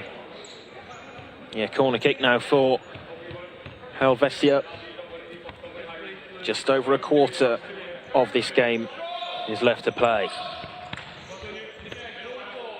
Kent United, Loughborough follows. For the moment, it's all eyes on this one as Pelfreman lines up the shot. Prodded wide.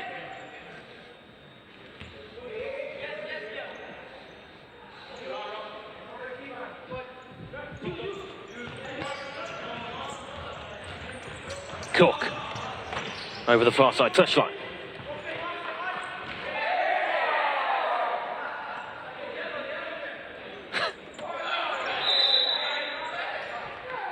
A little bit of fun between two very good friends there, and referee deciding to have a word, but I think they're just messing around, to be fair.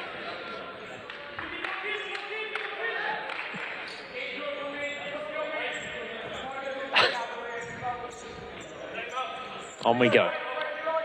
Liam Pelfreman. Deepest Helvecia player. To Croft. Cuts back inside. Restrepo. Had Ribeiro as the option. Cook might shoot. We know he can score from those sort of distances. That time, off balance. Off balance, and his aim wasn't there, was it? I think he's put that one in the swimming pool on the far side as opposed to the goal.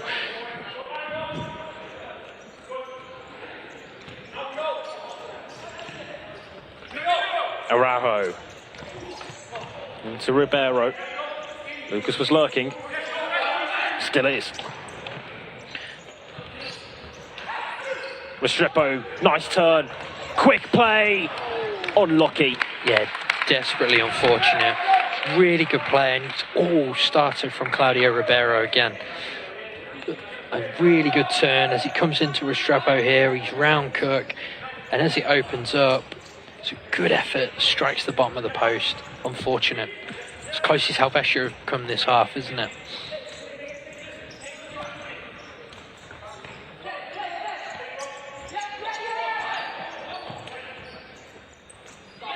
Harper.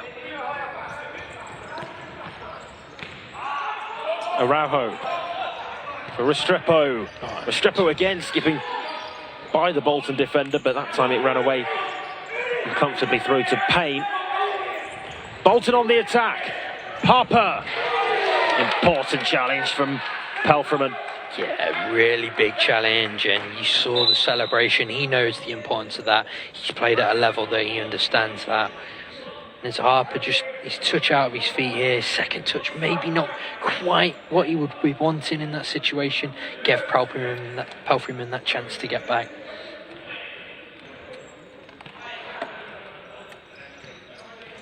Cook for Barber. So again, Bolton here just trying to set up that almost 3-in-line fly that we've seen from Bloomsbury earlier in the day. Here we go, missing Barber into Lucas, back to Cook. It's become such a feature of a few of the teams throughout this new campaign, this 3-in-a-line in the fly goalkeeper set up as Cook takes it upon himself to shoot. Yeah. Talk about a game of bluffs. Yeah, I think for Bolton here, they're almost just trying to look to get somebody to almost commit to a challenge, and that's what they're looking to do. And Cook's trying to get himself into a situation where he can find a little bit of room, and there, I mean, they're asking for a corner there. I don't think it is, but yeah, who knows? The way this game's gone, ask for it. It's very true.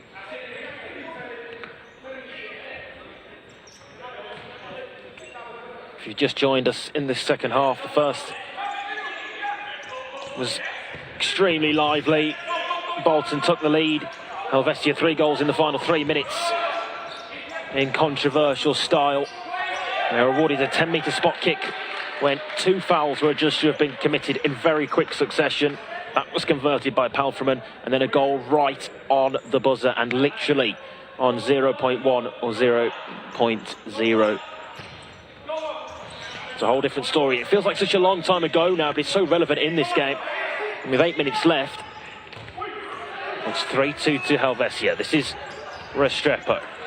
easy to forget that he missed a penalty as well, isn't it? So early on when the game was still 0-0, and seemed to be at that time, oh, it's unfortunate, really clever from Cook, but he seemed to be at that time that everything was going Bolton's way, and he very quickly turned on his head, and they've almost had this half playing catch up. Helvetia's experience starting to tell now, not panicking, just keeping that ball, waiting for those chances. It's really clever from Palfreman. Ribeiro. Now they've got to come back the other way though. Bolton very deep. And there was a great duality between Ribeiro and Palfreman. And really good from Liam as well, just to wait. He almost waited for the opportunity to arise rather than trying to force it. And so many players in that situation, sort of 4 meters from their own goal, would panic and try and force that ball through and give it away. We've seen it across the day already. And what you've got with the experience of Palfreman there, he just put his foot on the ball, waited for the chance and played the ball out, and nearly got the rewards from it.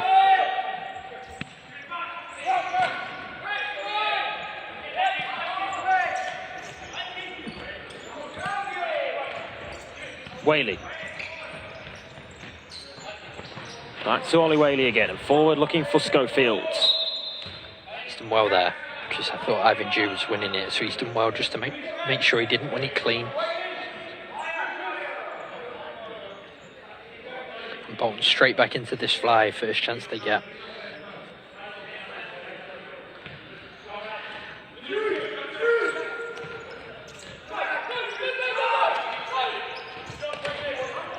Whaley, lofted ball. She was always the favourite. Croft keeps it in.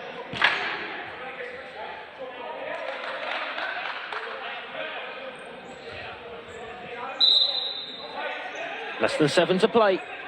Only 1 goal to split the teams. We saw Bloomsbury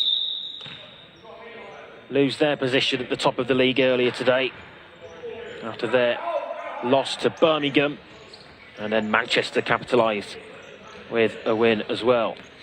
And this is an opportunity, for, as it stands, Helvecia will be moving to the top of the tree. But far from over as Bolton apply more pressure. Empty net though for Mark Croft. Mark Croft from range. Off target. So close. Very close. And of all the goalkeepers, when that falls to him, you almost expect Mark Croft to hit the target there. But I suppose it just highlights again just how hard a technique it is to, almost with that drop kick, to put that ball between the posts.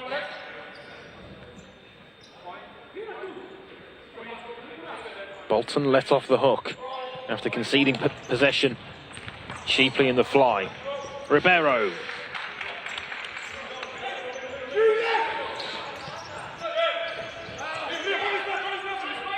Bulmer cuts inside. It's good from Ribeiro again, isn't he? Yeah, great challenge. It's fantastic work to come back in. He realised as soon as Bulmer was working, as soon as Bulmer received that ball, he realised Bulmer was going to look to isolate someone 1v1, and he worked really hard to get back in and help out his defenders.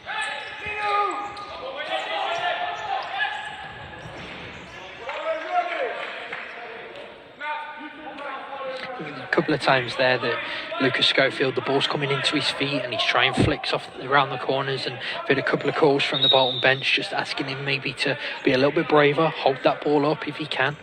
It's a tough task on a young lad, but it's all part of his learning, all part of his development, and it's what they really need in these moments, just to get hold of that ball and build from it. Whaley. Well tackled. Clever from Lopez. This is Jew. Palfreman. Cross to Lopez. Over the yellow line. Correct decision. Yeah. Again, Ribeiro, really clever nutmeg there, and you just felt that they're only inches away, aren't they, from a really good opening. Bulmer. Whaley. Woodworth. This is Schofield. For Woodworth. Good area this for Bolton. Intercepted though by Jew. So good at anticipating those passes, Ivan Ju. Always seems to be in the right place at the right time. Yeah, really important interception from the captain there, and again, very much a captain's performance for him. He got that goal, didn't he? And then you've seen good moments like that where he's just in the right place at the right time. Real solid display. It's what you come to expect from him, to be honest.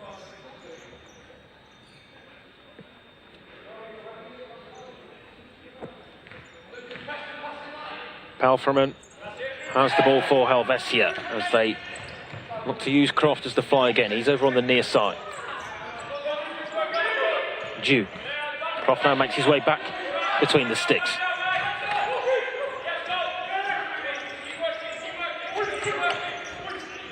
Lopez. Switches the play. Across to Ribeiro. Palfreman. Into Lopez. Lopez just held up momentarily. This is Palfreman, goes down the left and ran out of court. Yeah, line change from Bolton. That four had an awful long time on court, didn't they? And you've now, last five, you see Cook coming back in, and interested to see whether he tries to finish the game with this four, whether there'll be any more changes from Bolton's perspective. I think him being on court is their best opportunity of getting a goal back.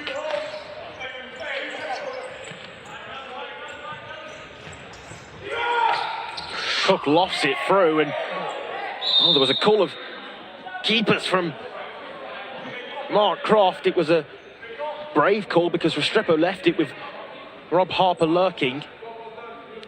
Is a really, really brave call as well, because he called it early, Restrepo left it, and Harper's very nearly nipped in, hasn't he?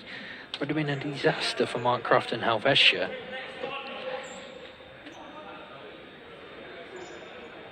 Don't know how hurt he actually is here, or how much of this is the Joe Payne school of play acting. Game management.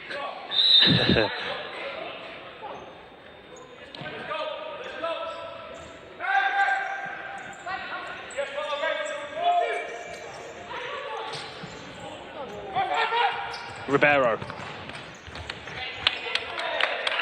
Save that had to be made. It's a really, really good save, isn't it? Smart stop, stood up well. Again, it's Ribeiro, isn't it? Ribeiro looks the most likely to finish this game off. Really clever running, isolating Stuart Cook again.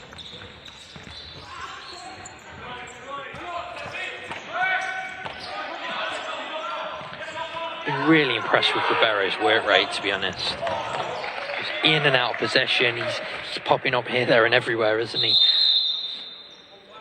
Yeah, an outstanding performance so far. The Helvetia number 11. Timeout called here, so with 3 minutes 47 left. It's on a knife edge. Helvetia 1 goal to the good. Bolton applying pressure. And very much still in with a shot. Yeah, important conversation this. Just as much as there's only 3 minutes, three and a half minutes left on this clock. For Bolton, it'll be very much, we've still got time. We've still got time. Keep doing what you're doing. Keep almost moving that ball. Keep working those opportunities. Don't panic yet, and really trying to make sure that the players keep focused on what their ultimate job is.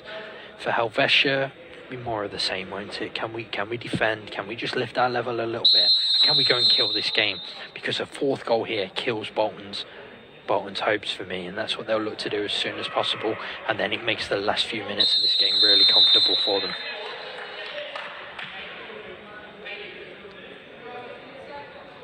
Interestingly, after the first half, we've had a very disciplined second half, only 3 fouls in it. Yeah, it's a very good point.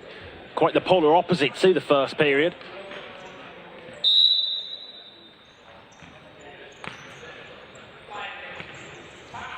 Harper. Croft with the empty net, will try again. Mark Croft from range. It's wide, and I think Cook was there on the cover anyway. Yeah, he was back in position well, wasn't he? But you can see what Crofty was looking for there. The second attempt that Mark Croft has had with that drop kick towards the empty net. Yeah, it was shepherded wide by the experienced head of Stuart Cook, who sensed the danger.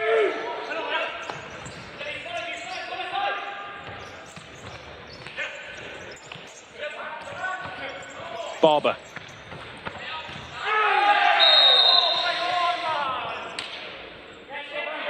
Free kick, Bolton. Again, Bolton disappointed, bit eager to whistle that Paul Whately, I think, and they felt there was a break on. They could quite easily pull it back for that one. No real need to stop the flow of the game. Fouls build. Payne in a little bit of trouble there, does well. Empty net again, Palfreman for Araujo. Still breaks in Araujo. From halfway, again it's off target. It's the third time now that Bolton have been let off the hook with that sort of effort. That's the risk, isn't it, of what they've got to do. But at this stage in a game, they'll quite happily take it because they're going with nothing anyway. That's a clever ball, isn't it? Opportunity this for Harper. Big save. Mark Croft was out quickly, got his angles perfect. It's a really good save from Rob Harper. Rob Harper's shot. Whaley coming on, left-footed option maybe, a little bit more balance to how they want to play. 2:40 to go. Cook. Payne. Back to Cook, who's under pressure from Ribeiro. It's a poor pass from Joe Payne, wasn't it? And Cook's done well to win anything, to be honest. Payne's giving it away. Fortunately for him, it just rebounds back off Liam Palfreman.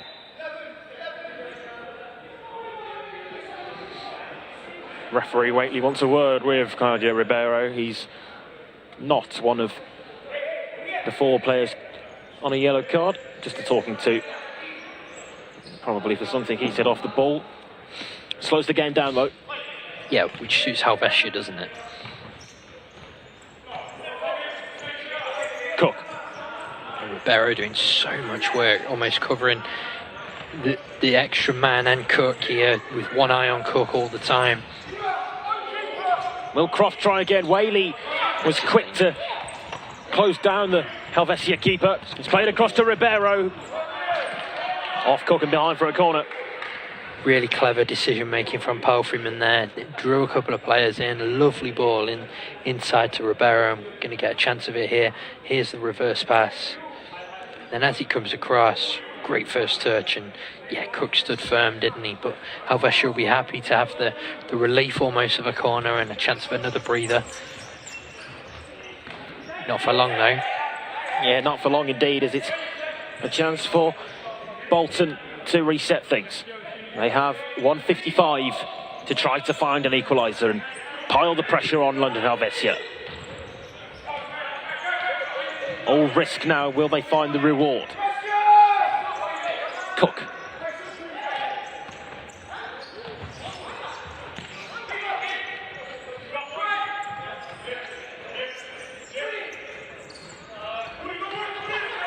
Croft disappointed with his own distribution. Cook. Last touch off Palfreman.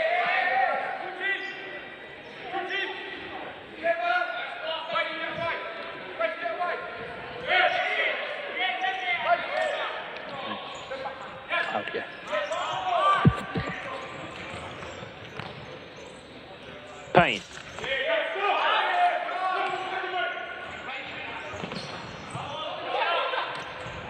Palfreman with an opportunity. This time it's high over the bar. Again, and Claudio Ribeiro almost asking Liam there why he's not passed. He was in a really good position, probably 5 metres ahead of him. A little bit rash from a player who probably knows better. Just giving Bolton possession back in a key moment.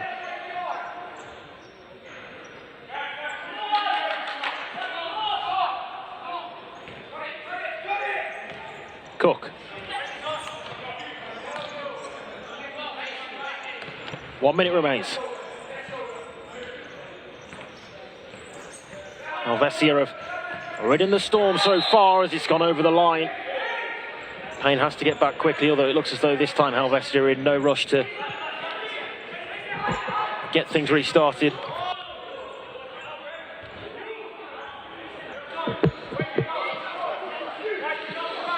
So final minute of this game, Matt, then gives me an opportunity to ask who's been the outstanding performer for you. Who do you feel has been the player of the match? Yeah, I think the real standout is probably just in terms of work rate and his sort of attitude and the discipline that he's shown on court is Claudio Ribeiro.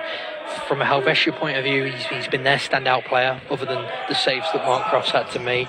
And he's probably a little bit harsh on both goalkeepers, but yeah, Ribeiro's work rate has been crucial to the way Helvetia have approached this game, so I will give it him.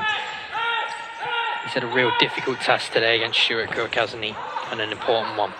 100%. He's been an outstanding performer for this London Helvetia side today, and well worthy of the Man of the Match award. 26 seconds. That's all that's left for this Bolton side. Croft. Long, great pass. Pelfreman. Touch on it from Payne. Wow. Excellent ball. Great technique from Pelfreman as well. And a really good save from Joe Payne. Determined not to be outdone by Croft at the other end. The number of saves these two have made in this has been fantastic. We'll just take another look. Real strong right hand. It's lofty back for Jewers. Helvetia look to run down the clock. 15 left. How fitting would it be if Bolton were to score right on the buzzer? Bulmer. Cook. 3 seconds, and that's going to be that. And that truly is the end of the half, and it brings to an end an enthralling contest between these two sides. Bolton got the opening goal. They led for the majority of the first half. 3 goals in the last 3 minutes of the first half really swung the game on its head.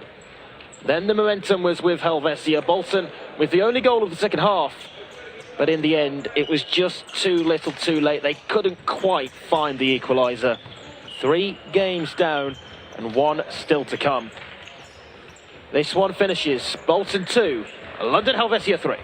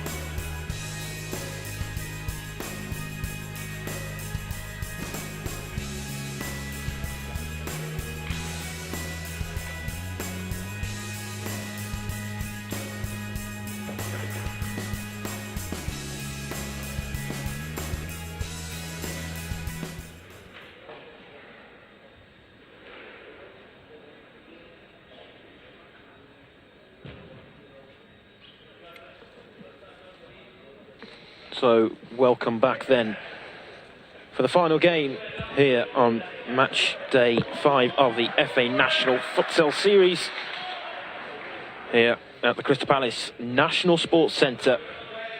And the final game of the day, Kent United face Loughborough Students. As the teams make their way out onto the court, we will run you through the two team squads then.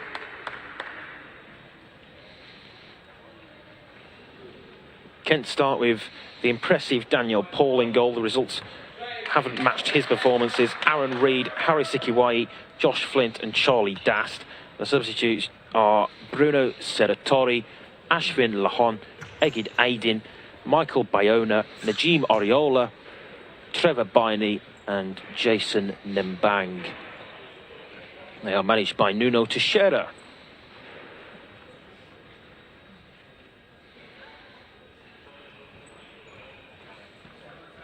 And for Loughborough, they start with Alec Reid in goal, who's making his debut this campaign. Darius Rui, Joe Huxter, Ruben Santos and Joseph Hall make up the rest of the starting 5. Joe Bickerstaff takes a place on the bench as the regular goalkeeper for this one. Jan Myval, Lawson McCarthy, Marshall Hale, Neil Morgan, Tiago Santos and Jan Myveld are the rest of the substitutes. So Matt, the last game to bring live today, we've had 3 really great games, 3 really close games so far. This one, Kent struggling at the moment, find themselves rock bottom of the table. They've got a full squad here today. They've got a chance to try to build something against this Loughborough side. It's going to be an interesting watch, a difficult task you feel for Kent, and one that Loughborough will certainly be hoping to get 3 points from. Yeah, it's almost a home game for Kent, isn't it? They've got a crowd in watching them, so there's going to be a lot of vocal support. But at the same time, we know that for them, it's about learning. It's a learning year, isn't it? They've got to look to take things from each game. We saw that last week, even in the defeat to Bolton. There were so many positives they could take. That's what they'll be looking for here today. Up against a really tough test in this Loughborough team that can go second with a win, and that they'll have one eye on that. But at the same time, for them, it gives them an opportunity, like we've seen with the goalkeepers, to just give people that maybe haven't had the minutes that they would want to have had so far a chance to experience this environment and get some crucial game time. Yeah, Loughborough will go second with a win, or can go second with a win, and Bloomsbury, who started the day in pole position, can drop all the way down to 4th. So it's been an exciting day of FA National Futsal Series action as we are underway in this one. Kent in the red and black and Loughborough in their famous purple stripes. This is Huxter.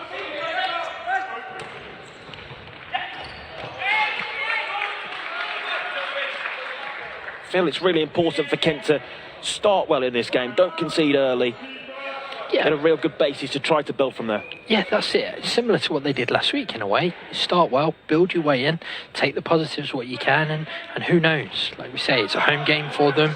There's a crowd in watching, supporting. You know, if they can get their backs up and something can run for them, who knows what comes next? It's a tough ask for them, but yeah, they've just got to keep learning from every experience, and we know they've got a very good goalkeeper from which to build. Yeah, Daniel Paul, the man between the sticks for Kent, has been very impressive despite the scorelines that his side have suffered. Made a number of impressive saves. We spoke earlier about that breeding confidence throughout the rest of the team, having that goalkeeper of quality behind. So important. Yeah, I think one of the big things for them is they're a young side, so having him with the experience that he brings, he's a voice. His leadership skills are exemplary as well, and he's somebody who they can depend on, isn't they? And what you've seen over the last couple of weeks is enabled them to bring a number of new players in to try and bolster their ranks and just get them a little bit closer to the other teams in the competition, which they're getting there slowly but surely. It's a tough learning environment, isn't it?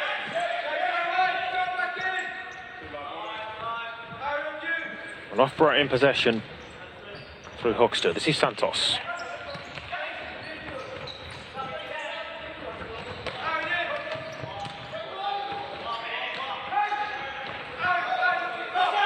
Worcester shows and receives on the near side. Ruben Santos, one of two Santos brothers in Loughborough's ranks. His brother Tiago starts on the bench today.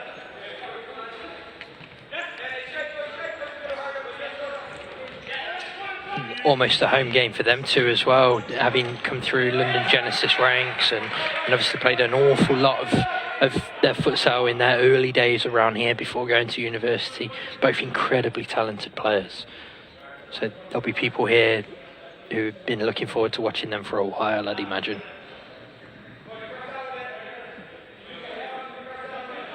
Loughborough kick in.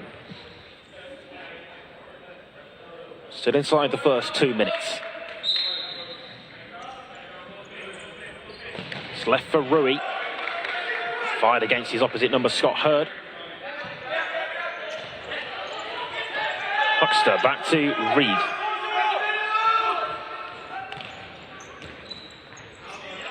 Ruben Santos.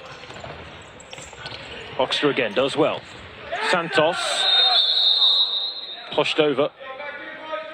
Near side official Andrew Thompson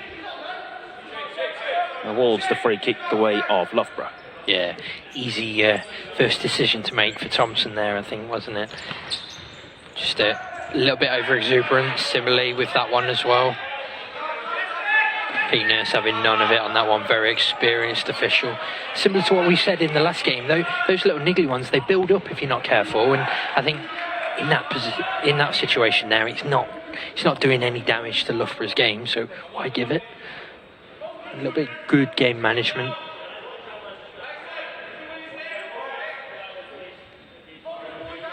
Good position this then for Kent. Over on the left side, it's set back for Sikiwai, who's been one of a few bright sparks in the Kent side in the first 4 weeks.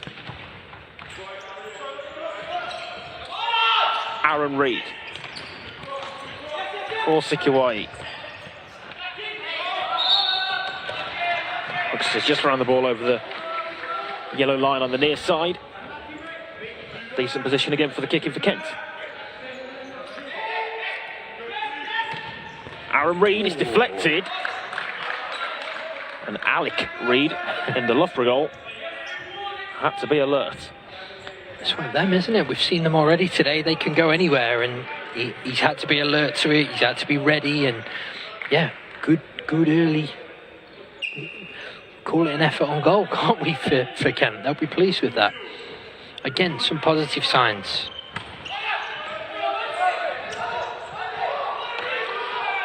Hurd dispossessed. Opportunity this for Loughborough. Good recovery defending by Reed. Yeah, he looks bright, Reed. He's up and down that court. He's looking to make things happen. He's got big presence. And looking to try and influence the game that way. Line change for Loughborough.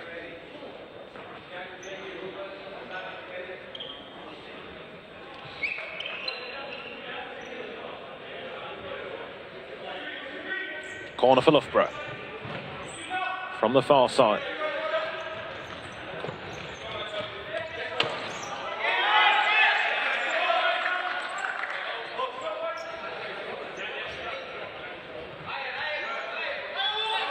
Sikiwai into the feet of the pivot.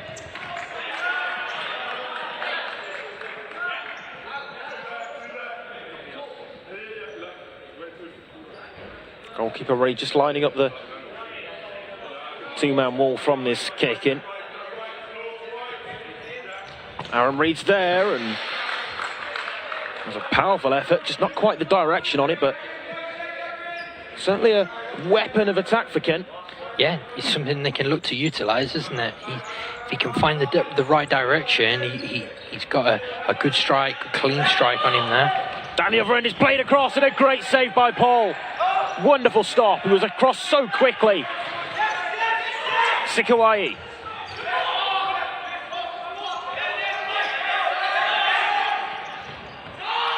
That's a fantastic save from Daniel Paul, isn't it? And that's what we say about that dependable last line of defence. And again, he shows his quality.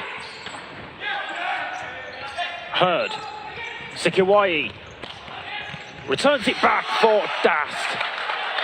Well, nice build-up play, created the opportunity well. and you hear the roar of approval from the supporters here. Really bright start from Ken. Just take a look at the replay there. That was a brilliant save by the Kent shot stopper.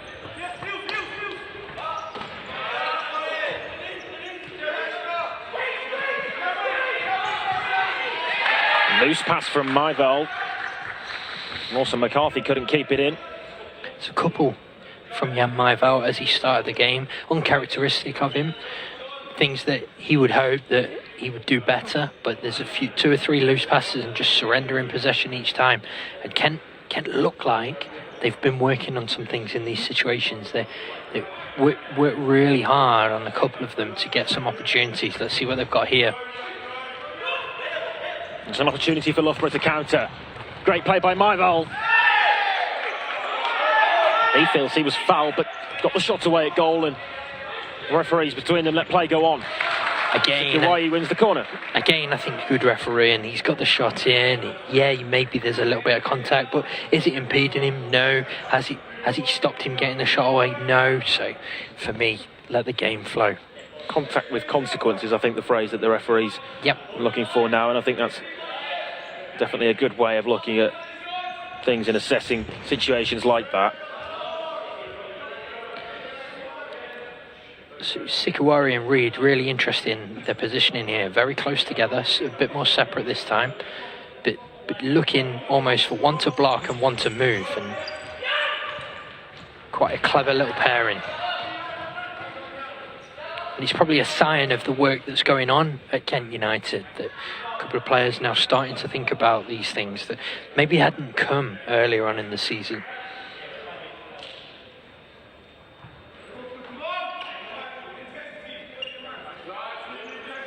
Five minutes played then, and still goalless.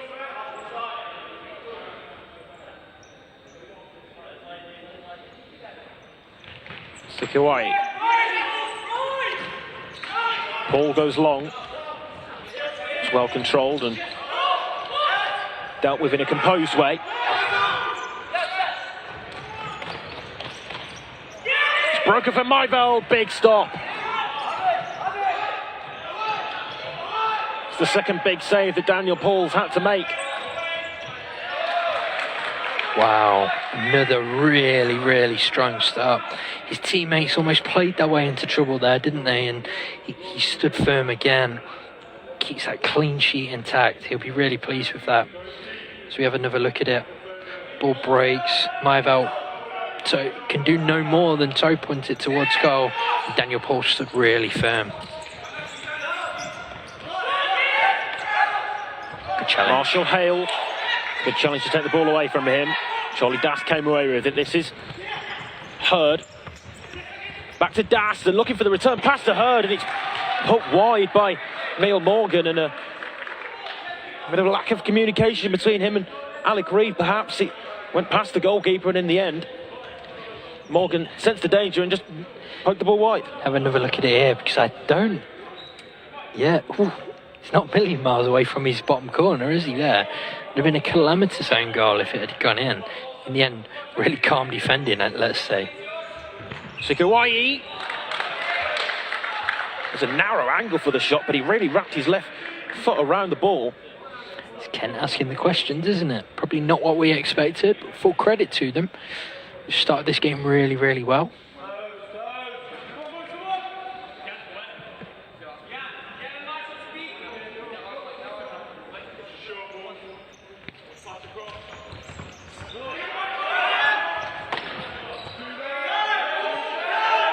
Kent kicking.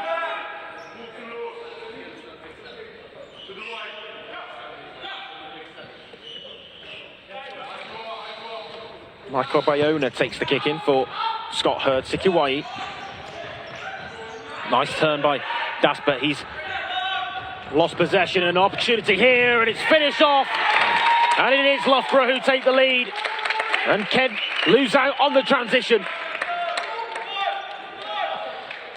It's a really good finish from Marshall Hale. Fantastic transition goal. Textbook. You see him at the second post, sliding it into the bottom corner. Daniel Paul had no chance. Really good. And after a really promising opening 7 minutes, it'll be disappointing for Kent to concede, but they need to look at the positives of it, that it's a goal on transition rather than them being cut open. And credit to Loughborough for that transition, because it was a really well-worked counter-attack. Yeah. Clinical, and that sometimes in these games, that's what you need, doesn't it? Just to settle things down and to prove that to yourselves as much as anything that what you're doing is the right thing. Santos.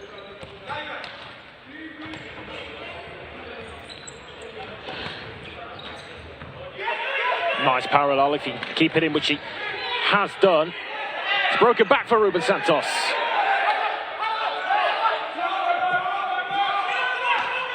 Aidin. Worcester for Loughborough. Tries to spin on it, good challenge.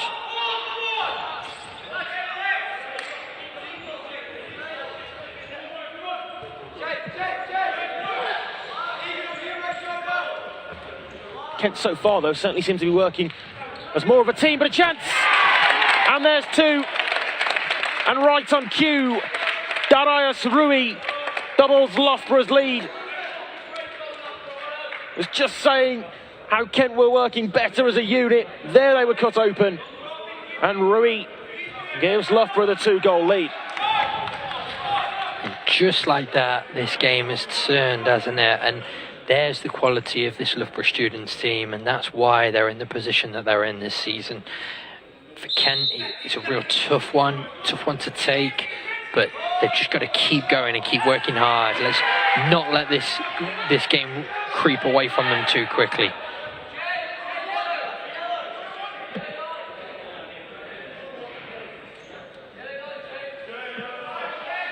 It's Rui's first goal of the season.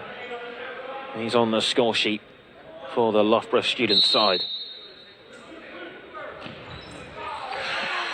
It's not a million miles away either, unfortunate. Really clever one. Nice little movement from Santos, and he find himself free at the second post.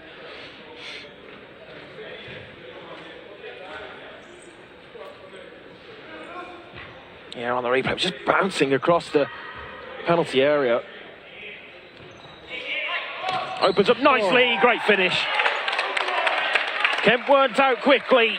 Jamie Huxter finds the bottom corner, and just like that, it's 3-0. Really good strike as well. Lovely set piece, opened up, and he's taken that incredibly well. Really good finish from Hunter.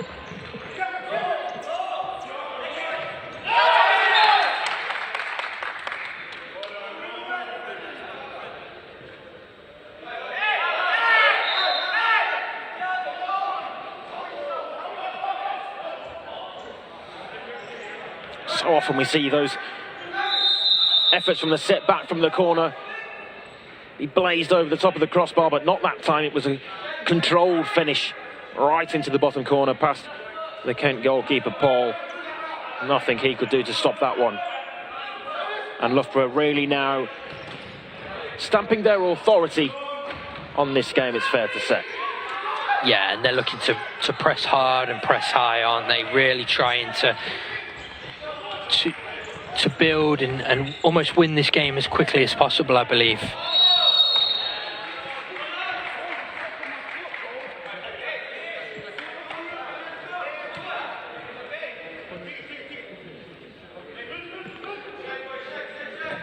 Foul down in the corner, perhaps, yeah? I believe that's what the referee's given, yes, so a foul against Kent. The first of the game, I think. Santos is after it. Just too much pace on the ball. Yeah, too much pace and on his wrong side, wasn't it? It's almost like just got to swing a leg at that almost. It didn't quite work, but Timeout called here then by Kent and their head coach Nuno Teixeira. It was a really promising start for them, Matt. They had opportunities to take the lead. Since then, the one goal went in for Loughborough, and then perhaps heads dropped slightly, and before they know it, they find themselves 3 down.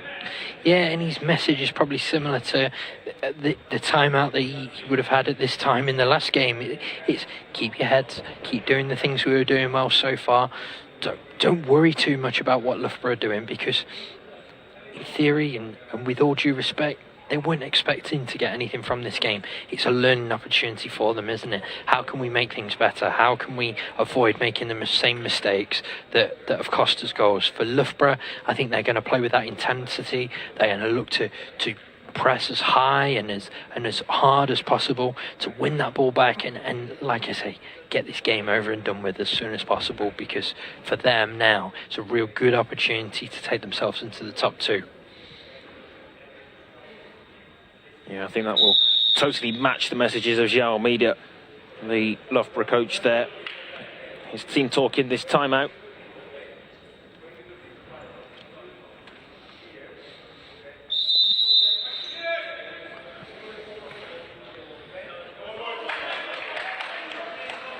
It is Kent's restart then from the goal clearance. 8.5 played and 3 goals for Loughborough. Back underway. Heard across to Aaron Reid. Intelligent play from Ruben Santos. He was got to be strong there, and he was. Reid's been really impressive actually in these early stages. Started the game really brightly. He's not someone I've seen a lot of so far this season either, so it looks a useful addition for Kent. Heard. See there, Charlie Das just trying to take that on his favoured right foot when perhaps the ball to him was more set for a left-footed effort.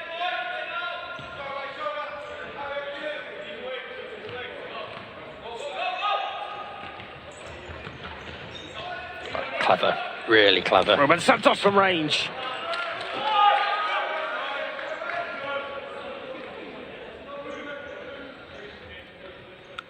Lovely little piece of technique, wasn't it, from Santos? And then once he gets into that area, really good left-footed shot.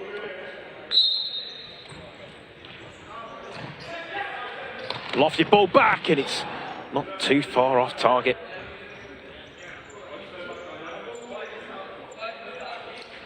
Hall made a good connection with it.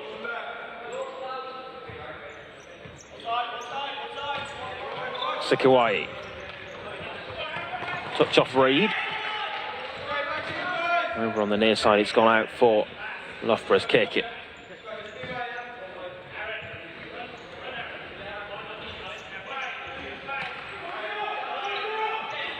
Alec Reid stepping into the opposition half, and it wasn't too bad a pass either, you know.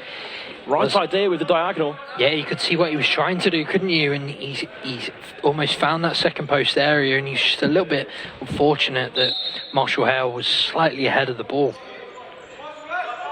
Sikiwai. Sikiwai still there for Kent, and Loughborough got bodies back on the line.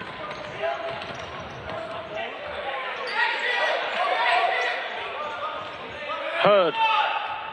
Reid in search of Sikiwai. Timing on it was wrong though.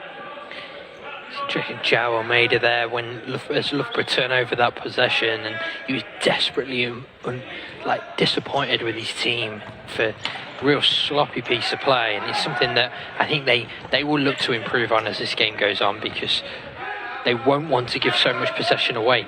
Ultimately, you get away with it a little bit in a game like this, but there'll be other games where you won't they? Chance here for Kent, it's Heard. It's hurt as well. Good save from the keeper.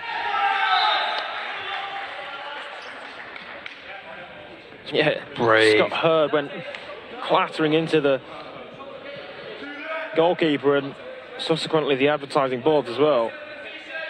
Yeah, brave goalkeeping as we take another look at it there, but it's a real big smash, and both of them, they've both done well to get up from that.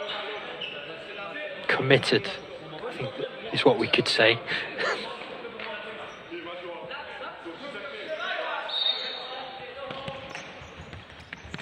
Reed. Touch off the keeper. Took it onto the outside of the post. He's been bright, hasn't he, though, Reed? Looks useful and dangerous in these situations.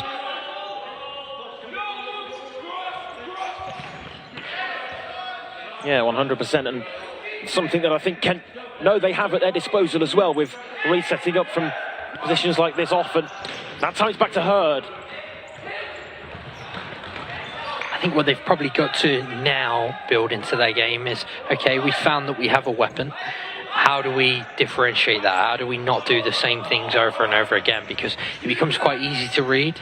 So if they can mix things up and they can try and change things about, it will make it more of a weapon for them, because it will become something they can utilise almost with those false movements.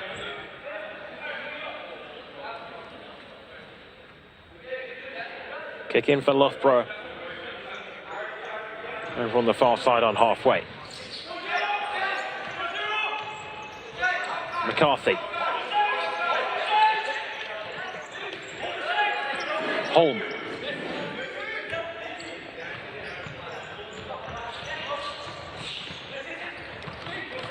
Holm again. Both sides appeal for it.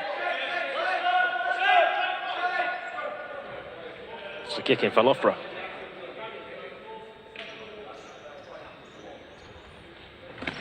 Set back for McCarthy.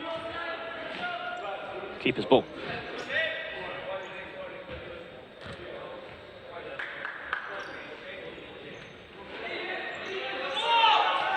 It's been a promising response though for Kent, and a chance here for Sikiwai. Big save. Great stop from Alec Reed to deny Sikiwai. What a save that is. You know, he's been called on a couple of times early on, but we see lovely breakaway. Nice little ball round the corner off the pivot, and Sikawari's running through. It's an excellent save, isn't it? Really good from Kent, keeping Loughborough on their toes. Yeah, I was just going to say, it's been a great response since going 3 behind. They haven't conceded since then, of course, and have come back and created opportunities for themselves on a number of occasions now. It's not the first time that the Loughborough keeper's been called into action, which is another promising sign for them. A chance here again. Dast. Fired towards goal. Wow, so close to finding that bottom corner. Again, Loughborough causing themselves problems, but Kent more than willing to plough forward when they get the opportunity. And you sense that a goal would lift the roof off this place, don't you? Certainly, with the spectators here to support this struggling Kent United side today. It has been a promising half for them, despite the scoreline.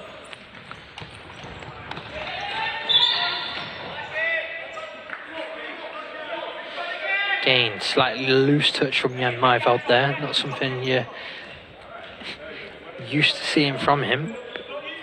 Something we've seen a few times in this first half. Maybe just a sign of that lapse of concentration in this Loughborough team, that they need to lift again. That'll be the message from Joe Almeida at half-time, I believe. It's a foul. Again, just dangling a foot. No need to make that challenge.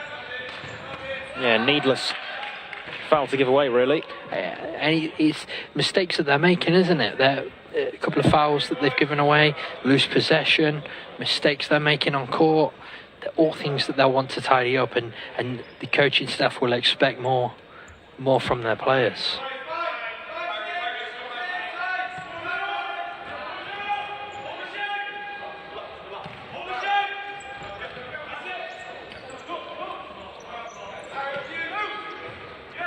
Thiago Santos.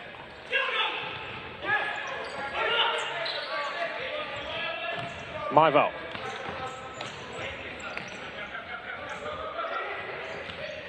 Rotations off the ball are good. It's parallel for Myveld.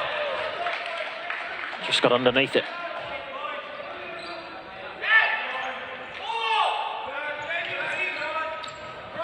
Reed for Kents. Hurd. Good spin out of pressure there. He's giving the ball away though. And Loughborough come again, wave after wave of attack now. Sekiwai. Really good challenge from Jan Myveld there, isn't it? That's him at his very best, covering as the last man, putting his body on the line for his team.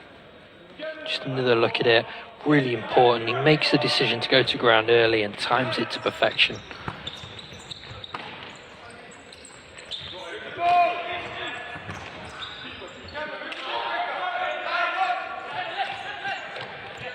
It's Trevor Biney, the number 11 on for Kent.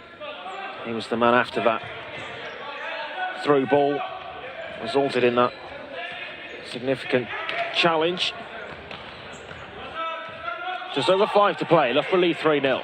3 goals that came in quick succession around the midpoint of this first half. After that, they threatened to run away with the game, really, but it hasn't turned out like that. Kent have responded well.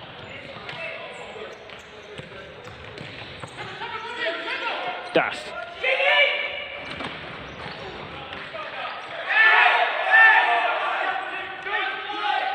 Paul rolls short. Kent looking to build, but Biney's pass was just ahead of Reed, who was wrong-footed. It was momentum taking him back the other way.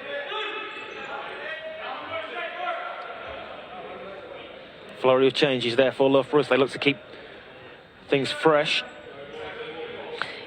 Yeah, I think keeping things fresh, getting people plenty of court time.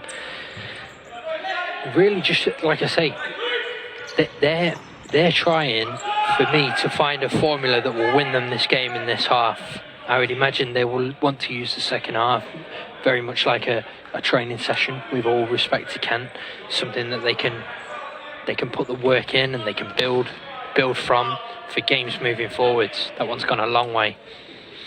Yeah, high over the top of Paul's crossbar. We restart with a new ball. Oriola.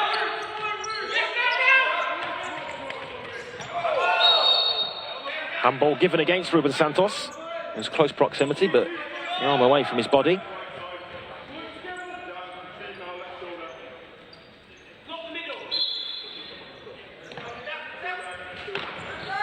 Hurd. Oriola.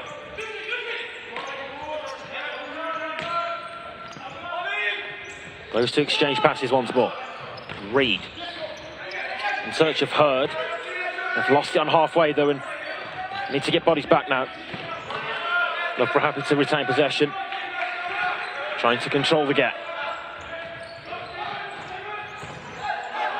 Hurd comes away with it. It's a 3v2 here for Kent if they can work it right. Just slowed down a little bit. It's back to though for Hurd, who stretches.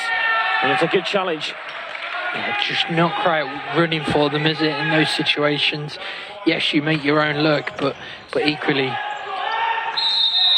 it's a good, solid pivot play from him, though.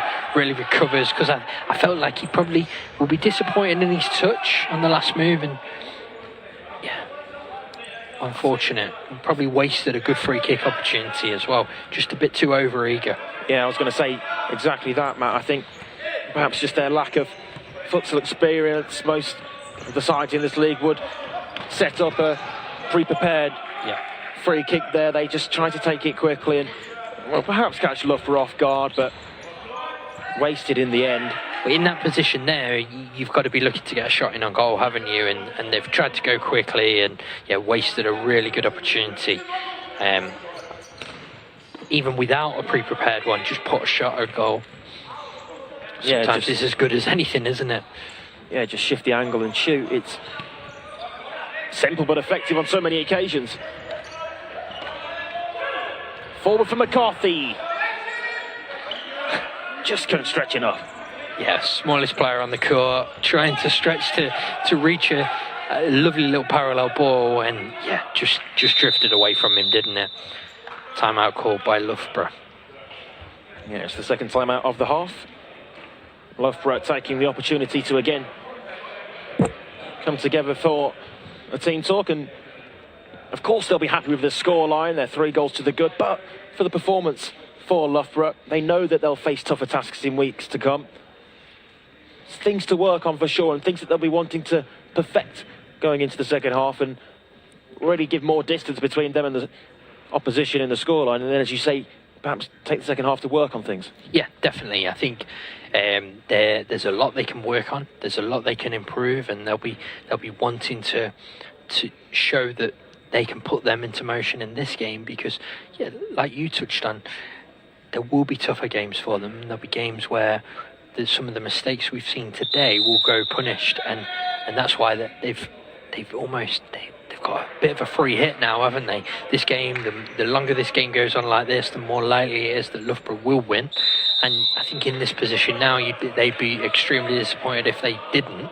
So for them, it's about making sure that they put things right. It's about making sure that they keep doing the right things and the things that are going to benefit them in the weeks to come. Yeah, keeping the standards high and playing to the level that's required in weeks to come, and maintaining those standards.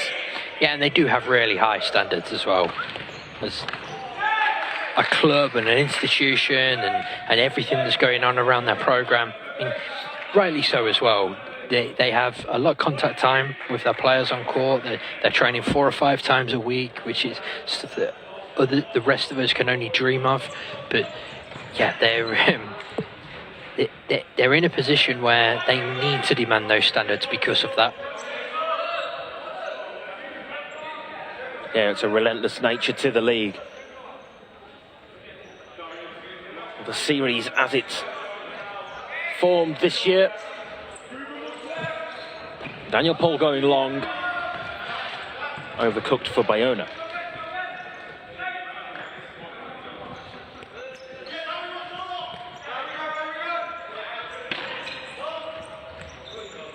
Loughborough in possession through Lawson McCarthy. Ruben Santos.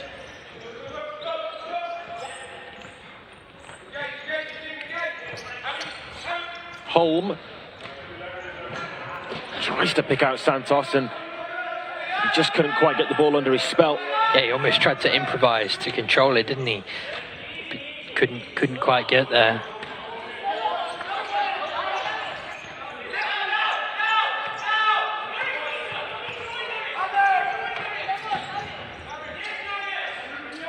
Oriola.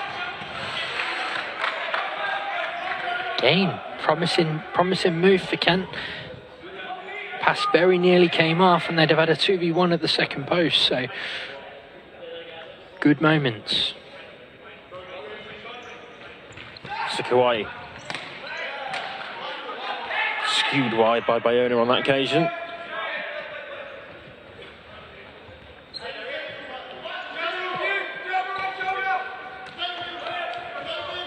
Rui.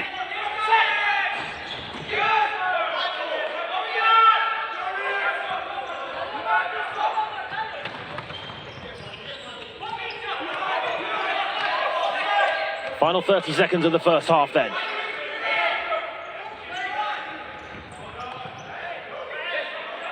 Kent enjoying some possession here and giving away right at that very moment. Nice exchange, brilliant play. Good save as well, could so easily have been 4. 3 it stays.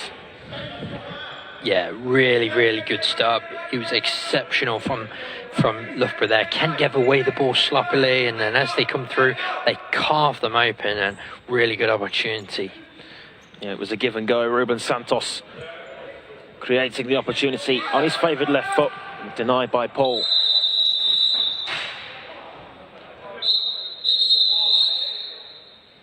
So that is half-time then. The referee's whistle to signal that.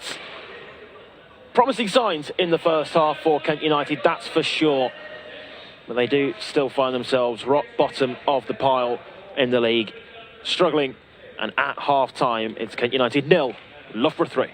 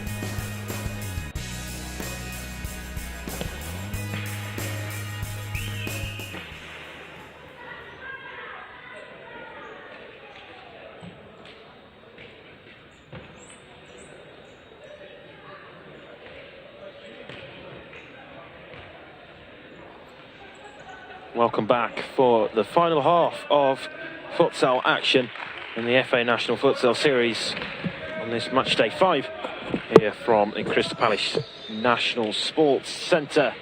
It's been a great day of action, really entertaining first 3 games. This one, slightly different dynamic to it. Let's not beat around the bush, but Kent United have shown improvements from their previous performances, and 3-0 to Loughborough is the scoreline at half-time. Matt, it's been an opportunity for Kent to get in at the break, talk about the things that have gone right, but I guess crucially try to adjust and better themselves for this second half. Yeah, definitely. It's all learning. We spoke about it first half as well. It's all learning for them.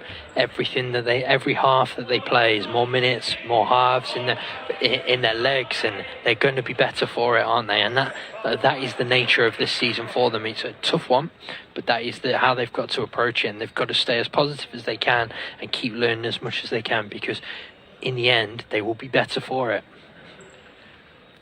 This now, for me, for Loughborough, is a really crucial half, because if they can put right, there's a few things that were quite sloppy in the first half. So if they can put that right in this half, they could really push on from here, and they've got a couple of really crucial games coming up.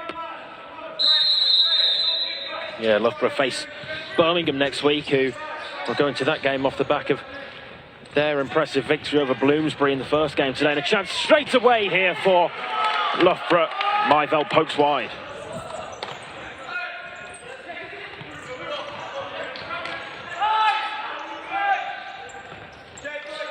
Ruben Santos.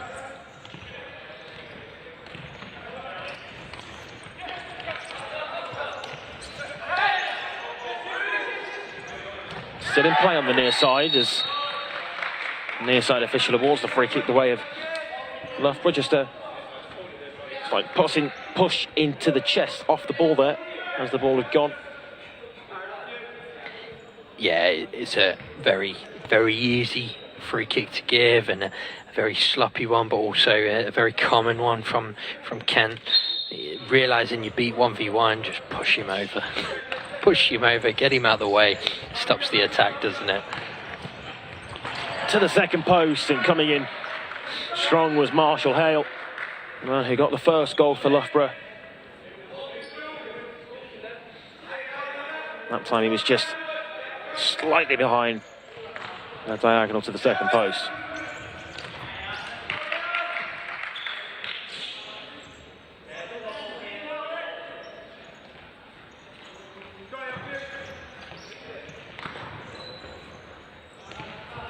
Ruben Santos up against Sikawai.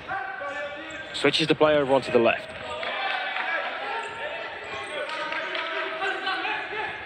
Hoxter.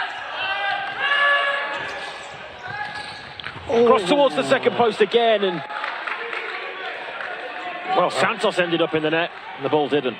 No, desperately unlucky from him. Really nice passage of play from Loughborough. We just get another look at it. Myveld out to this side to Marshall Hale.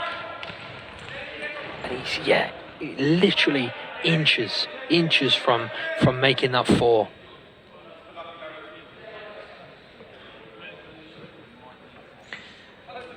If that had been ice hockey, I think he'd have set the goal buzzer off, but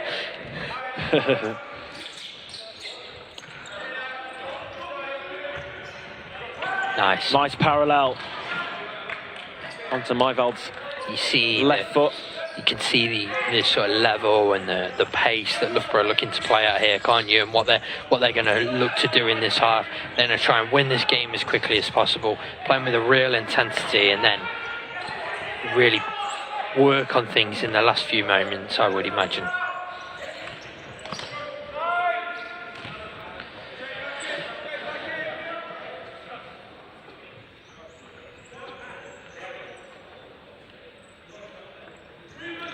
Change of goalkeeper at half-time for Loughborough as well. Joe Bickerstaff coming in, so their normal number 1 on court. So someone who, at some stage in this, I would expect to see them maybe utilise that fly and try and perfect things, but using Joe in that role. Santos. Good run. Not quite the finish to match. It's gone all the way through here. This is a chance for Kent and Sikiwai. They're on the score sheet.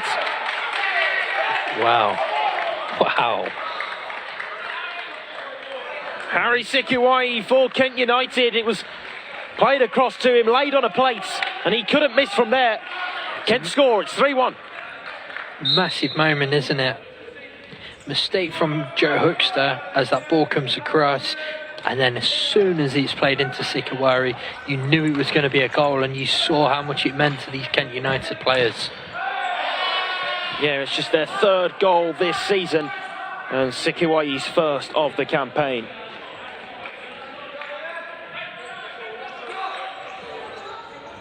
He deserved that just for some of his performances over the last couple of weeks. He's really growing as a player and a real highlight of some of the things that they're trying to do and a real positive that they can take. Sikiwai to ground. Yellow card is going to be brandished here for Jan Myvold. He seems to just come through the back of Sikiwai, who got to the ball first, but... Have another look at it. It's a silly, silly challenge. As he bounces free, just don't make those challenges. Yeah, needless. Needless challenge to give away. It's a yellow card and it's a foul on the board, isn't it? As you probably tell Isaac through the day, it's my pet hate is when players make silly decisions in those kind of areas. For sure, I'm in total agreement. When there's no need to make the foul, then, you know, we've got the foul count in futsal. And you're making needless fouls. It's putting your team in danger of that foul count.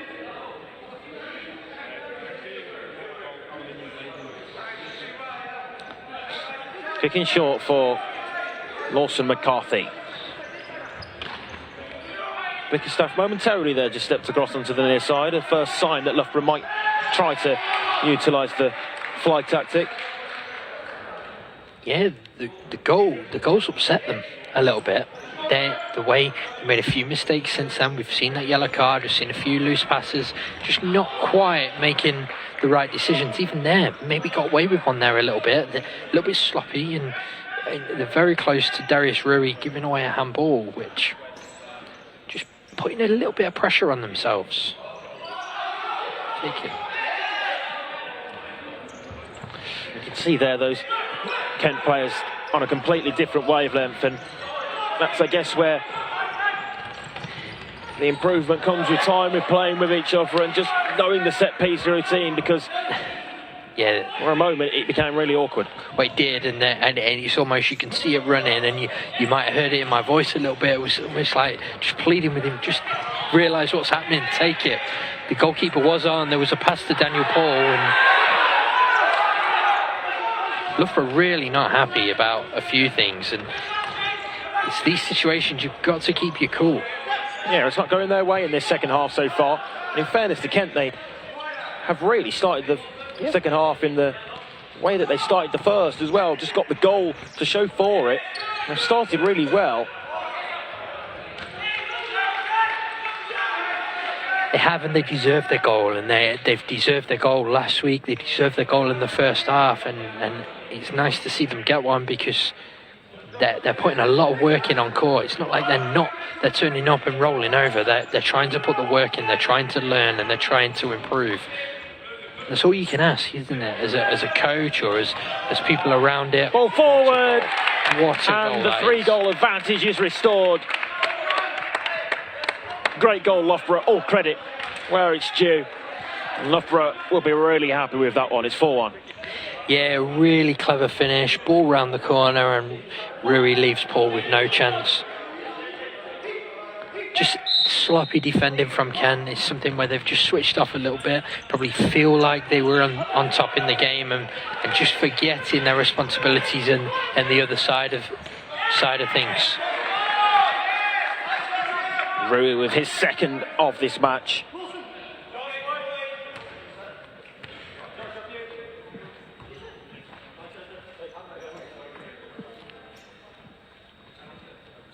Important goal, though, you feel that for Loughborough, just to regain control of proceedings, and that straight from the kick-in, rebounded back off the post. Of course, wouldn't have counted had it gone straight in from the kick-in, but I guess the rebound from it could have gone anywhere. Yeah.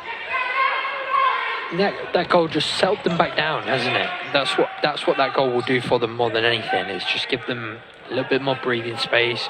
They can relax again. They've got that 3-goal advantage. They've got almost cancelled out Sikawari's strike, and yeah, you're in a position where they can settle back down and start playing their stuff again, rather than winding themselves up with little things.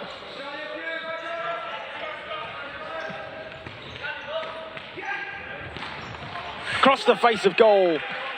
Close. Rui on a hat-trick as well. Wasn't a million miles away from that. Yeah, plenty of time left in this game for Darius Rui in search of that hat-trick. Without a goal before today's game, but twice on the score sheet so far.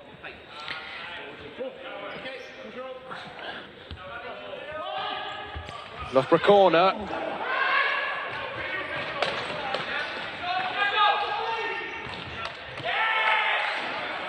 Cleared away with 2 purple shirts bearing down on him.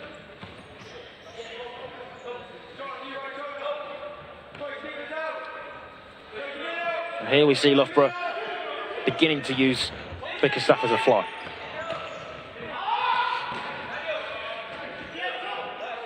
Another loose pass, just trying to force it, trying to play forward too quickly, just keep that ball moving.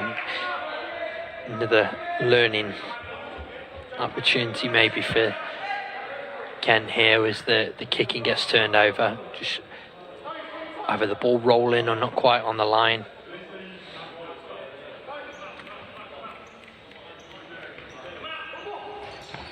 Yeah, and now the pressure's piled back on themselves. Bickerstaff for McCarthy. McCarthy inside. Great way to pass over to the left side, and it's Jamie Hunter already on the score sheet once. Wasn't too far away from a second. Yeah, execution not quite there, was it? Brilliant from McCarthy. And here he is again. McCarthy again, gives it right. Across for Hunter, who goes down.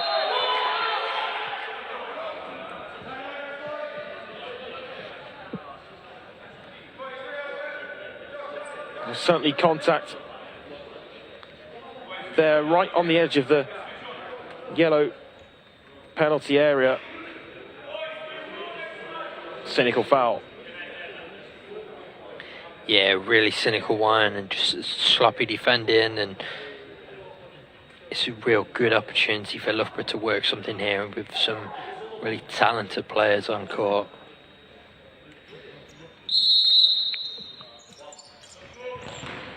Good save by Paul. Denies Hunter. All changed now for Loughborough, and referee Peter Nurse is counting, but the ball's not there.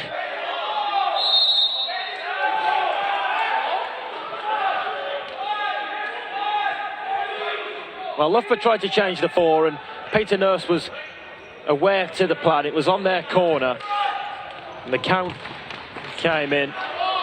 There was no ball there as McCarthy tried to take the corner. They do have a corner now, though. Yeah, it's a disappointing one from Loughborough's perspective, but you can see what the referee's trying to do. It's just needless, almost time wasting, isn't it, in that situation? Just keeping control and keeping their game moving and wanting to keep the game flowing rather than people be stood round.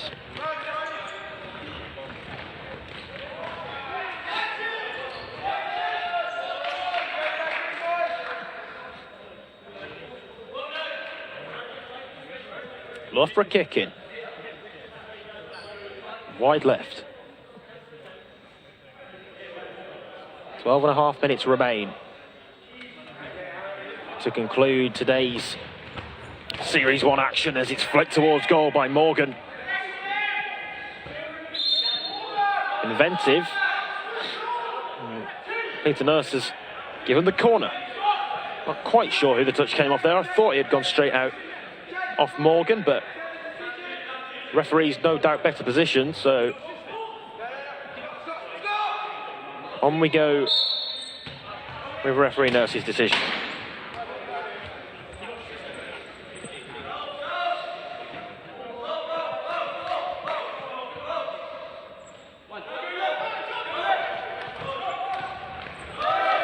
Good challenge in 2v1 situation now for Loughborough as they look to work it back across. Perhaps could have shot at goal, Marshall Hale there. Yeah, you can see what he was trying to do, couldn't you? He's in a really good position to shoot, but he's looking to almost play that perfect pass and find Morgan at that second post. And yeah, if the wall pass comes off, it's an excellent goal, but it's one of them where when it doesn't, you ask questions. But Paul parries away that time and ultimately starts the Kent counter. A brilliant recovery challenge though, timed perfectly. Really good challenge from Marshall Hale. You have to time them right, don't you? And he's in, he's strong in that tackle and makes it count.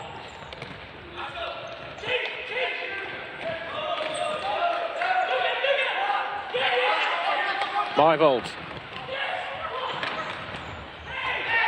First touch takes him towards goal.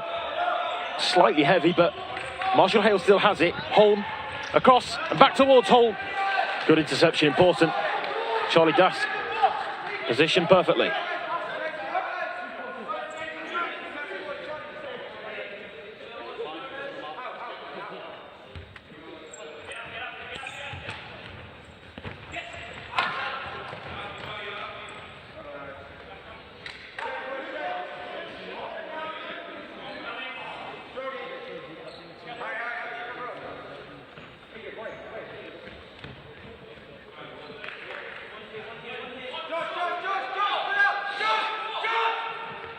Still the same gap between the teams as it was at half-time.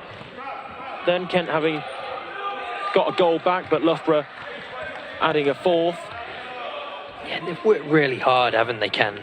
A lot of the time, having a lot of time in this game out of possession, just trying to keep doing the right things, keep working to try and win that ball back, and then when they do get it, looking to break quickly. Important challenge there from Marshall Hale with the net empty. It's just not quite running for Kent in terms of chances on goal, but they'll be more than pleased with the overall performance, especially defensively, against what is, let's be honest, a really, really strong Loughborough team. Myvold in search of Hale. Just too much on the pass.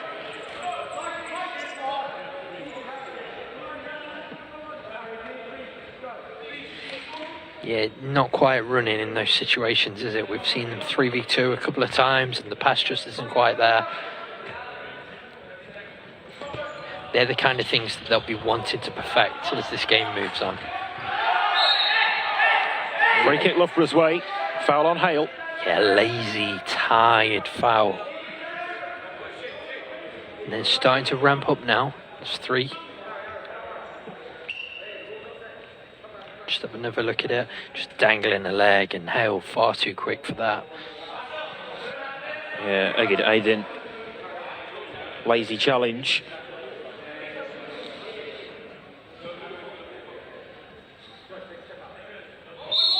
Loughborough from the playbook. Shift the angle twice, and the opportunity to shoot opened up with the player Marshall Hale over at the second post. He was left all alone.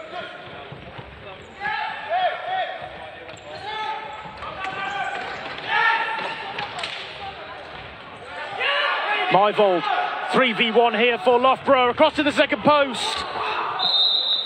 It's put behind.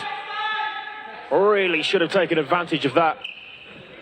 Yeah, they'd be disappointed as we have another look at it here. Myvold really does really well to keep the ball in, attacks with pace down this right hand side, and it's a really good ball to the second post, and Morgan's got to be finishing there, hasn't he? Be really disappointed in himself, especially a player of his experience. Yeah, Neil Morgan without a goal so far this season. He won't get a better opportunity than that one.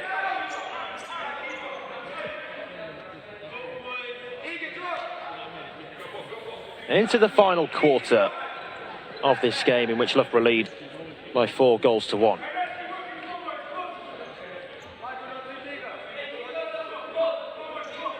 McCarthy takes short as Loughborough using the flight in Bickerstaff.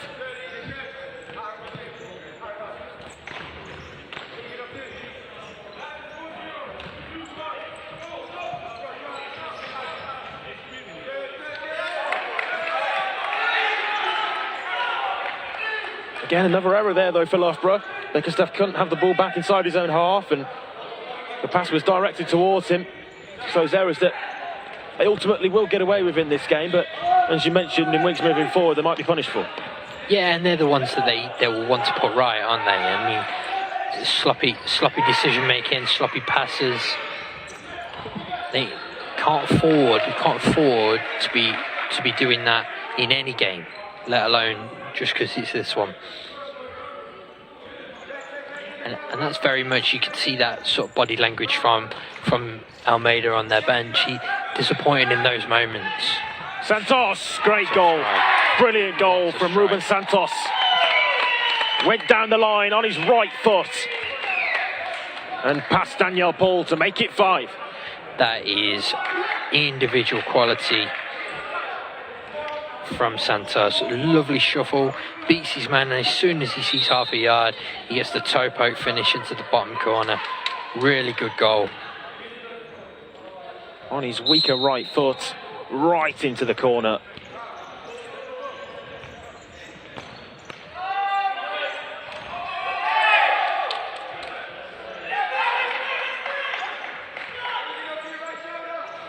McCarthy.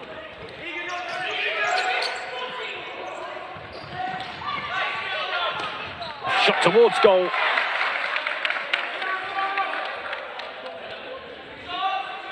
Thiago Santos trying to add his name to the score sheet. Ruben wins it for his brother Thiago. Again, his efforts off target.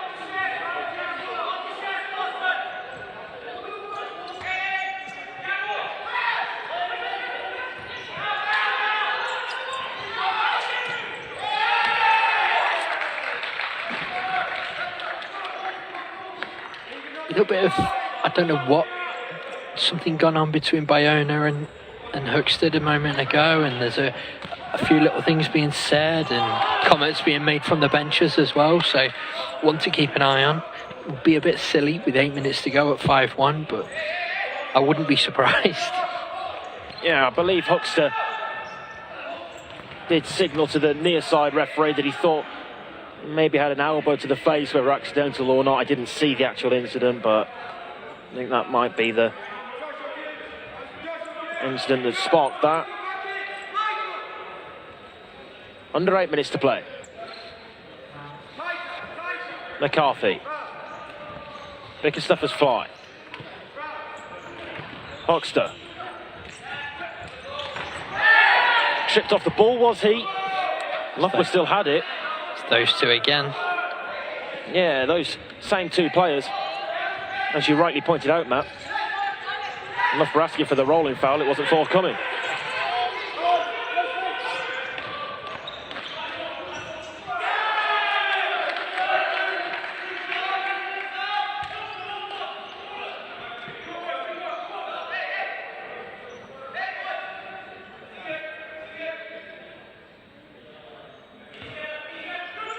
Take it to Reed. Straight at Bickerstaff. Hookstead. In search of the diagonal for McCarthy. Reed plays to Aidin. Good challenge by Ruben Santos.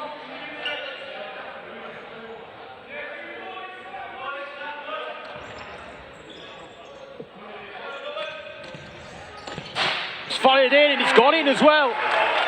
It's the first time this season that Kent have scored 2.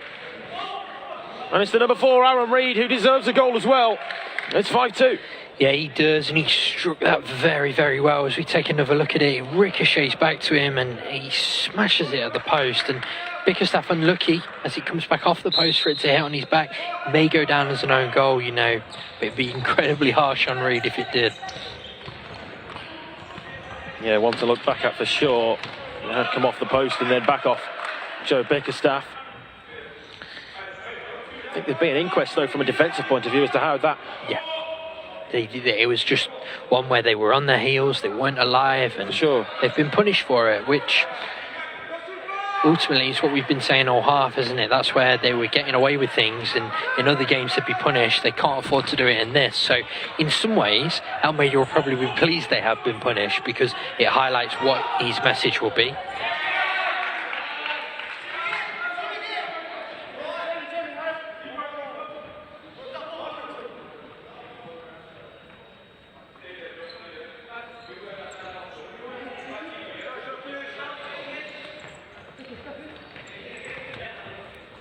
Bickerstaff over halfway. Myvold across to the left, and it's still there. It's laid back. Brilliant goal. That's a goal. Brilliant futsal goal. An epitomisation of why we love the game. And for everything we've said that they've done poorly, they've scored some excellent goals in this, haven't they? Really good link-up play, and Hunter at that second post to tap in. He'll be really pleased with that one. 2 goals today for Jamie Hunter. He's been impressive as well. He's had a really good performance.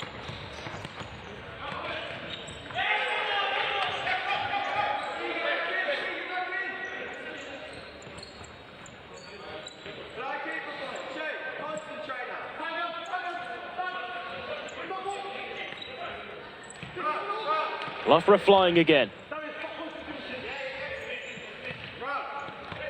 Bickerstaff.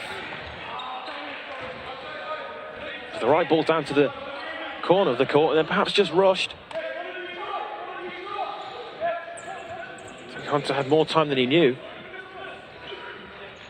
5.5 to go. By knee. High foot. It's an indirect free kick. Doesn't get added as a foul on the foul count for an indirect, or shouldn't at least.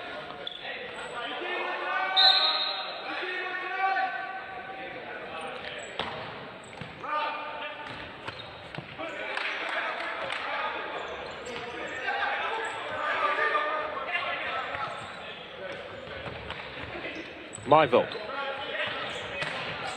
For Bickerstaff, who's dispossessed. Cries of shoot as Trevor Biney tries to. There was a player back on the line, so it would have been difficult to sneak it in from that distance. This is Myvold.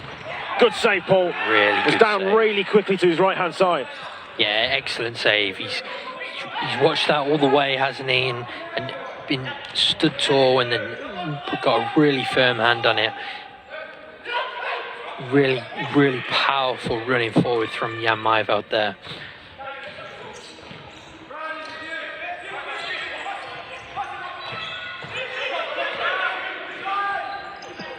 Hunter. He's on a hat-trick now as well.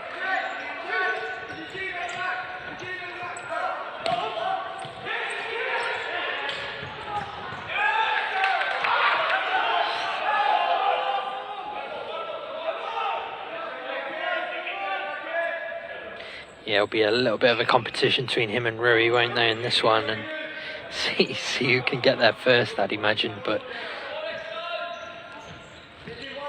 yeah, it's an incentive to add to the scoreline for those two. Change of the quartet on court for Loughborough.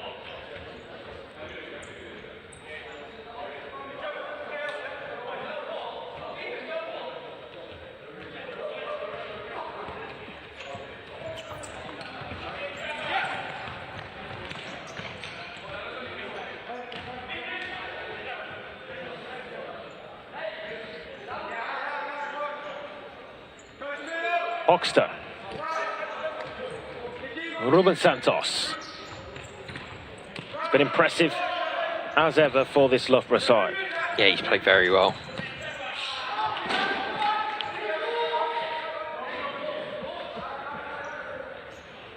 I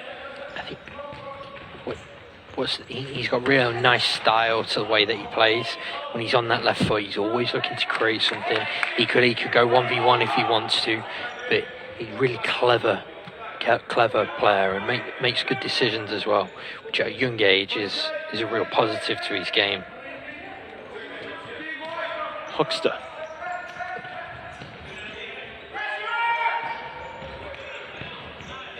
Good defending. Played up as well to Viney. Viney with an option to the left. Great tackle.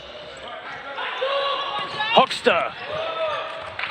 Paul saves. I wonder how many times we've said that in this game, but that's another really good save, isn't it? As they flood forward and Huckster's got a really good strike at that near post, done everything right, shot high into the only bit of the goal he can see, really. And Paul stands firm. Delivery on that corner was just too heavy. Has to be spot on, really, for that option of the volley. Yeah, loose one, wasn't it?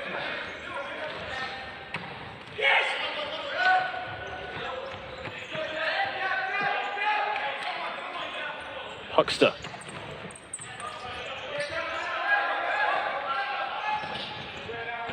From range, the effort from Marshall Hale. Takes a nick on its way through and goes behind.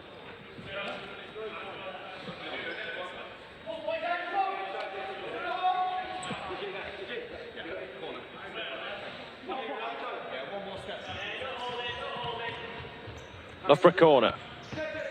Lofted again as they try the volley for Santos. It's still there though for Huckster.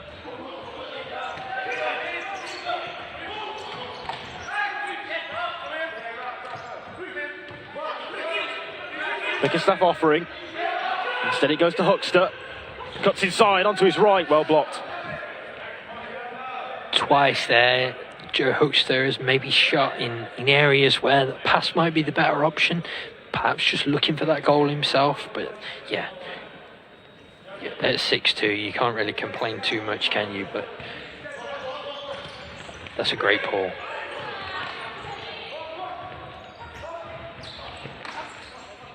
Hale. Final 2 minutes. Santos. For Huckster again.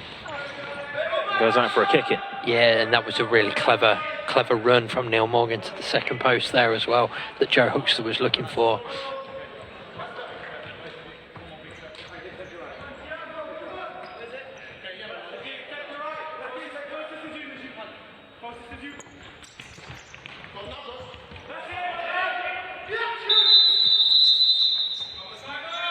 Timeout here called by Kent with just over 90 seconds left to go.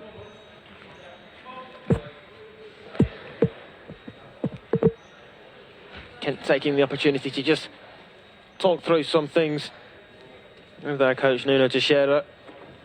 Gives you a chance, Matt, to think of a man of the match. I'll come to you for that in a minute or so.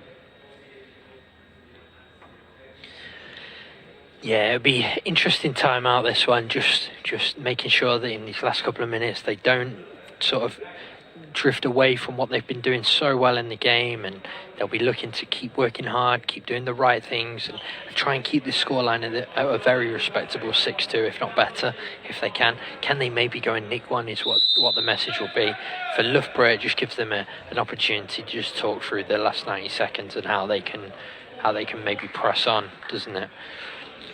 I think for me, man of the match, Isaac, it's one of two, the two that have got a couple of goals, and I think while it's incredibly harsh on Darius Rui, who's been really good, I'm going to give it to Jamie Hunter, because his all-round play, defensively, the way he's used the ball as well as his goals has been exceptional. Chance here for Kent, and there they could have had their third. That is almost a dream timeout, isn't it? They've broke straight through, got close. The opportunity, and it's what they'd have been wanting, is if we get one more opportunity, let's make sure we take it. And unfortunately, just wrong side of the post. But yeah, going back to it, I think Jamie Hunter had been a really solid performance from Loughborough's number 4, and in possession, out of possession, real key cog in everything that they've done well today. And he's got 2 goals off the back of it. Yeah, 2 goals to show for his excellent on-court display. Man of the match is Jamie Hunter. And what will be another 3 points on the board for Loughborough. It's a good ball. Chance here though for Kent if they can add to their 2 goals. They've had opportunities, you know. You can make quite the compilation of opportunities that they've had in this game. Yeah, again, Flint there, coming in at that second post. It's one of them where on another day, they go in, don't they? And this could be a lot closer. They'll be really pleased with their performance today.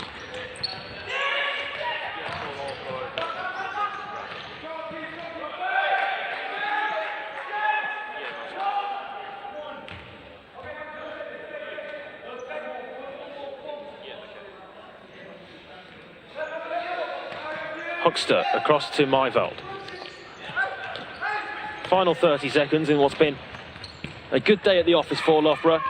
Played across and they nearly add to the scoreline. Wow, another good save, Daniel Paul.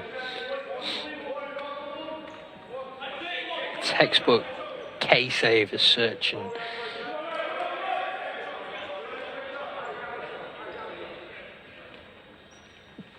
yeah, great stop. Instincts from such close range.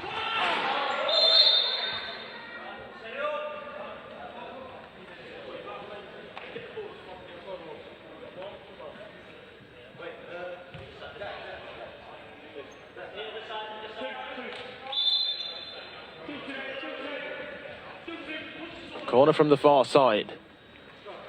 Loughborough looking to add a 7th goal.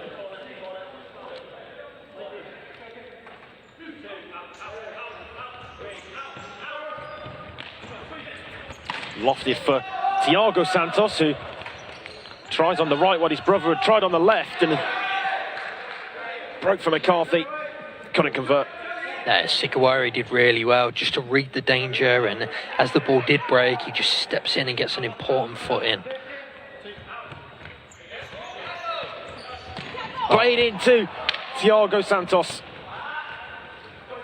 So close to 7.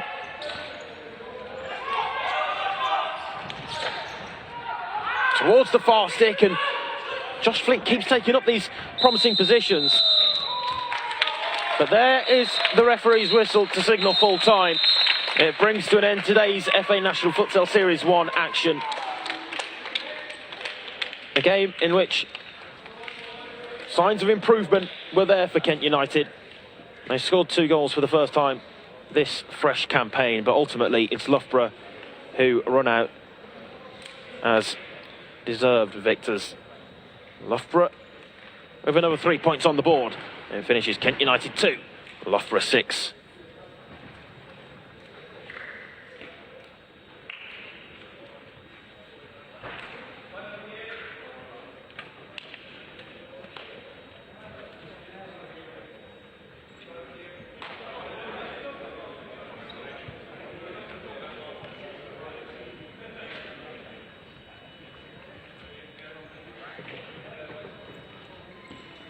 So to wrap up today's games then, first up we saw Birmingham WLV with an excellent victory over Bloomsbury, their first win of the season, and then a draw with the points shared between Manchester and Worcester, 3-3 in what was a really exciting game. As was the next one, Bolton 2, London Helvecia 3. It finished those 3 really close games to get the day off and underway, and then the final game, Loughborough got the job done, if you like. They are 6-2 winners in the last game. So that's how the league table stands then. London Helvetia back to the top of the table. Birmingham move on to 4 points. Kent United still rooted at the bottom, but very much still all to play for in the race for the top 4. I'll be at the Sir Tom Finney Sports Centre next weekend for Bolton's host events. It's been a really exciting day, a really entertaining day's action. And until next time, from me, Isaac Barrington, and Matt Hardy alongside me, it's goodbye.